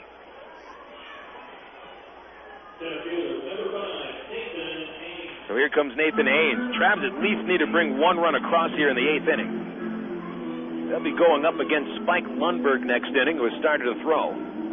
Here comes Tim Ireland, the manager of the RoughRiders. He's going to go into the bullpen here. He's had a left-hander ready to go, but he might be calling in for Lundberg. Who's coming in here? It won't be Lundberg. That looks like Eric Burke jogging from the bullpen, so Ireland plays the percentages, brings a lefty to face a lefty, Nathan Haynes. Folks, the Arkansas Prostate Cancer Foundation wants you to know that every man over the age of 40 is at risk of getting prostate cancer. 1 of every 6 American men will be diagnosed with prostate cancer this year. You don't have to be one of them because prostate cancer is very preventable. Early detection is the key. For more information, go online to the Prostate Cancer Foundation website, arprostatecancer.org. We'll take a 60-second break. The Travelers trail by 3, 4-1, bottom of the 8th, here on FM 101.1 The River. Hello, this is Steve Stevens, and I'd like to talk to the men out there about a disease you don't want to think about, prostate cancer. Prostate cancer hits 1 in every 6 men during their lifetime. More than 1 million men have been diagnosed in just the last 5 years. 200,000 have already lost their lives. Early detection could have saved a lot of good men. The Arkansas Prostate Cancer Foundation urges you to get tested. So please take the first step, because it's time to say no more to prostate cancer.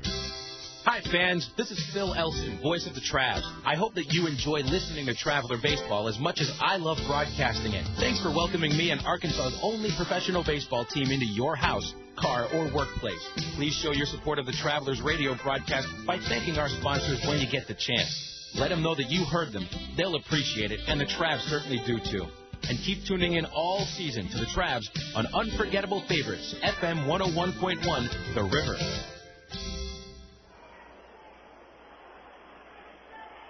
Left-hander Eric Burke enters the game, his 45th appearance of the season. Burke inherits Traveler pinch runner Maximo Pichardo at third base. 1 out. Nathan Haynes the batter. This a lefty-on-lefty situation. Casey Smith is on deck. Haynes the batter. He has 2 of the Travs' 5 hits tonight. A base hit will bring in the runner from third. Even a ground ball on the right side of the infield will score the Travs' second run.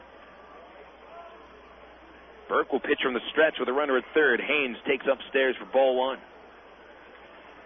Burke in his 45th game. That's the second most appearances by a Texas League pitcher this year. Only El Paso's Mark Freed, another situational lefty, has entered more games, 48 of them. Haynes hits it down the third base line. A fair ball, and that's going to score Pichardo from third. Nathan going to dig in for second base. Throw from Smith to second is bouncing into second base and bounces away from Bourgeois. Haynes doubles, and Pichardo scores. The Travs deficit is now 2 runs. Well, that ball, originally it looked like when Haynes hit it, it was hit on the foul side of the third base line. It might have taken another bounce back towards fair territory, but I'm pretty sure I saw that ball hit in foul territory before it bounced back in fairgrounds. Sure, it was a scorched hard chopper, but that was a weird-looking bouncer. And the Travs do what you said at the beginning of this inning. You need to at least get 1 here in the 8th and not put as much pressure on yourself in the 9th. Now there's another run standing at second base that can be brought in from Casey Smith to make this a 1-run game. Smith 1 for 3, singled in the 6th. He has struck out twice. Burke delivers a pitch right down the middle, taken for strike 1. So Gardner now has his line complete. A run earned, 3 hits, 2 in the 3rd innings. And now Burke responsible for the man at second base. Jake Weber is on deck. Smith the batter with an 0-1 count, still only 1 away in the bottom of the 8th inning. Burke throws low. 1 ball, 1 strike. Well, if you're the Travelers, this is the part of the order you want coming up to the plate. Nathan's already done his job, got the runner in. Now let's see if Casey can continue the inning. The 1-1 pitch. Casey hits it slowly towards third, charging Powers, bare hands, throws on the run. Nice throw, great play for the second out. And a good play by Gonzalez as well. Good footwork over there. Took his left foot off the bag. His Powers throw is a little bit down the first base line. And shifted from his left foot to his right foot. Gave him some more leeway in order to bring that ball in. Great play by Powers. Anytime you see a third baseman barehand a ball, that takes some extra credit.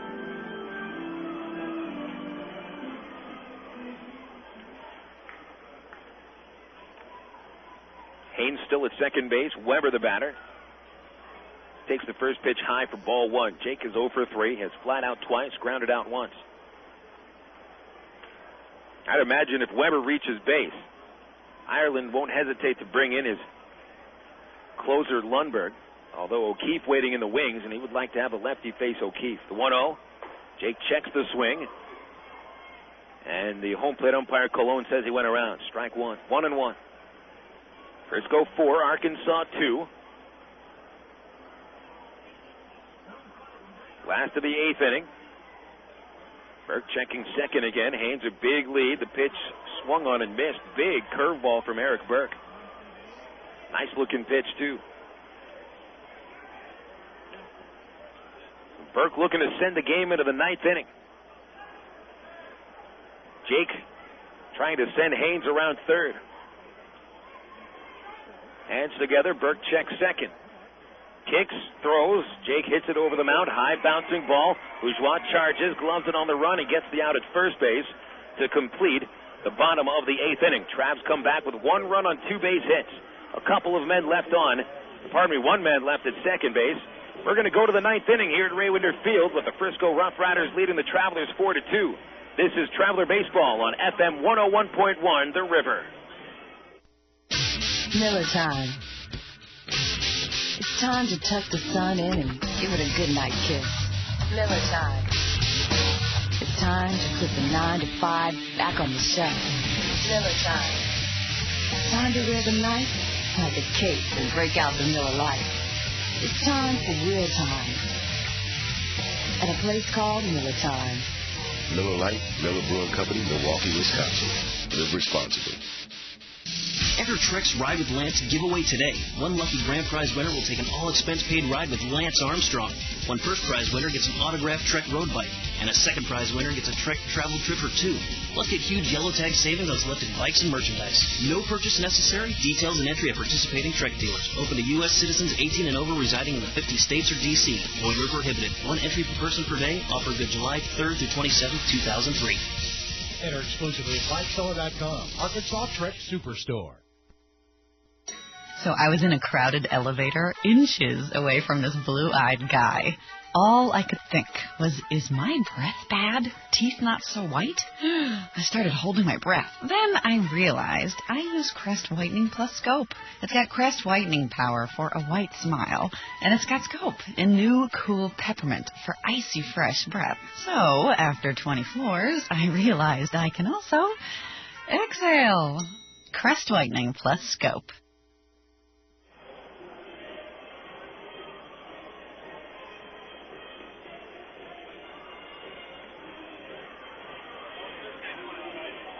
Top of the ninth inning at Ray Winder Field. After 8, it's the Frisco RoughRiders 4 and the Arkansas Travelers 2. Pretty good game right now, and hopefully get another good game tomorrow on Shed-Spread Country Crock Night.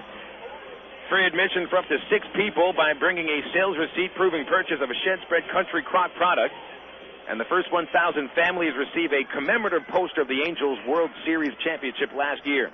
Friday night, the first 1,500 paid adults the general admission ticket get a reversible, camouflage, Traveler floppy fishing hat brought to you by KTHV. Also, BikeSeller.com will be giving away a Trek bicycle during the ball game, and kids run the bases after the ball game courtesy of Gator Park. That's Friday night at Ray Winder Field. Gates open 6:10, first pitch 7:10. Marshall McDougal leads off the ninth inning with a fly ball to right field. Kenny James underneath the ball for the out, one away. Ryan Cummings, the brand new pitcher for the Travelers, takes over for Dusty Bergman, who tossed a couple of scoreless innings. Cummings making his 26th appearance of the year, 1 win, 4 losses, and a 5.52 ERA. Well, that's the first time McDougal's been retired today. It's 3 hits against Jenks, knocked in the last 2 Rough Rider runs, but sits down on the first pitch of the ninth inning. Here is Todd Mensick. He's 0 for 3. Cummings having his struggles recently. ERA has skyrocketed the last month. Pitch downstairs, ball 1. Cummings' ERA in the month of July, 7.82. 12 runs in 12 and 2/3 innings, although 11 of them earned. Strikeouts are down. Hits and home runs are up. From the belt, Cummings 1-0. Taken for strike 1 outside corner. And that's the thing about being a relief pitcher. You give up a big inning, boy, your ERA is going to be stuck high for a long time. The problem is, and when it comes to relief pitchers, you can forgive relief pitchers for giving up the big inning now and then, because that happens, and they're, as we mentioned before, the statistics are pretty much ruined for a couple of months after that. 1-1 pitch, good one, called strike 2 inside corner. But what you don't want to see from relief pitchers is consistently giving up at least 1 or 2 runs per outing, because they're only going to be out there for an inning or 2 at the most. 3 innings, possibly. And that is where Cummings has struggled the most. Each time he's been out there, he's been pretty much giving up at least 1 run per inning.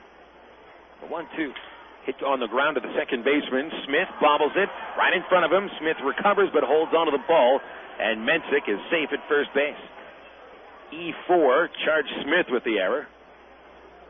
Well, that ball just rolled up on Casey, and by the time he got to it after it bounced off his arm, it looked as if he still had a chance to get Mensick, but errors on the side of caution, does not throw, and there's going to be a pinch runner now. So Mensick, who is slow-footed, is taken over at first base. Andrew Beinbrink will come on as the pinch runner.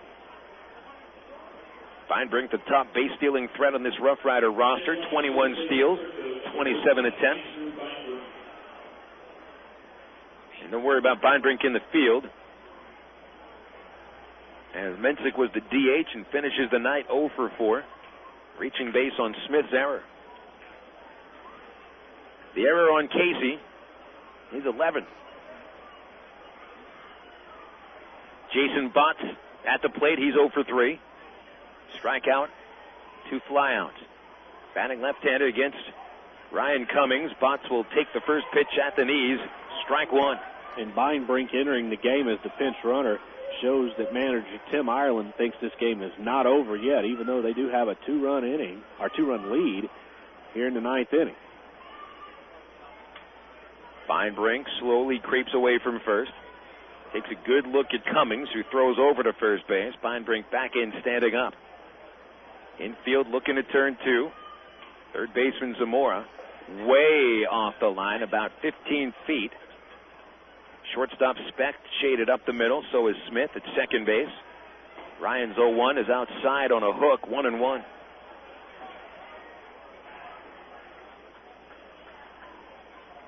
Rough Rider closer Spike Lundberg still throws in the bullpen.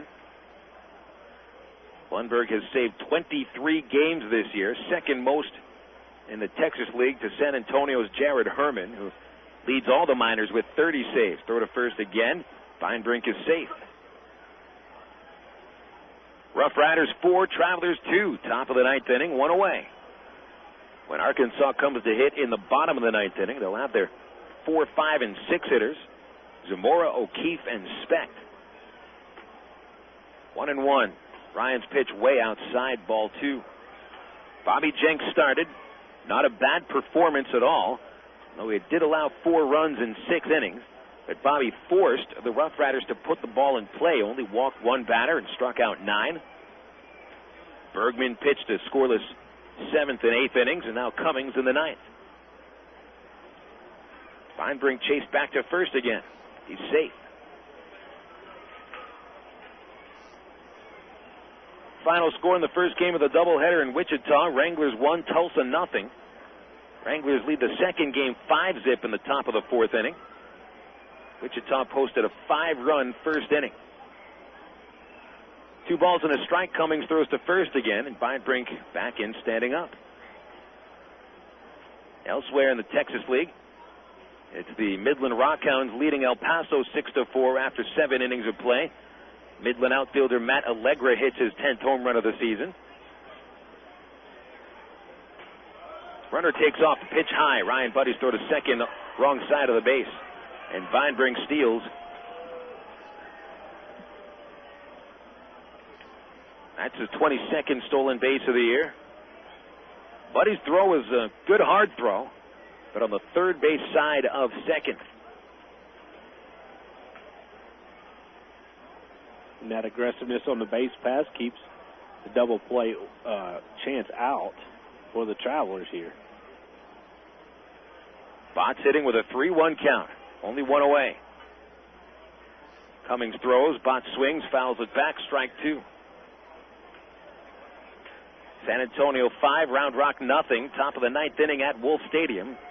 Justin Leone has hit a pair of home runs. After jacking a 3-run shot last night, Leone hits his 15th and 16th home runs tonight, powering the Missions to a 5-run lead.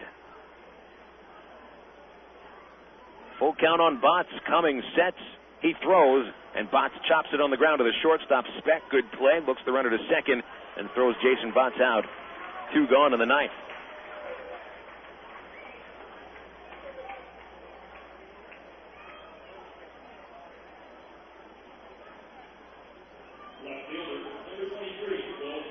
So if Wichita sweeps that doubleheader from Tulsa, the Travs will fall 5 games back if Arkansas fails to come from behind in this game.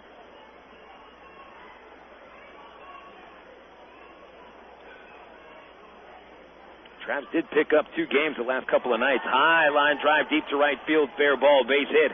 Will Smith collects the base hit, just his 4th of the season, and that drives in Beinbrink from second base, and the Rough Riders lead is back to 3. An unearned run for sure, because Mensick reached on Casey Smith's error, but another run off of Ryan Cummings. Smith knocks in his 4th of the season, and he was 3 for 32 in the Texas League up until that at-bat and just ripped it off Cummings. 5-2 is the score. Rough Riders lead by 3. Jason Dewey standing at the plate. He's 0 for 3. And Cummings steps off the rubber.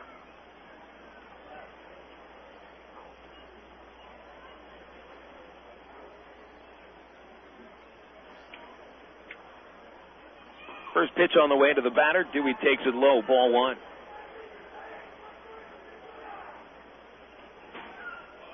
And Cummings' ERA, although it won't get higher on any runs scored on him here. These are all unearned.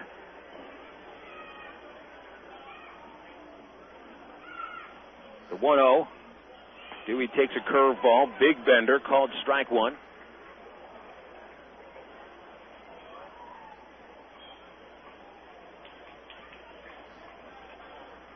And to finish this inning up, can't let Frisco get too far ahead. 3 runs, their largest margin of lead for the game. Fastball inside, 2-1. Fans giving Delphine Colon a hard time for his strike zone, though it has been very consistent tonight. He's called a good game. 2-1 on Dewey. Batting average hovering just above 200. Ryan's pitch is fouled into the catcher's mitt. Strike 2. Well, do the Travelers have that 9th inning magic again? They beat the San Antonio Missions on Friday after falling behind by a run. First game that any team beat the Missions when trailing going into the 9th inning. 2 balls, 2 strikes. The pitch way outside. Now it's a full count. Well, the key to any 9th inning rally is going to be the very first hitter. If Junior Zamora can reach base, it's going to give the Travelers a chance. Although, as it looks now, they're going to trail by 3 in the last swings. Runner will take off on the pitch. With 2 outs, Ryan's payoff is chopped on the ground to the hole. It's short. Good play by Zamora. Wheels throws to first in time for the final out. Good play by Junior. And that keeps the Rough Riders to 1 run in the 9th inning. 1 run, 1 hit, 1 error, and 1 man left on base. 1 more chance for the Arkansas Travelers for 1 more win. As we go into the bottom of the 9th inning, it is Frisco 5 and the Travelers 2. This is FM 101.1, The River. It's no wonder Sonic's burgers taste so great. It's how we build them. We make them when you order them, just the way you like them, with all the freshest ingredients. Right now, get our famous #1 or #2 Sonic burger with a large order of golden tater tots for just $2.49. It's a great deal on a classic meal, only at participating Sonic drive-ins. And while you're there, don't forget to try our absolutely decadent strawberry cheesecake shake. The taste of real strawberry cheesecake in a cup, only at Sonic. Synonymous. Words alike in significance and meaning, like summer and baseball. Baseball and Ray Winder Field. Ray Winder Field and hot dogs. Hot dogs and Coca-Cola. Yes, Coke is joining the Travs All-Star lineup this summer right alongside the future Anaheim Angels wearing the Travelers uniform. Enjoy the best value in family entertainment in Central Arkansas. Ray Winder Field, the Arkansas Travelers, and Coke. 3 summer classics. Call 664-1555 or visit our website at travs.com. Good morning. Good morning. Welcome to this focus group. What a lovely bunch. Are you sure they can't see us behind this window? There's a mirror on the other side, genius. Hey, chill out. What, are you nervous or something? No, everybody loves us. We're the phone company. Now, tell me, which directory do you use? Yellow Book or the other book? Yellow Book. Yellow Book. And you, miss? Yellow Book. That's where I found my plastic surgeon. You're picking the wrong book. What if Yellow Book starts to advertise? More people choose Yellow Book, not the other book. Call 1-800-YB-YELLOW.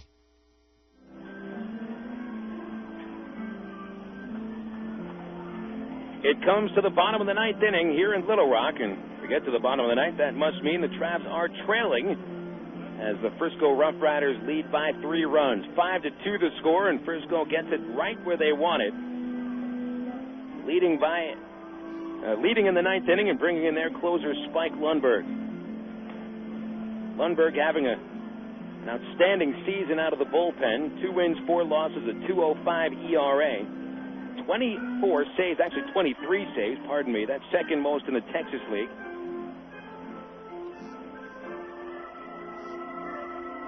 Of those 23 saves, Lundberg has collected a few of them off the Travelers. He's been very successful against Travs this year. 3 saves, 1 win in 8 appearances, but Lundberg also took his last loss at the hands of the Travelers a couple of Fridays ago at the Giant Soda Bottle in Frisco. Lundberg allowed 2 unearned runs in the 9th inning as the Travs came from behind to win 2-1. Junior Zamora leads off the 9th inning.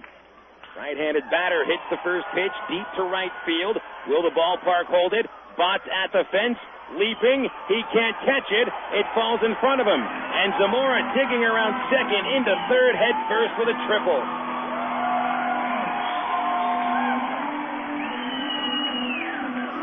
Awards Zamora the triple, although Botts did get to the wall before the ball got there. Jason awkwardly leapt against the fence, and the ball hit his glove, fell in front of him. And Zamora triples to start this all-important 9th inning. And Steve Marston had mentioned before we cut to break, you want to get that leadoff man on base and at least start some momentum in your team's favor. Well, Zamora has done just that on his 3rd triple of the year, and that also extends the hitting streak to 8 games. Mike O'Keefe will stand at the plate. Mike 0 for 3 today, 1 for his last 32. First pitch hit on the ground to the second baseman, Bourgeois. Kicked it, it's into right field. Zamora scores, and O'Keefe is safe at first base. The ball kicked by Bourgeois. That would have scored the runner nonetheless. But the Travs' momentum can continue here. They're going to award it as a base hit to O'Keefe, credit him with an RBI. He gets an RBI anyway, and finally gets to the 50 RBI mark. It took Mike a whole lot of time to get to 50 RBIs and comes through with a clutch one here in the 9th inning. Travs immediately take back the run that Frisco scored in the top of the 9th inning. Here's Brian Specht. Specht, 1 for 2 with a home run and a walk. He'll take a strike on the outside corner. Back on July the 11th at Frisco, Specht came to the plate with 2 outs and the Travs behind 1-0 in the top of the 9th inning. Singled home 2 runs, and the Travs won on that base hit. And that was against Spike Lundberg. This the very next time that these two face each other. Specht pops it up. Good sharp slider from Lundberg. Popped behind second. Shortstop McDougal camps underneath the ball and makes the catch for the first out. So Lundberg stops the bleeding with that pop out for out number 1, and here comes Ryan Buddy. Buddy is 0 for 3, and now Lundberg is down to that bottom third of the order. Maximo Pichardo on deck with Duncan out of the game with his strained muscle. At least it looked like a strained muscle. We haven't gotten any word on what the injury is, but it was something to with Duncan's leg. Travs behind by 2 runs. Buddy hits it into left field. That'll drop in for a single. Coming in Smith to keep it in front of him. Buddy, first base hit of his ball game, sends O'Keefe to second. And now the tying run is on base and the winning run coming to the plate. Lundberg threw the pitch where he wanted to. A slider on the outside corner. Had Buddy reaching out for the ball. And Ryan just able to poke it over shortstop. The Travelers are now out hitting Frisco 9-8. Well, the RoughRiders lead by 2 runs, 5-3. Pichardo the batter. This is first at bat today. Maximo came in to pinch run for Carlos Duncan last inning after a leadoff double. Pichardo's numbers, .215 batting average, no homers, and 7 runs batted in. Lundberg has allowed the tying runs to reach base. 1 run is already in. And his first pitch low and away, ball 1.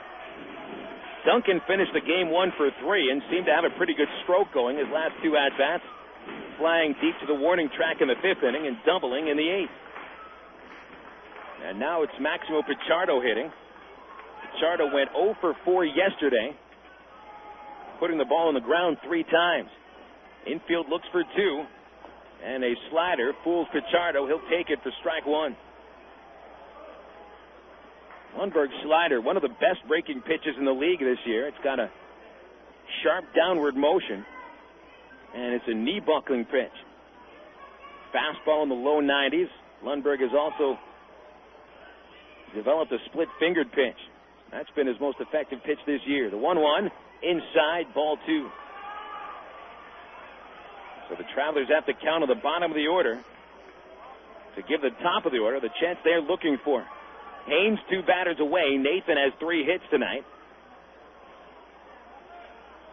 I'd like to see him come to the plate with a chance to either tie the game or win it.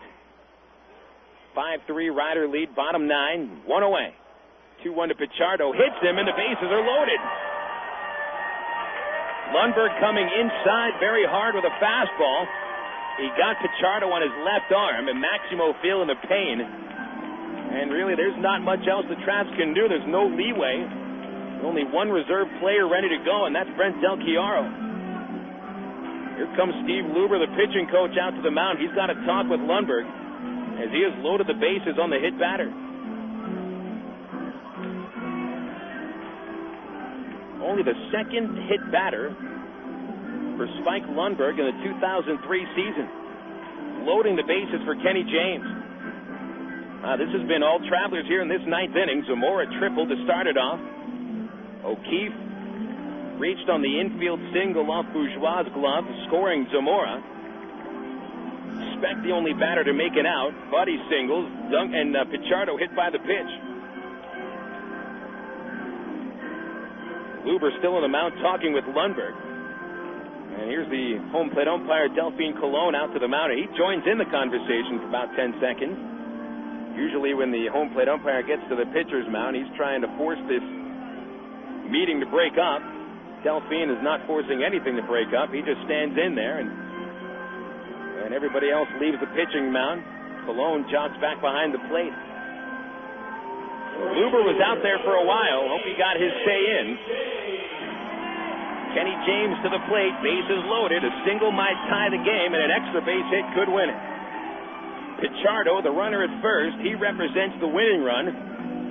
Buddy, the man at second base, he's the tying run. Over at third is Mike O'Keefe.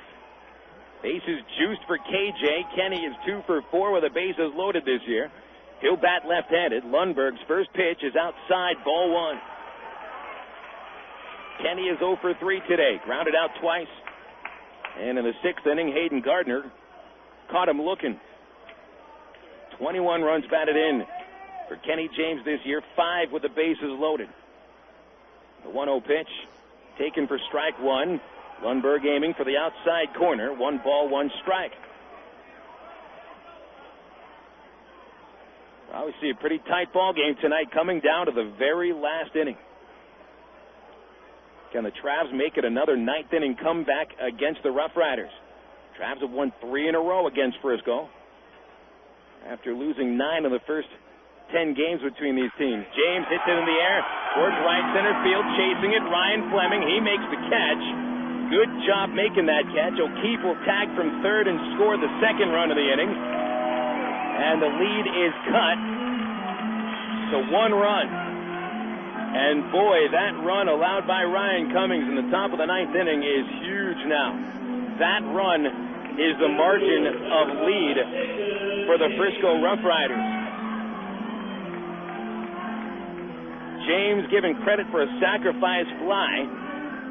Just missed getting that one into the gap. And Fleming with good speed out there, able to bring it in. 2 outs, men at first and second base. Nathan Haynes looks to be the hero. A base hit ties it up. Buddy's going to have to get a good break as well. The pitch is hit in the air, deep to right field. Back to the wall. It's off the fence. That scores Buddy. Pichardo going to try to score. Here's the cutoff into the plate. Pichardo is out, and we are going to extra innings. My goodness, Pichardo out by a good 4 feet. But Haynes ties it with a double, and we're going to go into the 10th inning. What a game tonight at Ray Winder Field. 5-5 tie going into the 10th, and we'll come back after this. The Travs tie it up with a 3-run 9th inning. This is FM 101. The pitch on the way, and you can catch the Traz online at www.traz.com. The Arkansas Travelers have one of minor league baseball's most user-friendly websites with easy access to Traz game stories, up-to-date stats, and Texas League standings. You'll be informed about the Traz online at Traz.com. Purchase tickets, grab souvenirs, listen to the game. Hey, if you could buy hot dogs and popcorn on the website, it'd be like coming to the old ballpark. See us online, www.traz.com. Did you know that most problems of the feet occur because of improperly fitted shoes? Come into Top Shoes and let us measure your feet and fit you with New Balance. New Balance makes shoes for all shaped feet, from size AA to 4E, for pronators and supinators alike. New Balance makes motion control shoes that are great for those who suffer from plantar fasciitis. So what are you waiting for? Come into Top Shoes and let Tops make those feet happy. Top Shoes is located in Little Rock, North Little Rock, Benton, Conway, Russellville, and throughout Arkansas. Miller Lite. Miller time.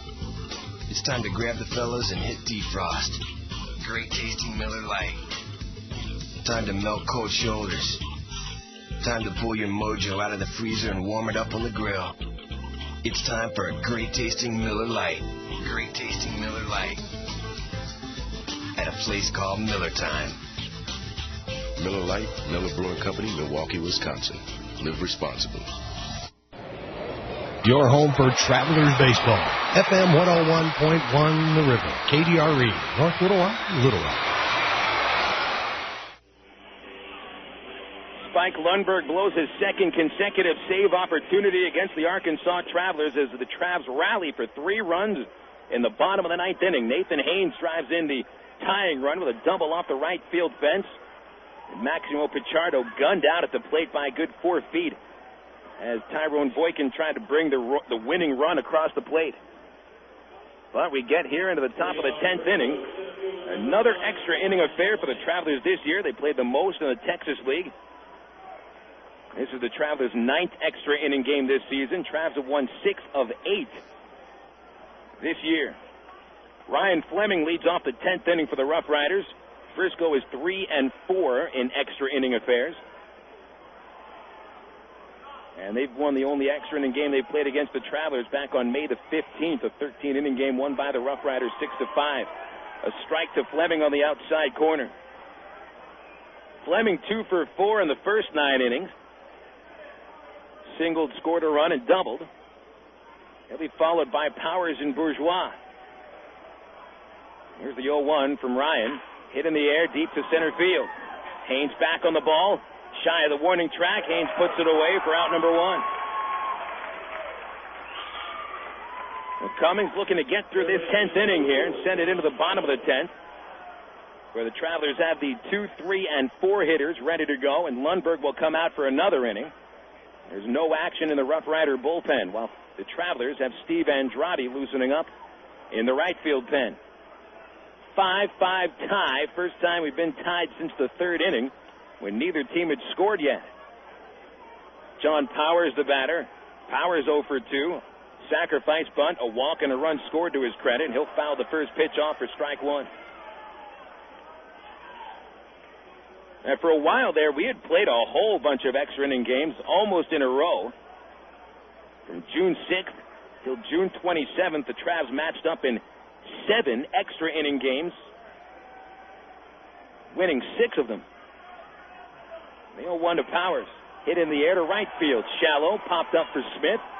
The second baseman is there to make the catch. 2 gone.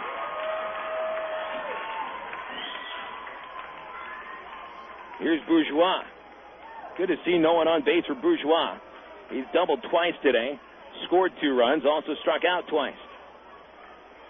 Last extra inning game for the Travelers, a 3-0 win at Round Rock.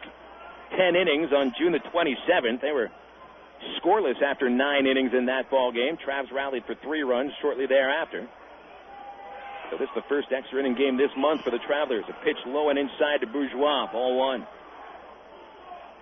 Rough Riders last played an extra inning game June the 18th, beating Wichita 9-8 in 11 innings. A 1-0 count. Ryan Cummings from the stretch. The pitch is taken inside, very close, 2-0.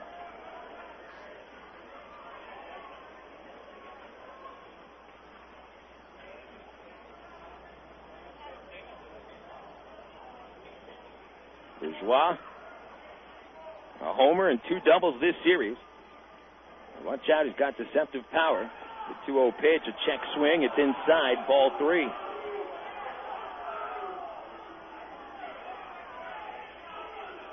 Ryan Cummings trying to finish this inning off after setting down the first 2 hitters.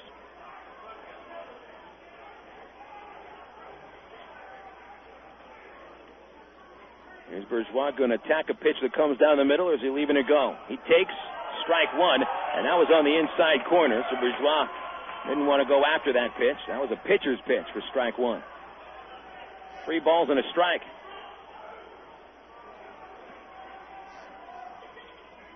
Infield fanned out, guarding the line, especially the first baseman Mike O'Keefe.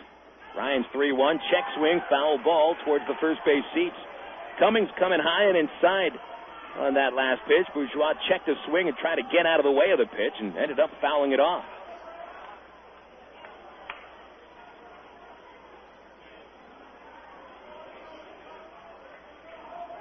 So Cummings fights back from 3-0. Now it's a full count. Buddy puts the target at the knees on the inside corner. Cummings throws and strikes him out on a fastball. 1, 2, 3 go the Rough Riders. In the top of the 10th inning, we go to the bottom of the 10th. 1 run wins it for the Travelers. We're tied at 5 here on FM 101.1 The River. Just because you're working a smaller acreage doesn't mean you have to skimp on comfort and reliability. So stop by Ag Pro at Highway 165 in England and take a look at John Deere's rugged new 5020 series tractors. Choose the 45 to 75 PTO horsepower straddle mount, isolated open operator station, or cab model that fits your needs. These new tractors offer improved comfort, control, and convenience. Test drive a new John Deere 5020 series tractor now at Ag Pro at Highway 165 in England.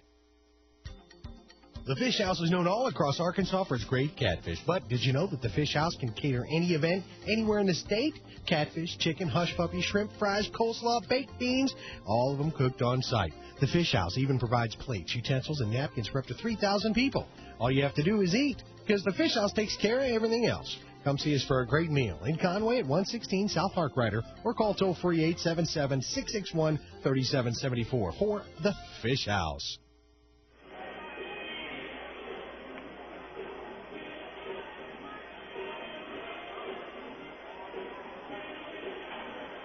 Last of the 10th at Ray Winder Field. 1 run wins it for the Travelers. Arkansas rallying from behind, scoring 4 runs in the last 2 innings to make up a couple of 3-run deficits. 5-5 tie. Travs 5 runs, 10 hits, 2 errors. Rough Riders 5 runs, 8 hits, no errors. Casey Smith leads off the 10th inning against Spike Lundberg in his second inning of relief. And a pitch outside, ball 1. Smith, Weber, and Zamora are scheduled to bat in the Traveler 10th inning. Lundberg allowing his first couple of earned runs this month. Casey sends it in the air to left center field, hit it well. Smith there gives way to Fleming, the center fielder, that makes the catch for the out. And Fleming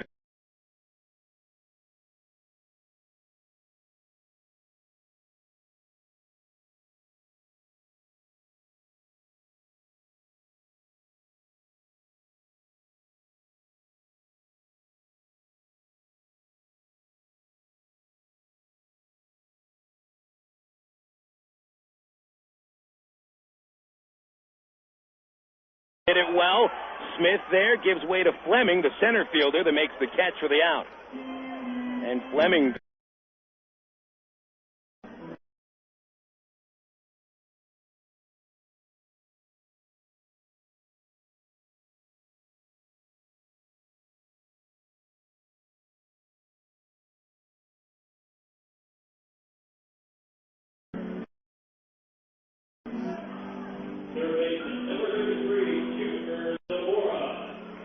Lundberg's only thrown 3 pitches here in the 10th inning to get 2 outs. Junior Zamora at the plate. He led off the 9th inning with a triple into right field and scored a run. Look out, first pitch over everybody and hits the backstop, 1-0. Zamora 2 strikeouts, a ground out to third, and then started off that 9th inning with a triple. That's called picking and choosing the right time to come in with a clutch hit. Third baseman guards the line. Zamora takes a pitch low, ball 2. Mike O'Keefe on deck. RoughRiders just got a right-hander starting to loosen up in the bullpen. Looks like Travis Hughes. 2-0 pitch, swing and a miss. 2 balls and a strike to Zamora. And Lundberg coming with a pretty hard fastball there. Challenge Junior on the inside portion of the plate. Lundberg quiet into the stretch. Kicks and throws. Zamora fouls it back. Lundberg coming with heat the last couple of pitches, and looks like he's really trying to throw it hard. Now the 3 runs allowed by Lundberg last inning. The most runs he has allowed this year with the RoughRiders, save for a 3-run appearance on May the 7th. And that's how effective he has been. But he blows the save and now looks to send the game into an 11th inning. 2 balls, 2 strikes to Junior Zamora. Right-handed batter with 2 outs. The base is empty. Curveball hit off the end of the bat, squibbing foul down the first base line.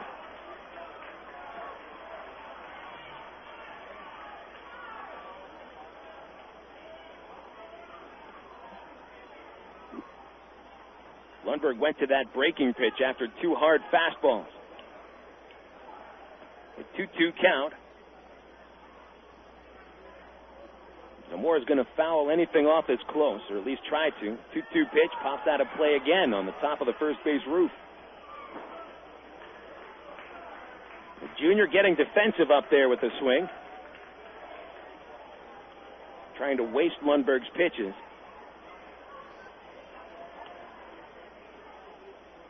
Extra inning baseball here at Ray Winder Field.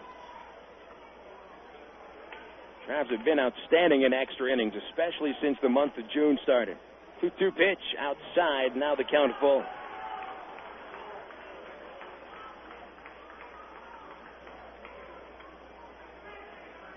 Travs have a very strong bullpen.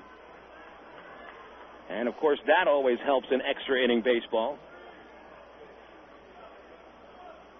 And that's probably been the biggest reason why the Travs have been a good extra inning team this year. The payoff pitch grounded down the third base line. Fair. Powers was guarding the line. He could not get to the ball. And Zamora digs into second base with a stand-up double. Well, the reason that the RoughRiders had Powers guarding the third base line was so he could get towards that line before a hard grounder got behind him.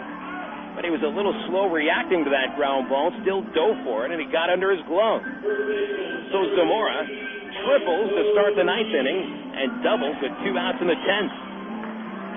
Mike O'Keefe will be the batter with 2 outs. But Steve Luber, the pitching coach of the RoughRiders, will freeze Lundberg. And you may expect to see a new pitcher come in. Tim Ireland is a master of the slowdown. The RoughRider manager may have just sent his pitching coach out to give Hughes a chance to throw a few more pitches in the bullpen and also ice O'Keefe. Luber had to go out and talk with Lundberg after he loaded the bases by hitting Maximo Pichardo last inning. And this time only had a few words for his relief ace. Luber goes back into the dugout. Ireland stands from the bullpen, positions his outfield. He's going to let Lundberg face O'Keefe. First pitch on the way. Mike swings, high fly to left field. This is an easy catch for Will Smith. And he'll put it away and send the Travelers to a scoreless 10th inning. 1 hit, man left at second base, and O'Keefe flies out on the first pitch he sees. We'll take it into the 11th inning and tied at 5 at Ray Winder Field. This is Traveler Baseball on FM 101.1 The River. Now that the baseball season is here, moms everywhere begin scouting for a cool, delicious recipe that won't take extra innings to make, like Del Monte's Spring Pasta Salad. Simply combine 8 ounces of cooked spiral pasta, 1 can of Del Monte's seasoned green beans, 1 can of Del Monte's peas and carrots, plus a cup of cherry tomato halves topped with Caesar dressing, and you've got a quick score. Del Monte steps up to the plate with simple mealtime solutions that will have you saying, hey, I can do that. Look for Del Monte vegetables at your local Harvest Foods. Harvest Foods, an Arkansas company serving Arkansans. Sports is fun, but it's just a game. Your life, on the other hand, needs a little more serious game plan. Like preparation for a career in today's growing technical fields. That's why ITT Technical Institute offers associate's degree programs in areas like electronics, computer drafting and design, and information technology. The skills and knowledge taught are in technical areas that can have practical value in the workplace. For more information on ITT Tech, call 565-5550 today. Or find us on the web at itt-tech.edu.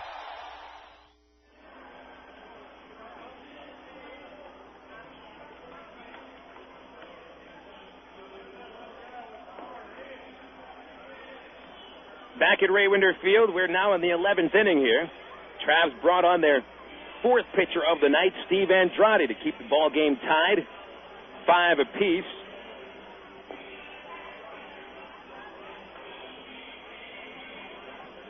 Andrade replaces Ryan Cummings, who tossed a couple of innings. Pretty effective. Ryan allowed 1 base hit, but it did score a run, an unearned run in the 9th inning. Cummings won't figure in the decision as he passes the game along to Steve Andrade. Phil Elson joining you at the ballpark here, Ray Winder Field. An outstanding ball game tonight. Travs rallied for 3 runs in the bottom of the 9th inning to tie it up. And doing it against one of the top closers in the Texas leagues, Spike Lundberg. Andrade started to make a name for himself in the Texas League this year as one of the best curveballers in the Double-A circuit. Certainly the Round Rock Express know that for a fact after Steve came in against the Express on Monday night, had the bases loaded on him and struck out the side after there was nobody out. Andrade went on to pick up the victory in a 4-3 win. Andrade 5 wins, 1 loss. The ERA 3.32. Adrian Gonzalez leads off the 11th inning for the Rough Riders, left-handed hitting first baseman, followed by McDougal and Andrew Beinbrink.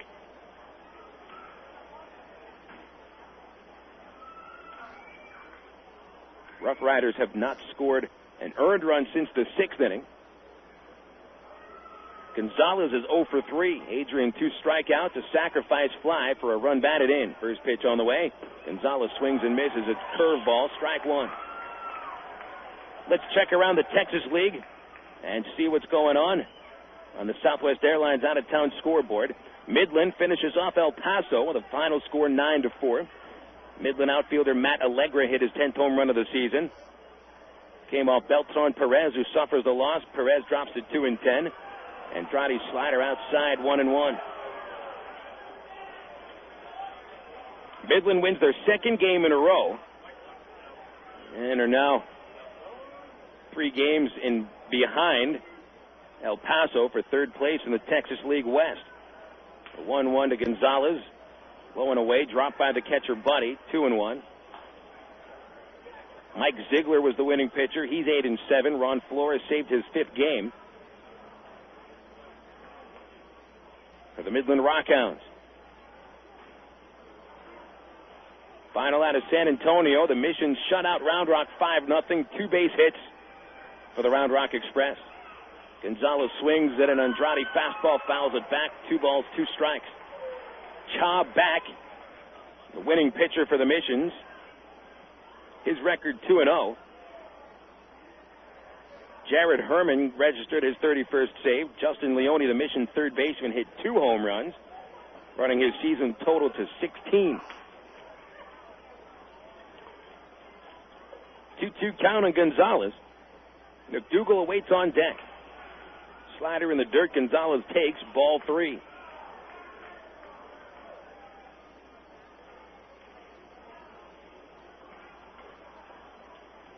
As I mentioned, the Travs and the Rough Riders dueled out in a long extra inning game at Dr. Pepper 7-Up Ballpark earlier this year. He was back during the series in which Frisco swept the Travelers in the first 4 games between these teams. May 13th through the 16th. 3-2 pitch. Gonzalez fouls it over the Traveler dugout and stays alive. Frisco won that game on May the 15th, 6-5 in 13 innings. And that was a very frustrating game for the Travelers. Had many chances to win the ball game and actually had a 4-run lead and watched it evaporate. Gonzalez fouls another pitch back. And still the count full. Travs also had a chance to win the game a couple of times in extra innings. They had the bases loaded in the 13th inning with nobody out. Couldn't bring a run home. So that was in the 10th inning. Had the bases loaded with nobody out. Couldn't bring in a run.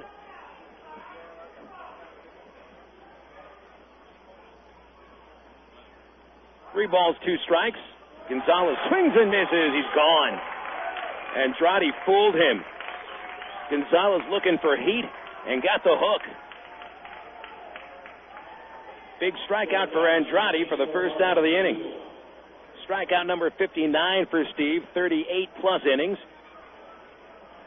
Wow, he's been a strikeout machine. Gonzalez wears the hat, 3 strikeouts. Here's Marshall McDougal. He has 3 hits and 2 RBIs, 3 for 4. Right-handed batting shortstop. The game tied at 5, 1 out, top of the 11th. Andrade from the stretch, inside, ball 1.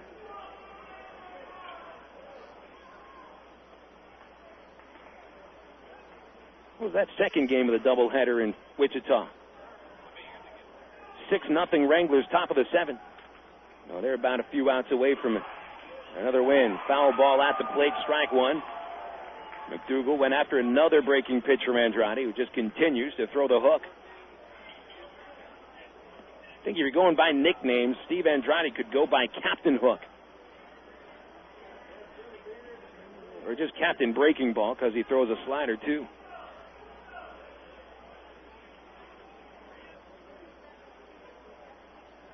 Andrade steps off the pitcher's mound. McDougal gets out of the box, checks his batting gloves, and stands back in. Infield has third baseman Zamora guarding the line. Outfield very deep. McDougal hits into the air deep to left field, slicing foul and out of play. It's out of the ballpark, hitting. Well, it came close to going out of the ballpark. Looked like it hit Rick's Armory, but it hit the IBEW sign. 1-2 on McDougal. For an extra inning game, midweek, we still have a good bit of fans out here.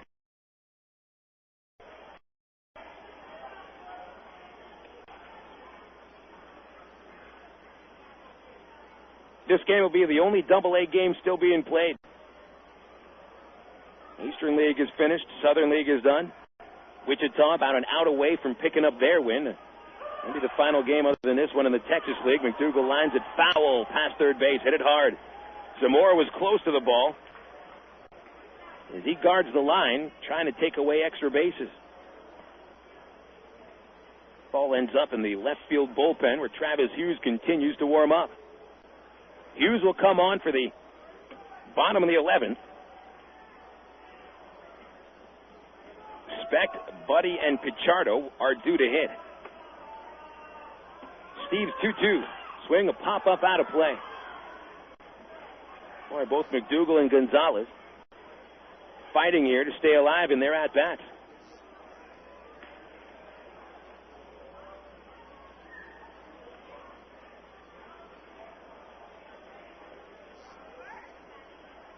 RoughRiders played their longest game of the season against the Travelers. That 13-inning game I'll let you know about. Pitch fouled back, another fastball. Still 2-2. I mentioned the Travs' longest game of the season was the 15-inning affair in Round Rock. The longest game inning-wise ever played at the Dell Diamond. Travs were the victors in that puppy 3-2. And that started the whole extra inning spurt. Next thing you know, the Travs played at least one extra inning game for the next 5 series, winning all but one. 2-2 pitch, swing and a miss, ball in the dirt. Buddy digs it, steps across the foul line, and throws to first base to complete the strikeout. 2 gone in the 11th. Credit the put out to Mike O'Keefe and the assist to Buddy. Andrade has struck out 2 batters in a row. And if you go back to his last outing, he struck out 5 men in a row. 2 gone in the 11th inning for Frisco. Here's Andrew Beinbrink. Beinbrink entered the ball game replacing Todd Mensick in the 9th. Mensick had reached on a fielding error by Casey Smith. Beinbrink eventually stole second and scored a run. That's the run that keeps Frisco in the ball game. Without that run, the Travs 3 runs in the bottom of the 9th wins it. Right-handed batter Beinbrink hits the ball in the air, dead center field. Haynes on his horse at the track. He'll make the catch and send it to the bottom of the 11th inning. Ball dies at the warning track. 3 up, 3 down for Andrade. 5-5 tie, bottom of the 11th coming up here on FM 101.1 The River. Hey, what's up? This is Lala, and welcome to Coke FM, bringing you the hottest new sound. The real can be bought and sold, taught and told. The boy tried to keep it, but he lost his soul. On the road to the riches, he lost control. About the eye of a needle, I was often told. If you stand for nothing, you're far from gold. In your actions, all is told.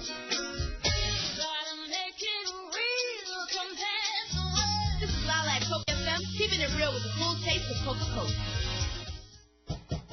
It's no wonder Sonic's burgers taste so great. It's how we build them. We make them when you order them, just the way you like them, with all the freshest ingredients. Right now, get our famous #1 or #2 Sonic burger with a large order of golden tater tots for just $2.49. It's a great deal on a classic meal, only at participating Sonic drive-ins. And while you're there, don't forget to try our absolutely decadent strawberry cheesecake shake. The taste of real strawberry cheesecake in a cup, only at Sonic.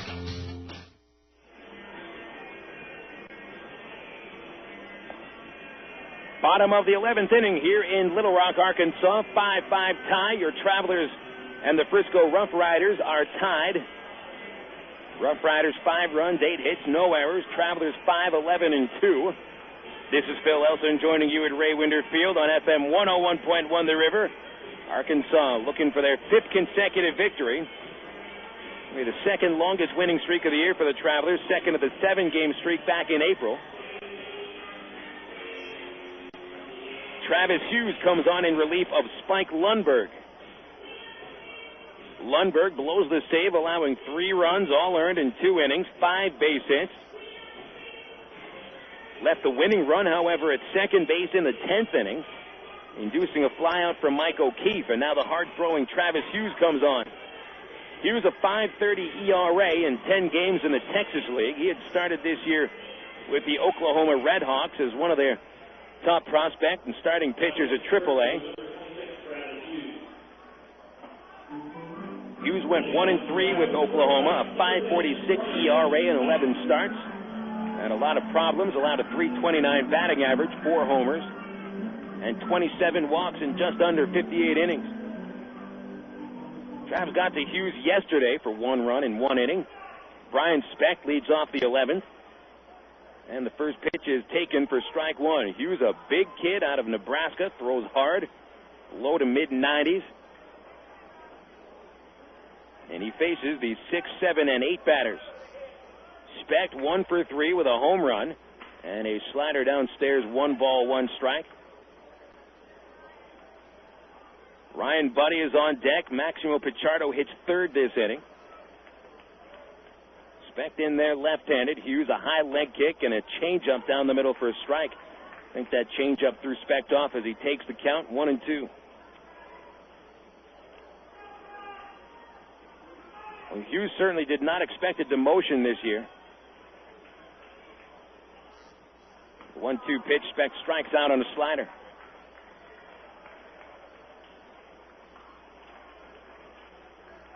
Well, Speck is gone. Hughes strikes out his 38th. Start the 11th inning.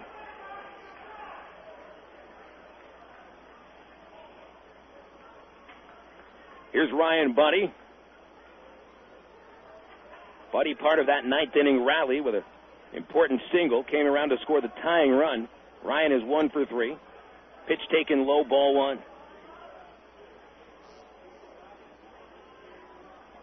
Travs saved most of their offense for the 8th and 9th innings. Out of their 11 base hits, 5 of them came in those 2 innings, and 4 of their 5 runs. Pitch inside, ball 2. See what the Travs can do here in the 11th. And here's a fresh pitcher. I'd imagine Ireland could leave him out there for 3, possibly 4 innings. The 2-0 pitch. Buddy swings, fouls a fastball back, 2-1.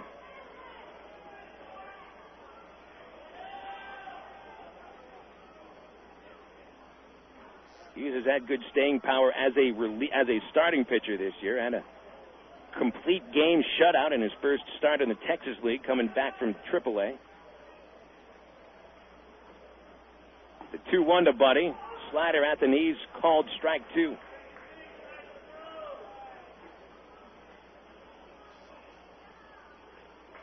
Two and 2 the count on Ryan Buddy. He's struck out twice tonight. He was looking for another K, and he gets it with a fastball. Buddy swings and misses. 2 gone, both on strikeouts in the 11th. And really now there's no momentum one way or the other. The Travs have the momentum after the 9th inning. But that momentum has halted after O'Keefe flied out, leaving the runner at second base in the 10th. Pichardo fouls the pitch back. Strike 1. Maximo came to the plate for his first at-bat of the 9th inning after he replaced Duncan on the bases in the 8th. Pichardo was hit by a Lundberg pitch on a 2-1 count. Tried to score on Haynes' double to the right field gap and was gunned out. 2 outs, bases empty. Travs half of the 11th. Hughes deals. It's hit high in the air to right field. Back on the ball, Jason Botts in front of the track. He'll make the catch. And Arkansas goes down in order in the 11th inning. So we're going to see 12 innings tonight. A dozen innings at Ray Winder Field. That's 3 free innings for you folks who pay to get out here tonight. 5-5 tie. Back after this with more Traveler Baseball on FM 101.1 The River. Enter Trek's Ride with Lance giveaway today. One lucky grand prize winner will take an all-expense-paid ride with Lance Armstrong. One first prize winner gets an autographed Trek road bike, and a second prize winner gets a Trek travel trip for 2. Plus, get huge yellow tag savings on selected bikes and merchandise. No purchase necessary. Details and entry at participating Trek dealers. Open to U.S. citizens 18 and over residing in the 50 states or D.C. Only where prohibited. 1 entry per person per day. Offer good July 3rd through 27th, 2003. Enter exclusively at BikeSeller.com. Arkansas Trek Superstore. Tractor trailer accident, Gary Eubanks and Associates. Tractor trailer injury, Gary Eubanks and Associates. Tractor trailer investigation, Gary Eubanks and Associates. Tractor trailer settlement, Gary Eubanks and Associates. Tractor trailer litigation experience, Gary Eubanks and Associates. At Gary Eubanks and Associates, an experienced trial lawyer will handle your tractor trailer case. And as always, we'll win your case, or you don't owe us a dime.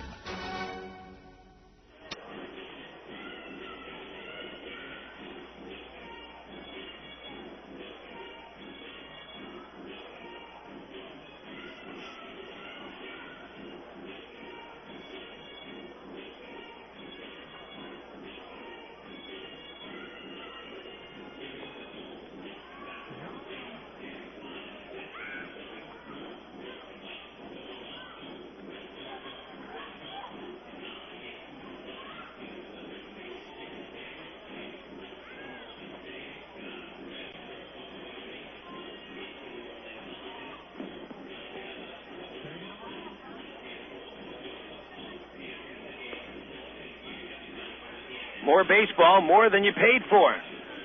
12th inning at Ray Winder Field, and we're tied at 5. Phil Ellison, Steve Marston back with us after he was sitting down waiting for a post-game interview. Guess we're going to have to wait, Steve, for that post-game interview, huh? Yeah, just a little while. It appears the Travelers rally big time for 3 runs in the 9th inning and make this a ball game. I'm sitting down there thinking, well, this rally is going to come short, and it really never did. So we go to the 12th inning. Steve Andrade back out for his second inning of relief. He'll face Jason Botts, Will Smith, and Jason Dewey. Andrade struck out the first two batters of the 11th inning and then got a fly out to center field. Botts, left-handed batter, swings and misses at the first pitch, strike one. Well, the last time we had extra inning games here at Ray Winder Field, I stayed down for the 10th and 11th, came up here for the top of the 12th, and then went back downstairs, and Stravs won in the bottom of the inning. So we're just trying to, trying to keep up the good trying to make it look identical to that game. Absolutely. The 0-1 to Botts. Swing and a miss. That curveball, and Botts can't catch it. Strike two. 0-2 the count. Botts 0 for 4. He has struck out. Flied out twice and grounded her short. The 0-2 pitch is low, and that time Botts lays off the hook. 1 ball, 2 strikes. Well, plenty of final scores to get to in the major leagues. We'll start in Milwaukee, where the Astros win an extra inning game, 3-2 in 11. Richie Sexton hits his 3rd home run of the year. Houston's Lance Berkman hit his 20th. Pitch outside. 2 balls, 2 strikes. Billy Wagner reaches the 30 save mark. 2-2 count to Botts. Andrade leans in, gets the sign, and he's at the set position. He kicks, he throws, and it's in the dirt. Botts takes another curveball. Full count.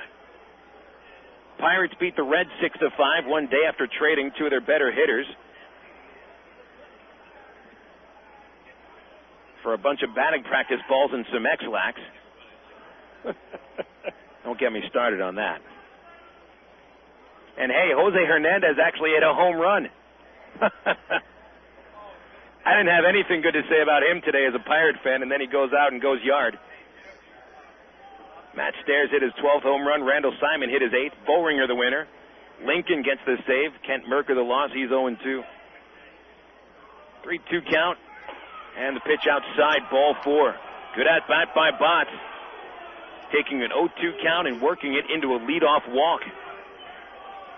You don't ever want to give up leadoff walks, but especially here in extra innings, things just tighten up a bit more for the defense all the way around. Double play is in order, though. Mike O'Keefe will come over to talk with Andrade. See how they're going to handle the runner at first base. Infield will have to look for 2 with Will Smith batting. Smith singled in the last Rough Rider run. A 9th inning, 2-out single off Ryan Cummings.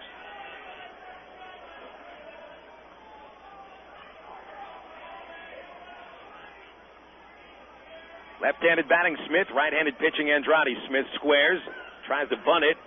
Did he offer? Yes, he did. So says home plate umpire Delphine Colon. Strike 1.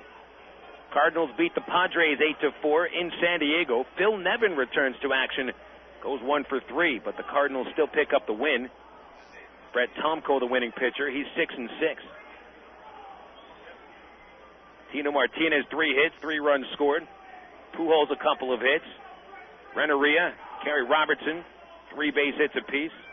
Rowland and Renneria each knocked in 2 runs. Throw to first base. Smith watches the throw over there, and Botts gets back in.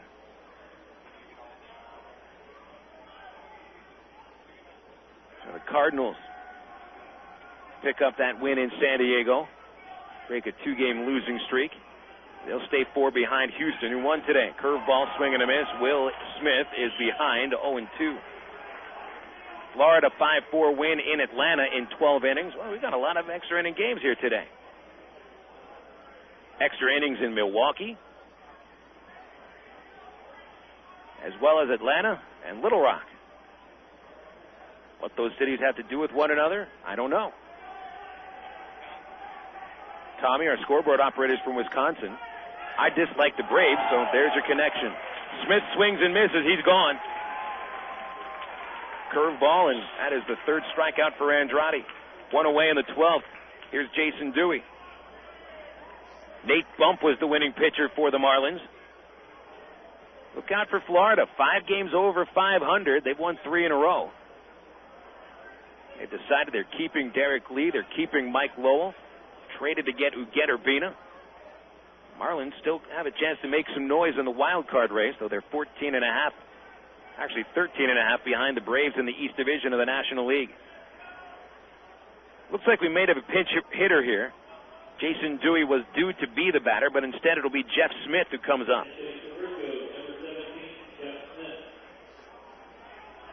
Smith will get back behind the plate as the catcher in the bottom of the 12th. Smith started behind the plate yesterday, went 0 for 3 with a walk. Left-handed batter. Smith 1 for 6 in 2 games in the Texas League this year. Andrade throws to first. We're tied 5 apiece in the top of the 12th inning.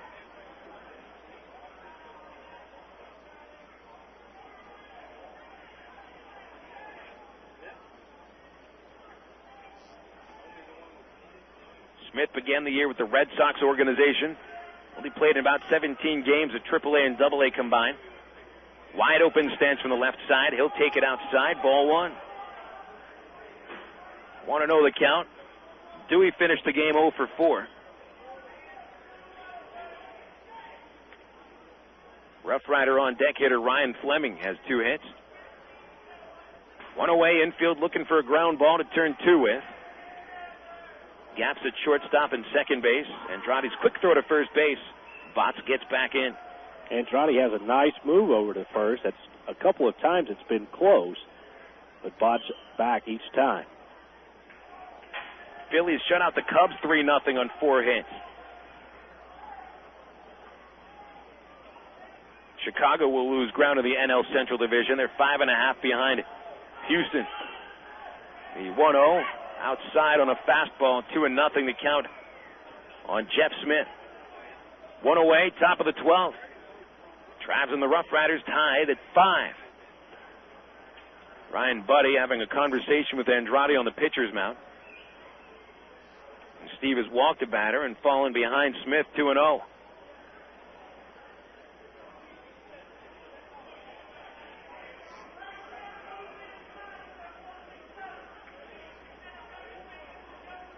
Randy Wolf, the complete game 4-hit shutout for the Phillies. His 11th win of the season, walked 3, struck out 4. Matt Clement takes the loss. Clement is 7-9. Pitch hit on the ground, foul, right side, strike 1. 2 homers for the Phillies. Ricky Leday, 8th home run. Jim Thome hit his 26th. Phillies now 9.5 behind Atlanta in the NL East. Travs get their right-handed closer Joel Peralta up in the bullpen. He'll look to come on if need be in the 13th.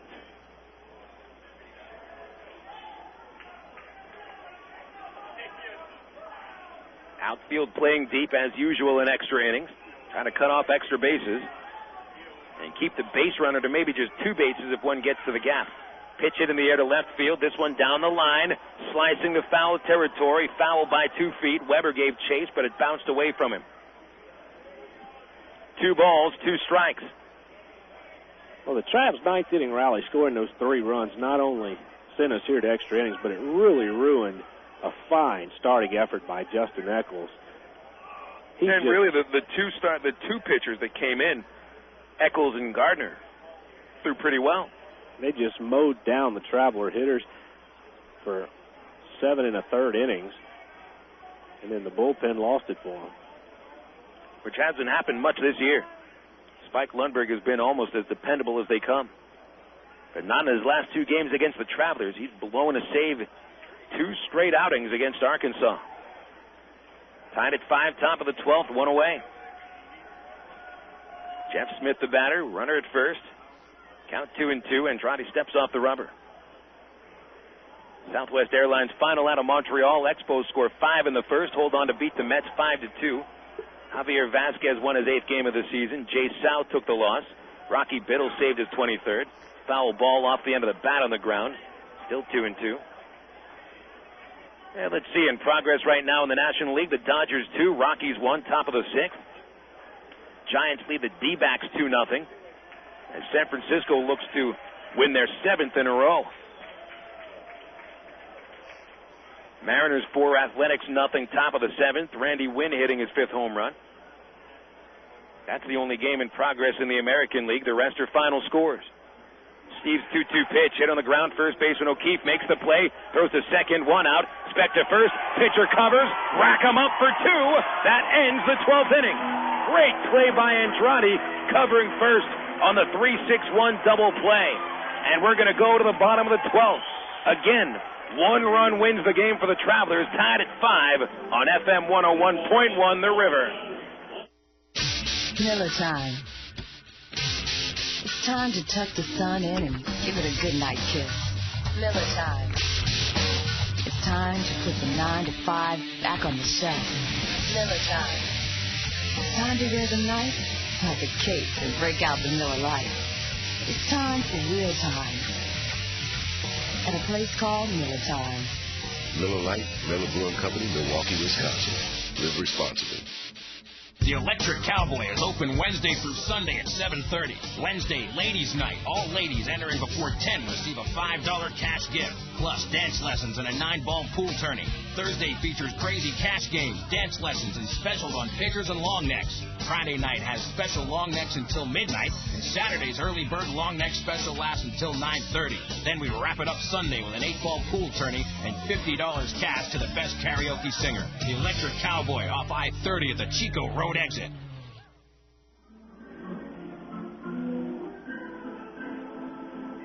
Ray Winderfield here in Little Rock, Arkansas, watching a 12-inning affair between the Travelers and the Frisco RoughRiders. Phil Elson watching the game along with you on FM 101.1 The River. Hope you can see the game in your mind's eye. That means we're doing our job here. Great ball game tonight. Travs fighting back for 4 runs in the last couple of innings in regulation, I would say. And you know what? I hate the word regulation when it comes to baseball. Regulation is a football, basketball, soccer, hockey term. In baseball, we're talking about the first 9 innings, not regulation. Hey, fans, Outdoorsman Night on Friday. The Travs giving away those famous floppy fishing hats to the first 1,500 paid adults, courtesy of KTHV. And BikeSeller.com will be giving away a Trek OCLV bike. Here at the ballpark, that is Saturday night. You'll be able to register at no charge coming in the gate. 7:10 first pitch on Saturday. On Friday, Saturday will be in Wichita. That is 7:10 first pitch Friday night. 6:10 the gates open. 664-1555 the number to dial, or just log online to Travs.com. Kenny James leads off the 12th inning for the Travelers. Takes inside ball 1. Travis Hughes out for another inning. Hughes set down the Travs in order in the 11th inning with a couple of strikeouts. James batting left-handed, pulls it foul on the ground, strike 1. Kenny 0 for 3, but his 9th inning at bat proved to be very valuable.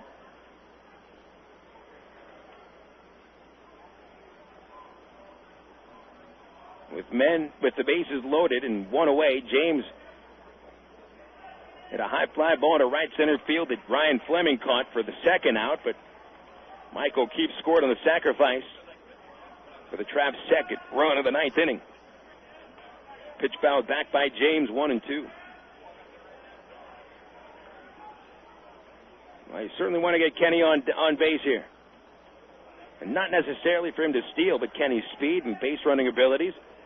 He's opened a world of options for Haynes, who's on deck. 1-2 pitch, bounced on the ground, foul again, right side. Haynes on deck, then Casey Smith.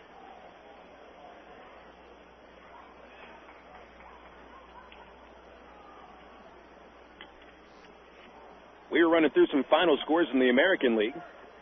Texas 12-9 over Anaheim. That's a final score. Kenny takes way outside, 2 balls, 2 strikes. Ex-Traveler Adam Kennedy hit his 5th home run of the season. Benji Molina hit his 10th. Darren Erstad his 4th. Rangers get homers from A-Rod and Shane Spencer. 2-2 to James, swinging a foul back.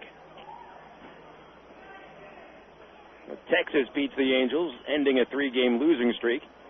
Anaheim now a game over 500. White Sox come from behind, win in Toronto, 7-6. 3-run rally in the ninth inning, giving the Pale Hose enough to win. White Sox have won 6 consecutive games.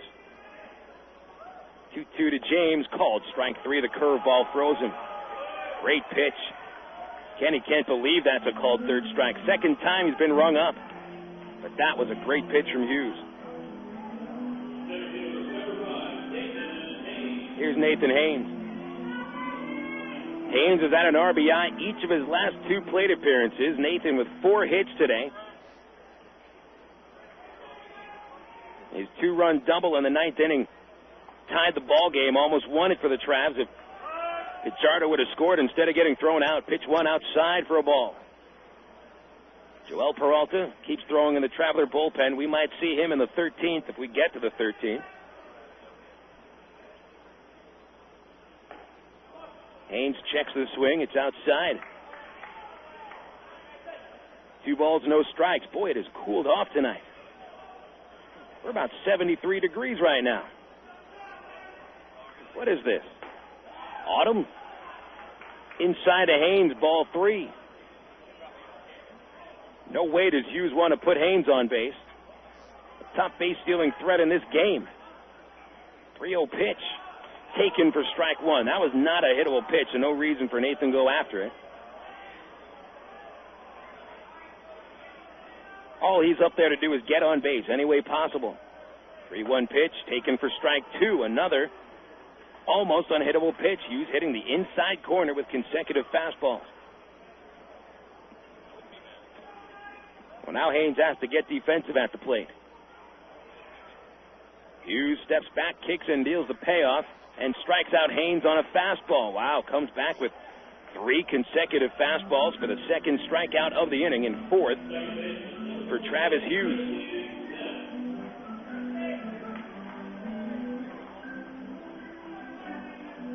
Casey Smith to the plate. Base is empty, 2 outs. Travs haven't had a base runner since Junior Zamora's 2-out double in the 10th inning.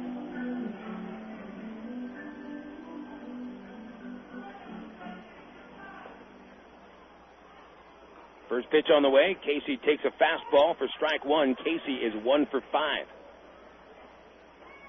2 strikeouts, 1 ground out, a fly out, and a single. Hughes winds and deals the 0-1. Casey chops it foul past third base, strike 2. So things looking good to get into the 13th inning here. Man, you just never know how long a baseball game is going to go. The 0-2 pitch, upstairs, 1-2. You hear a groan from the studio back there. That must be James. James also pulls a midnight shift over at Equity. Working hard tonight, Garner. The 0-2 pitch outside. Pardon me, that's a 1-2 pitch, so the count is 2-2.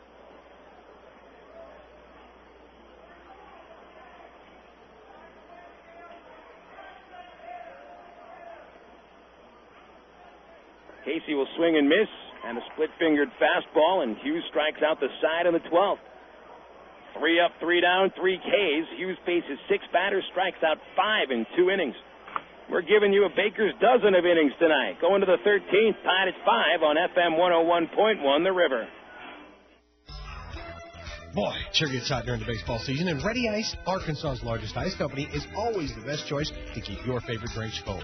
Once again, Ready Ice is proud to present Ready Ice Wednesdays at Ray Winter Field. Just pop in anywhere Ready Ice is sold in Greater Little Rock, like Exxon stations or your local convenience store, and grab a coupon good for $2 admission to any Travs Wednesday home game. Get ready, get the coupon, and go to Ready Ice Discount Wednesdays at Ray Winter Field. Sundays are sin tonight and repent tomorrow at Banana Joe's Island Party, Little Rock's newest nightclub located downtown in the River Market. Sunday Sin Night features $2 domestic beer, contest featuring color TV giveaways, and a free buffet from 9 until 11 p.m. when you sign up for a Sin card. Plus other specials on Monday, Tuesday, and Wednesday nights. Banana Joe's any night of the week at 300 President Clinton Avenue in the River Market.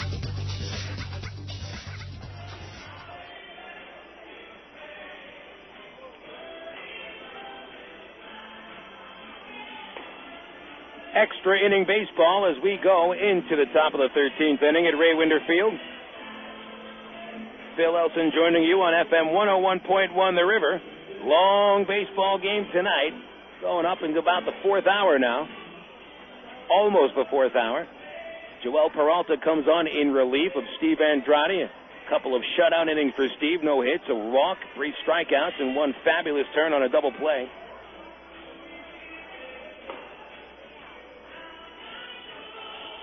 Peralta becomes the 5th Traveler pitcher used by Tyrone Boykin tonight. This pretty much ruins the bullpen for tomorrow. Relievers not used in this game for the Travs. Mark Kroon, Brian Rogers, and Scott Schneider. We won't be seeing Schneider tonight after he dealt 5 innings in a starting performance last night.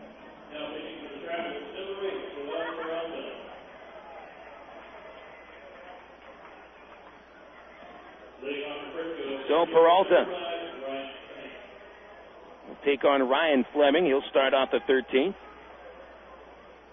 Fleming, left-handed hitter. 2 for 5. Double single. Scored 1 run. Followed by Powers and Bourgeois.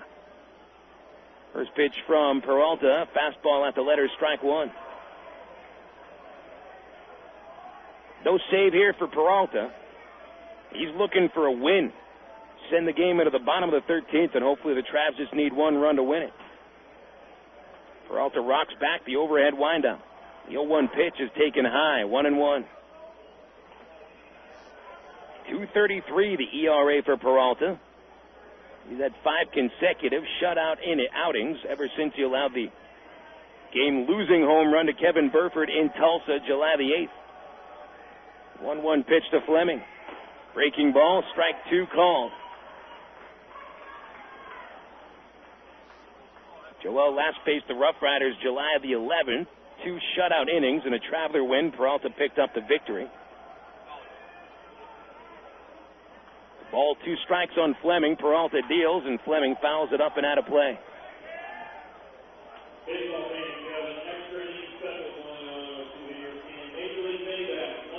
RoughRiders have collected 8 base hits today, none in extra innings. Only base runner came on a leadoff walk by Steve Andrade in the 12th. And that walk was erased when Jeff Smith bounced into the 3-6-1 double play. 5 all, top 13. Peralta deals the 1-2. It's hit in the air to right field. James right there. Kenny squeezes it for the out.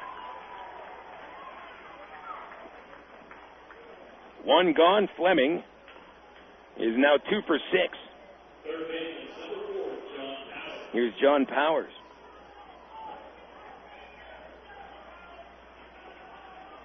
So we're not just getting extra inning games, we're getting extra inning games. There's a difference. You just want to say an extra inning game. Yeah, that is a 10-inning game, maybe 11.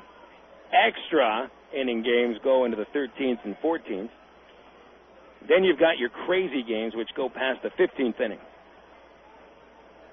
How long are we going to be here tonight?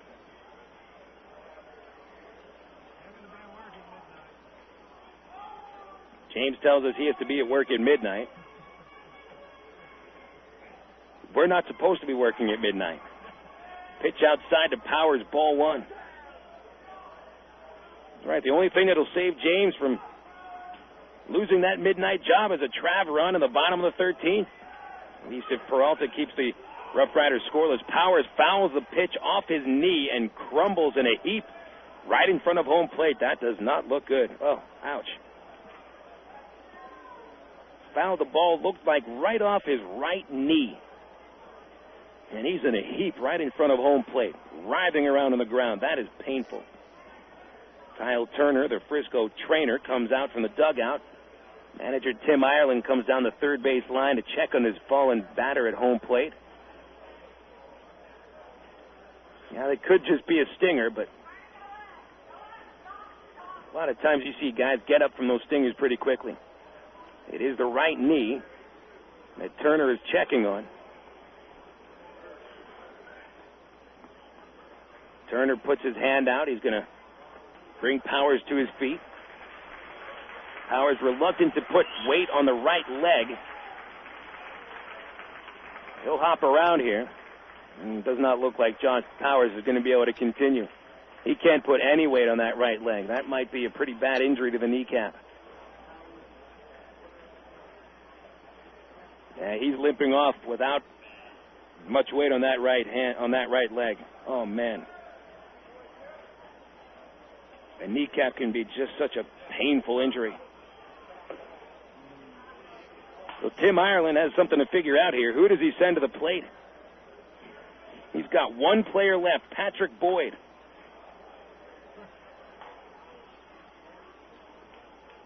He's already used a pinch runner, sending Jeff Smith into pinch hit. Beinbrink went into pinch run. So there's one man left to go here.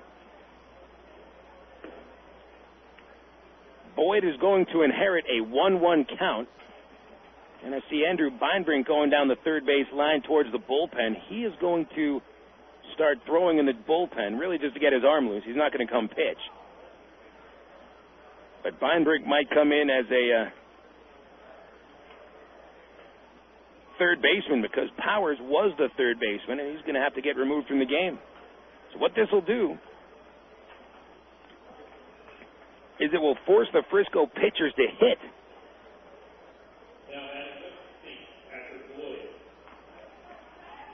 Boyd inherits the 1-1 count. Boyd 4 for 41 in the Texas League this year. This is 13th game. Left-handed batter fouls a pitch away, strike 2. So Beinbrink will go into field at third base. That takes away the designated hitter, meaning that the number 2 spot in the batting order will switch to the pitcher. 1-2 count to Boyd, and it's popped up towards shortstop. Specht is there to make the catch for out number 2.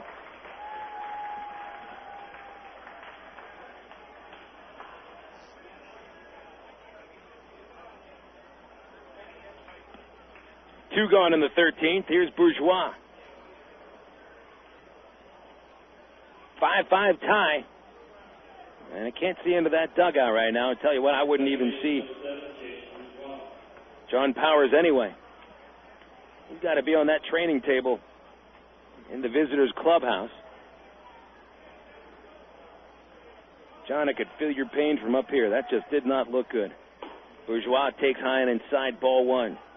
Jason Bourgeois is 2 for 5. If he hasn't put the ball in play, he's struck out. 3 strikeouts, 2 doubles, 2 runs scored. Peralta, 1-0, slider outside, 2-0. Looking ahead of the bottom of the 13th, Travelers send Weber, Zamora, and O'Keefe to hit. And they'll be taking on Travis Hughes again. And Hughes is just dealt. He struck out 5 of the 6 batters faced. Bourgeois steps out of the box. Peralta stays on the mound. Third baseman Zamora guards the line. So does O'Keefe, way behind first. 2-0 is the count. Peralta's pitch outside, ball 3. Very close pitch, too. Didn't miss by much.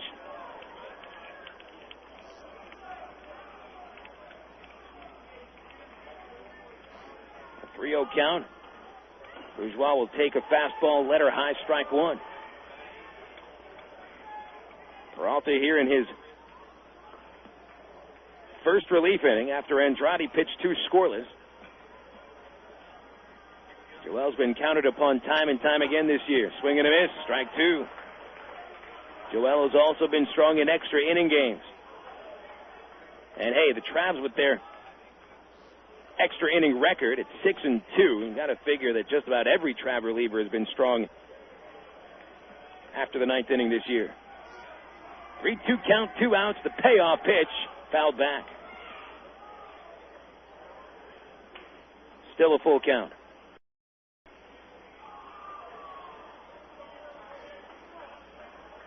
Frisco led 4-1 after the 6th inning. They were cruising. Travs rallied for 1 in the 8th, 3 in the 9th to tie it. 3-2 pitch hit between third and short. Specht can't get to the ball deep at shortstop. And Bourgeois has his 3rd hit of the game, a 2-out single in the 13th inning. And that was a perfectly placed ground ball, but even if Zamora wasn't guarding the line, probably doesn't get to that. And even if Speck gets to it in short left field, he's not going to get the throw to first base in time. Bourgeois has good wheels. So a 2-out single. Adrian Gonzalez comes up to the plate. Gonzalez's 6th plate appearance here. He's struck out his last 3. Sacrifice fly in the 4th inning, scored the Rough Riders' first run, and he popped out of the 2nd. 0 for 4 tonight. Runner at first, Bourgeois. Watch out for him. Peralta kicks and throws. The pitch outside. Ball 1. Bourgeois wasn't going anywhere. And Jason Bourgeois has tried 2 steals, safe on both of them in the Texas League. 18 steals between Single-A and Double-A. Average lead at first. O'Keefe holds him on. Peralta, long stretch. The pitch outside. And he falls behind Gonzalez, 2-0.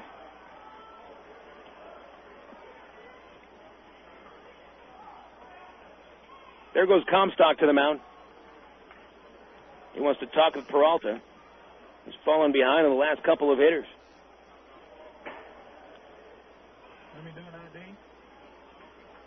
Folks, we'll take a 10-second station identification break. 5-5 tied Ray Winder Field in the top of the 13th inning. 2 outs on FM 101.1 The River. Your home for Travelers Baseball. FM 101.1 The River. KDRE, North Little Rock, Little Rock.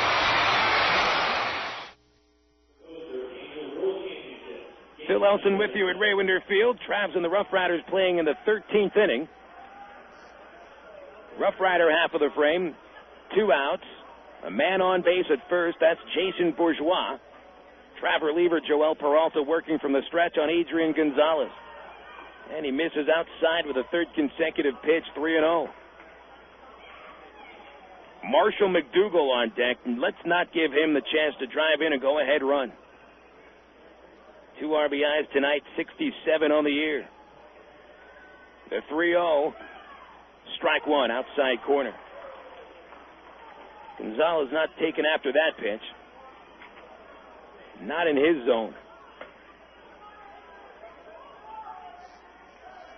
Throw over to first base, chasing in Bourgeois. He's been taking good leads at first. Hasn't tried to steal yet, but he'll get a pretty good jump on any ball hit to the outfield. The 3-1, outside and high, ball 4. Peralta walks, sending Gonzalez to first base and Bourgeois to second. Well, Peralta certainly picked a very poor time to walk his 10th batter of the season. Good control numbers for Joel. 10 walks, 47 innings. And a 2-out walk here brings up McDougal.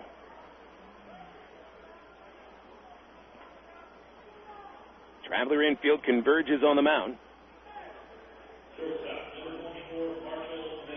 So here's McDougal. Go ahead run at second base. Insurance run at first. 2 outs. The runners will streak as soon as the ball is put into play. McDougal, 3 hits, 5 at-bats, 2-run single in the 6th inning, put the Rough Riders ahead 4-1. Peralta from the stretch. His pitch, swing and a miss. Strike 1. McDougal had a fine at-bat in the 11th inning, fouling off 3 consecutive pitches before striking out against Andrade. Joel sets at the belt, checks second base. To the plate, hit in the air, shallow left field. Speck from out there, shortstop, is there to make the catch. And that ends the Rough Rider 13th inning. No runs, 1 hit, 2 left on. Bottom of the 13th coming up. 5-5 tie on FM 101.1 The River. Well, ladies and gentlemen, the votes have been tabulated, and here are the winners. Voted Pulaski County's best barbecue, Pig and Chick Restaurant. Voted Pulaski County's best catfish, Pig and Chick Restaurant. Voted best plate lunch, once again, Pig and Chick Restaurant. And last but not least, voted Best Family Dinner. And you guessed it, the overall winner, Pig and Chick Restaurant in Sherwood.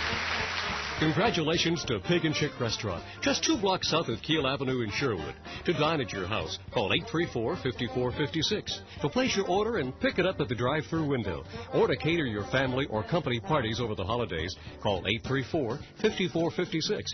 And for the best barbecue, catfish, plate lunch, or family sit-down dinner, visit Pig and Chick Restaurant, 7824 Highway 107, that's JFK Boulevard, 2 blocks south of Kiel Avenue in Sherwood. Open Monday through Saturday. Hey, it's a proven winner. I am more than an eye doctor. I am vision. I am the Jones Eye Institute. I am UAMS. Advanced care for glaucoma. Cataract surgery. I am an eye bank. Helping people see once again. Finding new discoveries in the treatment of eye disease. I am where medicine lives. And every day. Every day. Every day. I come to life in the hands of some of the brightest doctors, nurses, and healthcare professionals in Arkansas. As one of only 20 freestanding ophthalmology research and treatment centers in the nation, the Jones Eye Institute at UAMS is the most comprehensive facility in Arkansas for the treatment of eye problems. From everyday eye exams to the most sophisticated retina surgery, from contact lenses to LASIK surgery, you can depend on the Jones Eye Institute for excellence in eye care. The Jones Eye Institute at the University of Arkansas for Medical Sciences, where medicine lives. Visit uams.edu. Jake Weber leading off the 13th inning for the Arkansas Travelers. Takes a pitch down low for a ball, 1-0 the count against Travis Hughes, who comes up here in the 13th inning, striking out 5 of the 6 batters he's faced. Curveball in there for a strike, 1-1. Phil Elson with you at Ray Winder. We're tied at 5 in the bottom of the 13th. In a great game tonight. Hughes throws the pitch, chopped to third. Andrew Beinbrink, the brand new third baseman, makes the play and throws Weber out. And Jake is 0 for 6. Beinbrink just inserted to third base, which means that the RoughRiders have lost their designated hitter. Beinbrink came in as the pinch runner for Todd Mensick in the 9th inning, but has to replace John Powers at third base after Powers fouled the ball off his knee. That means that the pitcher hits in the second spot for the RoughRiders if we see more baseball tonight. Junior Zamora takes outside, ball 1.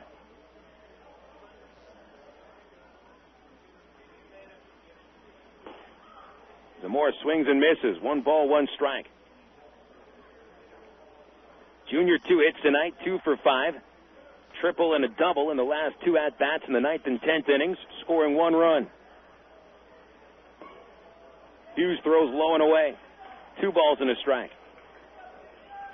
It doesn't look like the Travs are doing much against Travis Hughes here. They haven't had a base runner off him. The 2-1 pitch is hit hard on the ground and past the third baseman Beinbrink into left field. Beinbrink took a half step towards second base to try to field it. It got past him as he olayed the ball rather than stay in front of it. Charged Beinbrink in error, sending Zamora the winning run on base.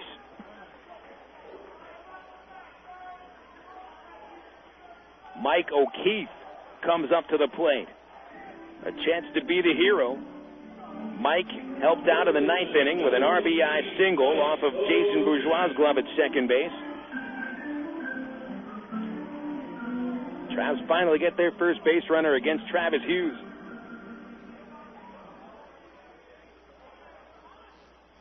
Mike 1 for 5. He's in there left-handed. Infield looks for a double play. Zamora leads from first. Short lead. Hughes, a high stretch position and steps off the rubber.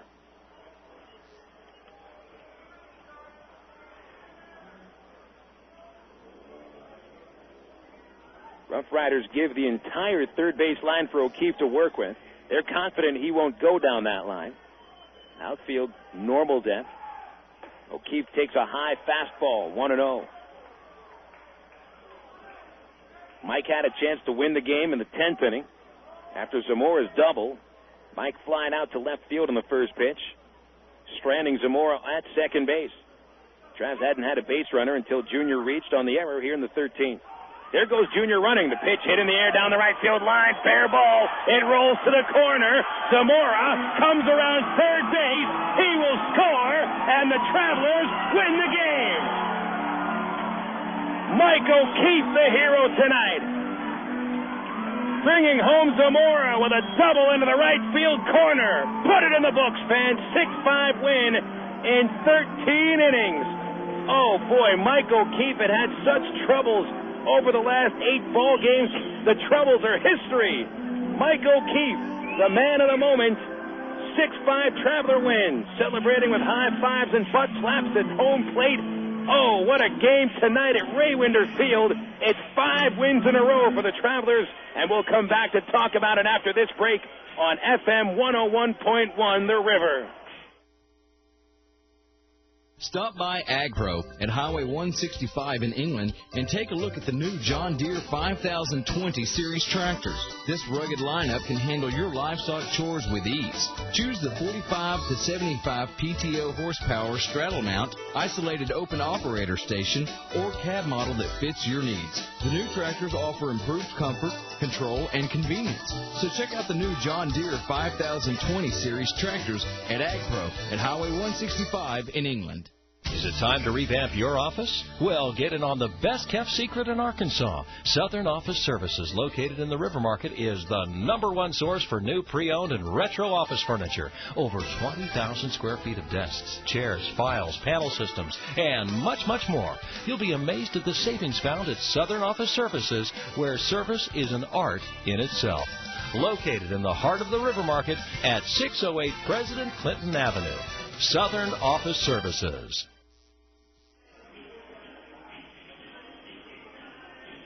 Another extra inning win for the Travelers.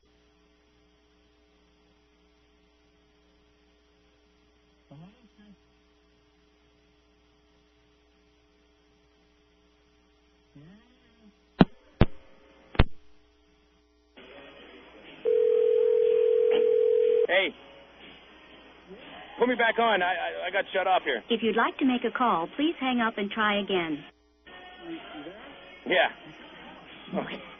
Sorry about that, fans. We're so happy with a Traveler victory here in extra inning baseball, we knocked out our phone line. So anyway, welcome to the Traveler postgame report.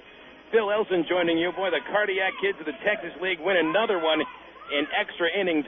7 wins for the Travelers in 9 extra inning games. Mike O'Keefe is the Traveler hero with a game-winning RBI in the 13th inning. Let's recap the ball game. Frisco jumped out ahead 2-0 in the 4th inning against Bobby Jenks. Ryan Fleming, a leadoff single, took third base when Jason Bourgeois doubled. Gonzalez knocked a sac fly to right field, scoring Fleming for a 1-0 lead. And Bourgeois scored from third base when Ryan Buddy tried to pick him off at third base and threw it into the outfield. 2-0 RoughRiders after the 4th. But Brian Speck made it 2-1 on a solo home run in the 5th inning. That ended Justin Eckel's stretch of 13 consecutive batters retired after Nathan Haynes started the 1st inning with a single. So Speck's home run, his team-leading 14th of the season, cut the RoughRider lead at 2-1. RoughRiders scored 2 more against Jenks in the 6th inning. After 1 out, John Powers walked. Bourgeois doubled him to third base, and both men scored on a 2-out single from Marshall McDougal. RoughRiders were cruising 4-1 at that point. Well, the Travs started their comeback in the 8th inning off of reliever Eric Burke. Actually, Hayden Gardner. Carlos Duncan a leadoff double, but he pulled up lame getting into second base. Maximo Pichardo had to take over on the bases and stayed at second base. Took third base when Kenny James grounded out to second. That was it for Gardner. Eric Burke came in, and Nathan Haynes stroked his third base hit of the game down the third base line to score Pichardo from third base, cutting into the Frisco lead 4-2 at that point. Travs allowed an unearned run in the 9th inning. Casey Smith bobbled a ground ball by Todd Mensick, allowing him to reach. Beinbring pinch ran for him, stole second, and scored on a Will Smith RBI single to right field, so the RoughRiders led 5-2 going into the bottom of the 9th inning. Travs would show some serious mettle in the 9th against one of the top closers in the Texas League, Spike Lundberg. A leadoff triple by Junior Zamora, and Mike O'Keefe hit a sharp ground ball towards the second baseman, Jason Bourgeois.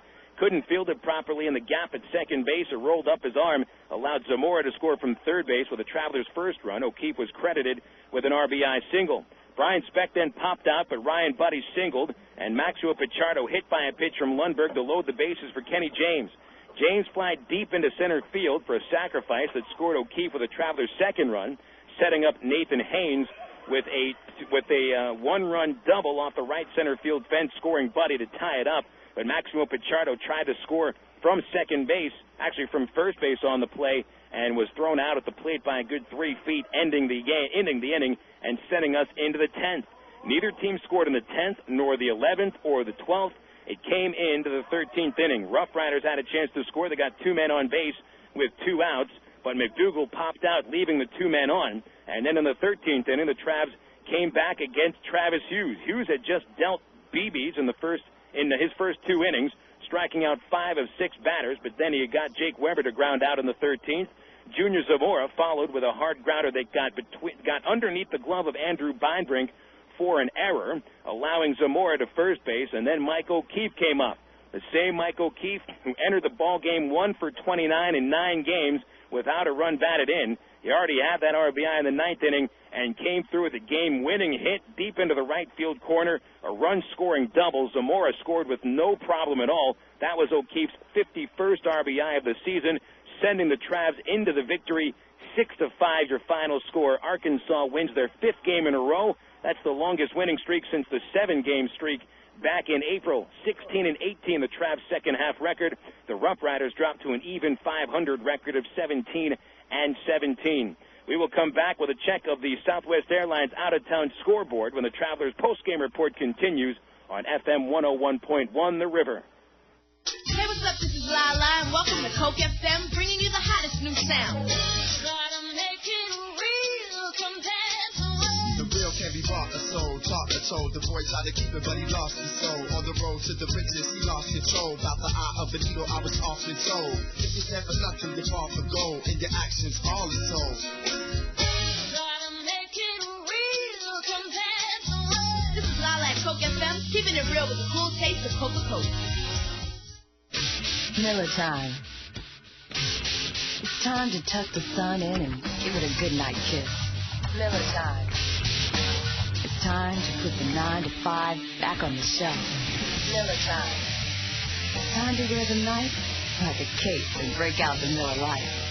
It's time for real time. At a place called Miller Time.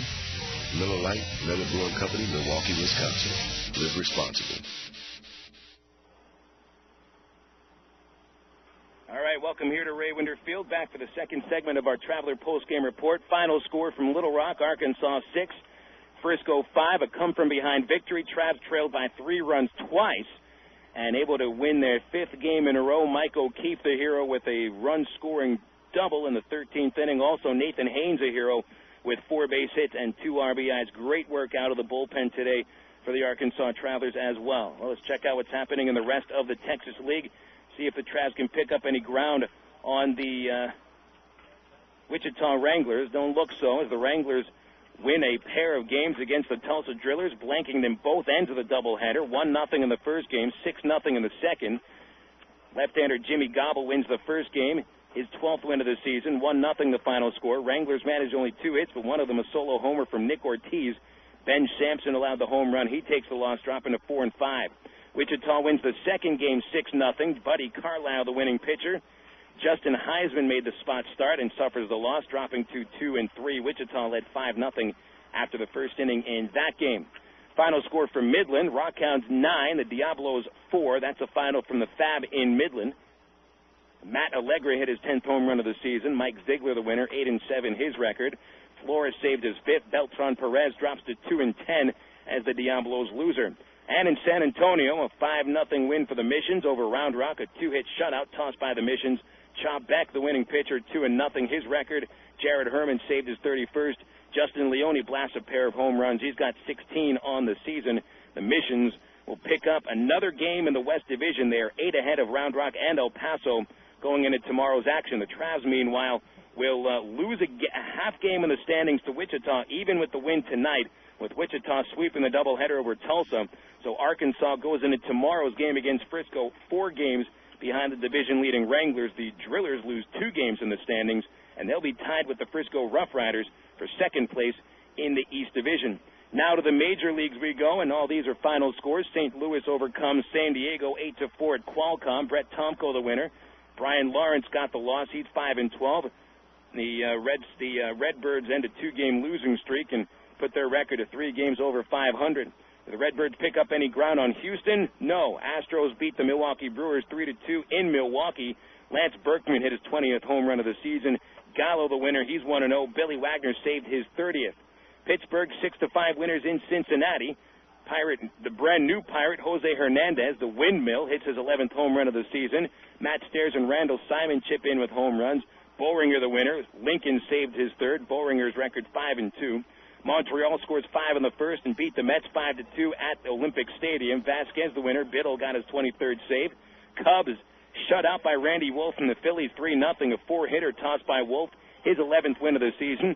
Tomey and Leday hit the home runs for the Phillies. Tomey hits his 26th of the year. Final out of Atlanta, 5-4. Marlins win in 12 innings at Atlanta.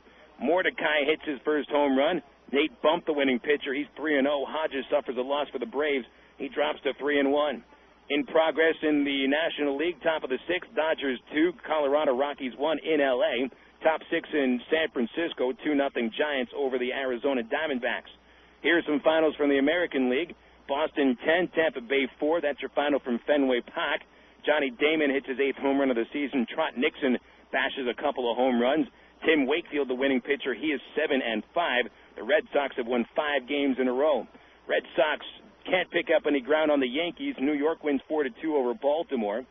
Raul Mondesi hit his 16th home run of the season. Andy Pettitte picks up his 12th win. Mariano Rivera saved his 19th. Royals beat the Twins 8-3 in Minnesota. That ends the Twins. The Twins have lost 2 in a row after winning 6 straight. Kansas City stays 5 ahead of the White Sox as the Pale Hose beat the Toronto Blue Jays 7-6 with a 3-run 9th inning. Vernon Wells hit his 26th home run. White the winner. Damaso Marte saved his 7th. Texas beats Anaheim 12-9 at the ballpark in Arlington. Home run fest in Arlington. Erstad, Molina, and Kennedy hit home runs for the Angels. Kennedy, the ex-Traveler, hits his 5th of the year. A-Rod and Spencer go yard for the Rangers. Ramirez, the winning pitcher. That's Erasmo Ramirez. He's 1-0. Cordero got to save his 3rd. Washburn, the loser, is 8-10. Final out of Cleveland in a battle of who really cares. The Indians beat the Tigers 4-1. That ends the Tribe 7-game losing streak. Anderson, the winner. He's 8-7. Baez saved his 22nd.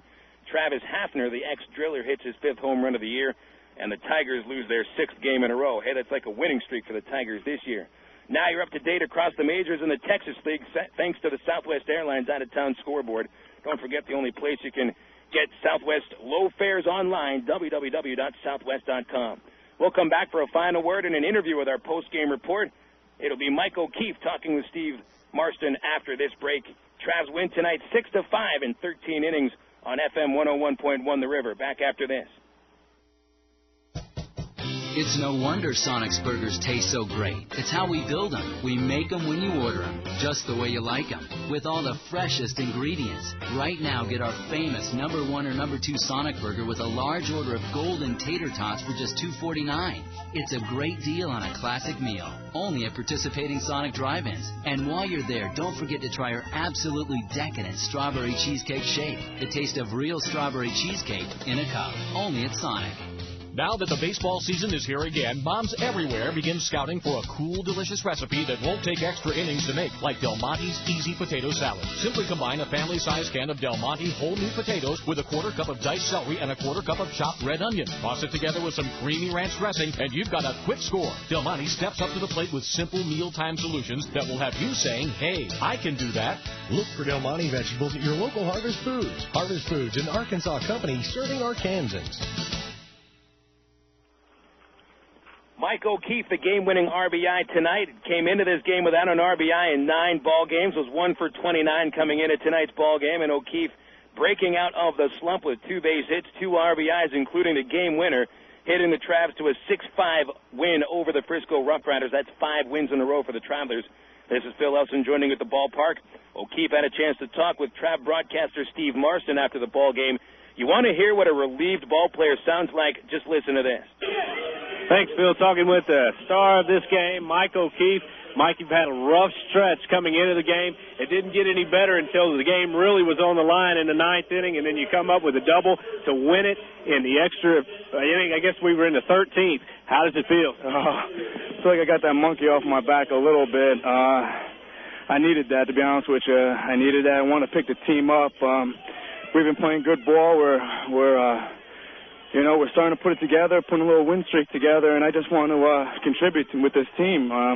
Because, like I said, we're playing good ball, so I was happy to get, like I said, a monkey off my back and come up with a big hit.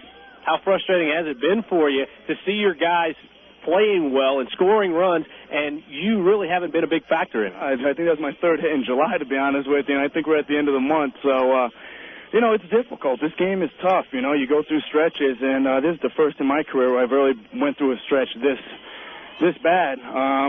Worked on some stuff the past couple of days, and just trying to get it right. Like I said, we're starting to gel, here, and it's good to be a part of it. Is the back all right? Feeling better? Feeling all right. Still tight, but, it's something you got to play with now. We're down the stretch. We got about a month, I think 5 weeks left of the season, and it's time to go after it. Yeah, and you guys did it tonight, coming back in thrilling fashion. You were a part of the big rally on both ends, game-winning RBI. Congratulations. Enjoy this with your teammates. Thank you. All right, that's Mike O'Keefe. Back upstairs to Phil.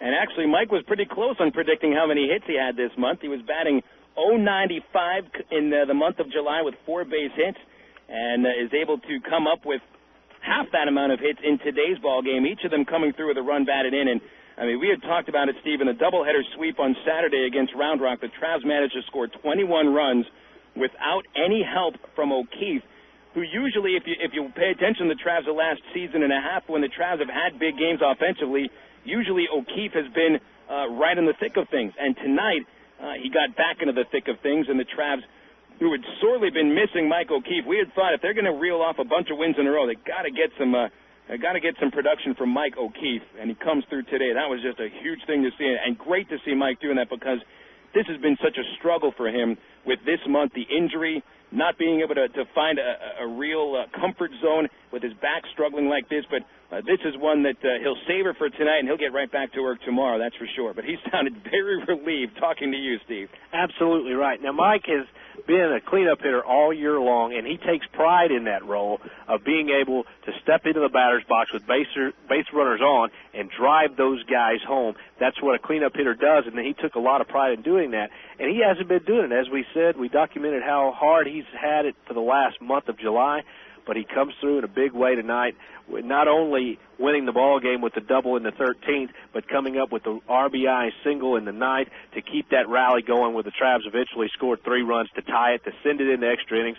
And this is a ball club that's playing with a lot of confidence now, especially when you could consider that how much they were trailing going into the 9th inning, and they come back, they rally to send it into extra innings. This is a team that thinks they can win, and thinks they can win no matter what the score is and no matter what the inning is. So they could be something to reckon with throughout the last 4 or 5 weeks of this season. And again, it just really seems to come down to clutch hitting. It seems a little simplistic, but when this team gets the big hits with 2 outs, with men in scoring position, they win ball games. And to me, it really does seem as simple as that. They even made 2 errors today and still won the ball game. Good pitching for sure, but I just think when it comes to the Travs winning ball games, the pitching will take care of itself. The fielding has been a problem. That's to be expected right now. But right now, the X factor is, do the Travs hit with men in scoring position, or do they not? Today, they did, and they pick up the victory 6-5 over the Frisco RoughRiders. That is 5 wins in a row for the Travs. 6 wins in 7 ball games. This is the best stretch we've had since April. It really is, and like I say, they're a very confident group. But lost in all this tonight was Justin Eccles, who made his first Double-A start of the year, and he pitched superb for the Frisco RoughRiders through the first 5 innings, retiring 15 of the last 16 batters he faced. The only blemish on that was a home run to Brian Specht in the 5th inning. He really showed a lot of guts and a lot of good pitches throughout his departure. It's a shame that he has to pitch so well and not factor in the decision, but still, it's a great night for the Travelers. And watching Eccles pitch, that feels like this morning. Yeah, absolutely. Well, again, that's 5 wins in a row for the Travelers, and here are the final totals tonight. The RoughRiders score 5 runs on 9 base hits. 1 error committed, and 6 left on. Travelers 6 runs, 12 hits, 2 errors, and 7 men left on base. Joel Peralta is the winning pitcher, his 5th of the season against 3 losses. Hughes takes the loss. He drops to 4-6. The game was played in 4 hours and 1 minute. 4 hours and 1 minute, 2,448 paid to see it at Ray Winder Field, and the Travs win again, 5 in a row. Records now 16-18, the record for the Travs in the second half. 49-55 overall. The RoughRiders dropped to 17-17 in the second half, and 57-47 overall. Travs have also won 4 consecutive games against the RoughRiders after dropping 9 of 10 against the AA team of the Rangers to start the season. Well, we do it again tomorrow. Game 3 of the series should be another good one. Travelers and the RoughRiders will battle at 7-10. The starting pitchers, Mike Brunet for the Travs, 3 wins, 7 losses, a 5.88 ERA. Edwin Moreno takes the mound for the RoughRiders, another right-hander. His record 5-4. The ERA is 3.12. Tomorrow is Shed Spread Country Croc Night at the Yard. You can gain free admission for up to 6 people by presenting a sales receipt proving purchase of any Shed Spread Country Croc product. And also we're giving away those Anaheim Angels World Championship posters to the first 1,000 families into the gate at the ballpark. A 7:10 first pitch at Ray Winder Field. 6:10 is when the gates open. Steve and I will be on the air with our ITT Tech pregame show at 6:50 here on FM 101.1 The River. Quickly, Steve, your BC Powder player of the game. Mike O'Keefe comes through in a big way, and he gets the monkey off his back and gets the BC Powder player of the game vote from me. Well, we'll give that to O'Keefe as well, with an honorable mention to Nathan Haynes. Haynes with 4 base hits, including the game-tying double in the 9th inning, so certainly don't lose track of that. We'll give the player of the game award to Mike O'Keefe. BC Powder is the official pain reliever of the Arkansas Travelers because it gets into your system fast and goes to work fast. Backaches, headaches, muscle pain, or 3-run deficits in the 9th inning, nothing works faster than BC. Use as directed. So again, the first pitch tomorrow, 7:10. Gates open 6:10. The ITT Tech pregame show at 6:50. That's it from the ballpark here at Ray Winder Field. A pleasure to have you on the air with us tonight. Steve Marston to my right, and James Garner back at the studios. Hey, James, you got to get back to work here in about 23 minutes, so we're going to let you get to that. Thanks for tuning in tonight from Ray Winder Field. Phil Elson sings so long. Arkansas wins today 6-5 over the RoughRiders, and we'll be talking baseball again tomorrow night.